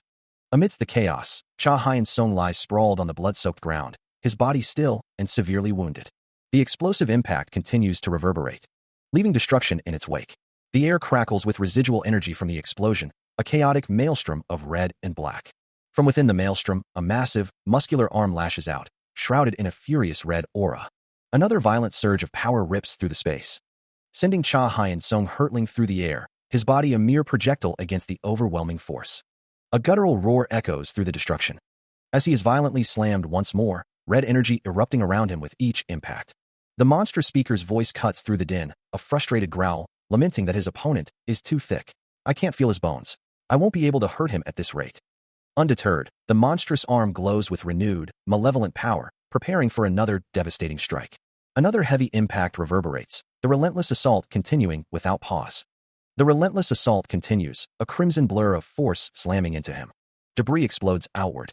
As a pained grunt escapes him, he reels backward, body contorted from the sheer impact. While his attacker, calculating the energy drain from their height difference, resolves to land a swift, decisive blow. Cha Hyun-sung struggles to remain conscious, a desperate sound catching in his throat, before collapsing amidst the blood-soaked rubble. Weakly, he calls out for Chanwoo, then screams a desperate plea for Sora, his eyes wide with terror. He knows he has to move, to escape this relentless assault, his mind screaming for him to just run. But the monstrous speaker is already closing the distance, a blur of dark energy and red particles. With a devastating downward strike, the ground beneath Cha Hyun-sung erupts in a shower of crimson shards. A heavy boot descends, crushing him further into the fractured earth. The impact reverberates, as the monstrous speaker looks down, his expression cold and calculating. Another sickening crunch echoes, as the pressure intensifies. Pinned beneath the relentless force, Cha Hyun-sung struggles, his body racked with pain. The monstrous speaker stands triumphant, his foot firmly planted on his defeated foe. A guttural cry of agony escapes him, as the world around him fades into a blinding white pain. Still pinned and writhing in pain, he lets out a choked cry.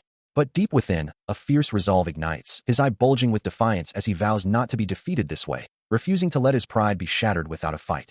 Suddenly, a surge of power erupts from his body, a phenomenon he mentally labels full bloom. The explosive energy tears through the ground around him, his muscles visibly straining under the immense force. As the ground cracks and shatters, he realizes the true nature of this power, understanding why he couldn't access it before. His eyes now glow with an intense blue light, a fierce determination etched onto his face, knowing that he is not the type of person to give up. Before the battle can escalate further, a sharp voice cuts through the air, demanding attention from the monstrous figure, asking if it would mind moving its disgusting self out of the way. The speaker is revealed to be the pink-haired agent, her eyes glowing with a fierce, challenging light. Her leg, poised and ready, remains firm. The monstrous speaker snarls, "You boiled fat eye, don't like you." To which the agent retorts, "Same here." The monster's voice booms, "Gee. Oh, away." A massive, clawed hand lunges forward, unleashing a burst of raw power, followed by a guttural growl. Cha Hyun-sung's eyes widen in shock and fear, confronted by the monstrous visage. His attack, which had been building, connects with brutal force, his massive fist clenching in the moment of impact. A powerful blow lands. But before he can even register the full effect, the intel agent, moving with impossible speed, delivers a devastating counter, sending the monstrous figure reeling backward. He stumbles, a surprised question escaping his lips. "Did you wait long?" The agent, her expression a mix of annoyance and triumph, retorts, "You're doing annoying stuff again, aren't you?" The speaker, still reeling, can only manage, "You're not dead, are you?" To which she replies with a smug smile, "I'm alive and well, thanks to you." Looking down at her, the transformed speaker acknowledges the situation. "Well, that's that. This is too huge." She offers a quick, almost flippant, "Sorry," before her gaze hardens. "Everything I've had until now doesn't even compare. I can't help but wonder, what are you?" The monstrous figure, now composed, simply confirms, "Yes, of course." The monstrous speaker continues, declaring his intent to extract the intel agent along with a civilian, prompting a confused query about a civilian, wondering if everyone hadn't already left. He clarifies, confirming it's his little sister, a fact he'd mentioned before, and adding that she was somehow caught by these fools. Meanwhile, Master, holding the intel agent, instructs Sora to get on his back for now. Sora's eyes widen slightly, her expression a mix of surprise and concern. Chanwoo, hearing the exchange, looks up with a bewildered expression, questioning what the speaker is talking about. The monstrous speaker's maw remains open, his words hanging heavy in the air. As Chanwoo's face contorts in distress, blood staining his shoulder. The speaker's final words echo, asserting that there is no one beside him.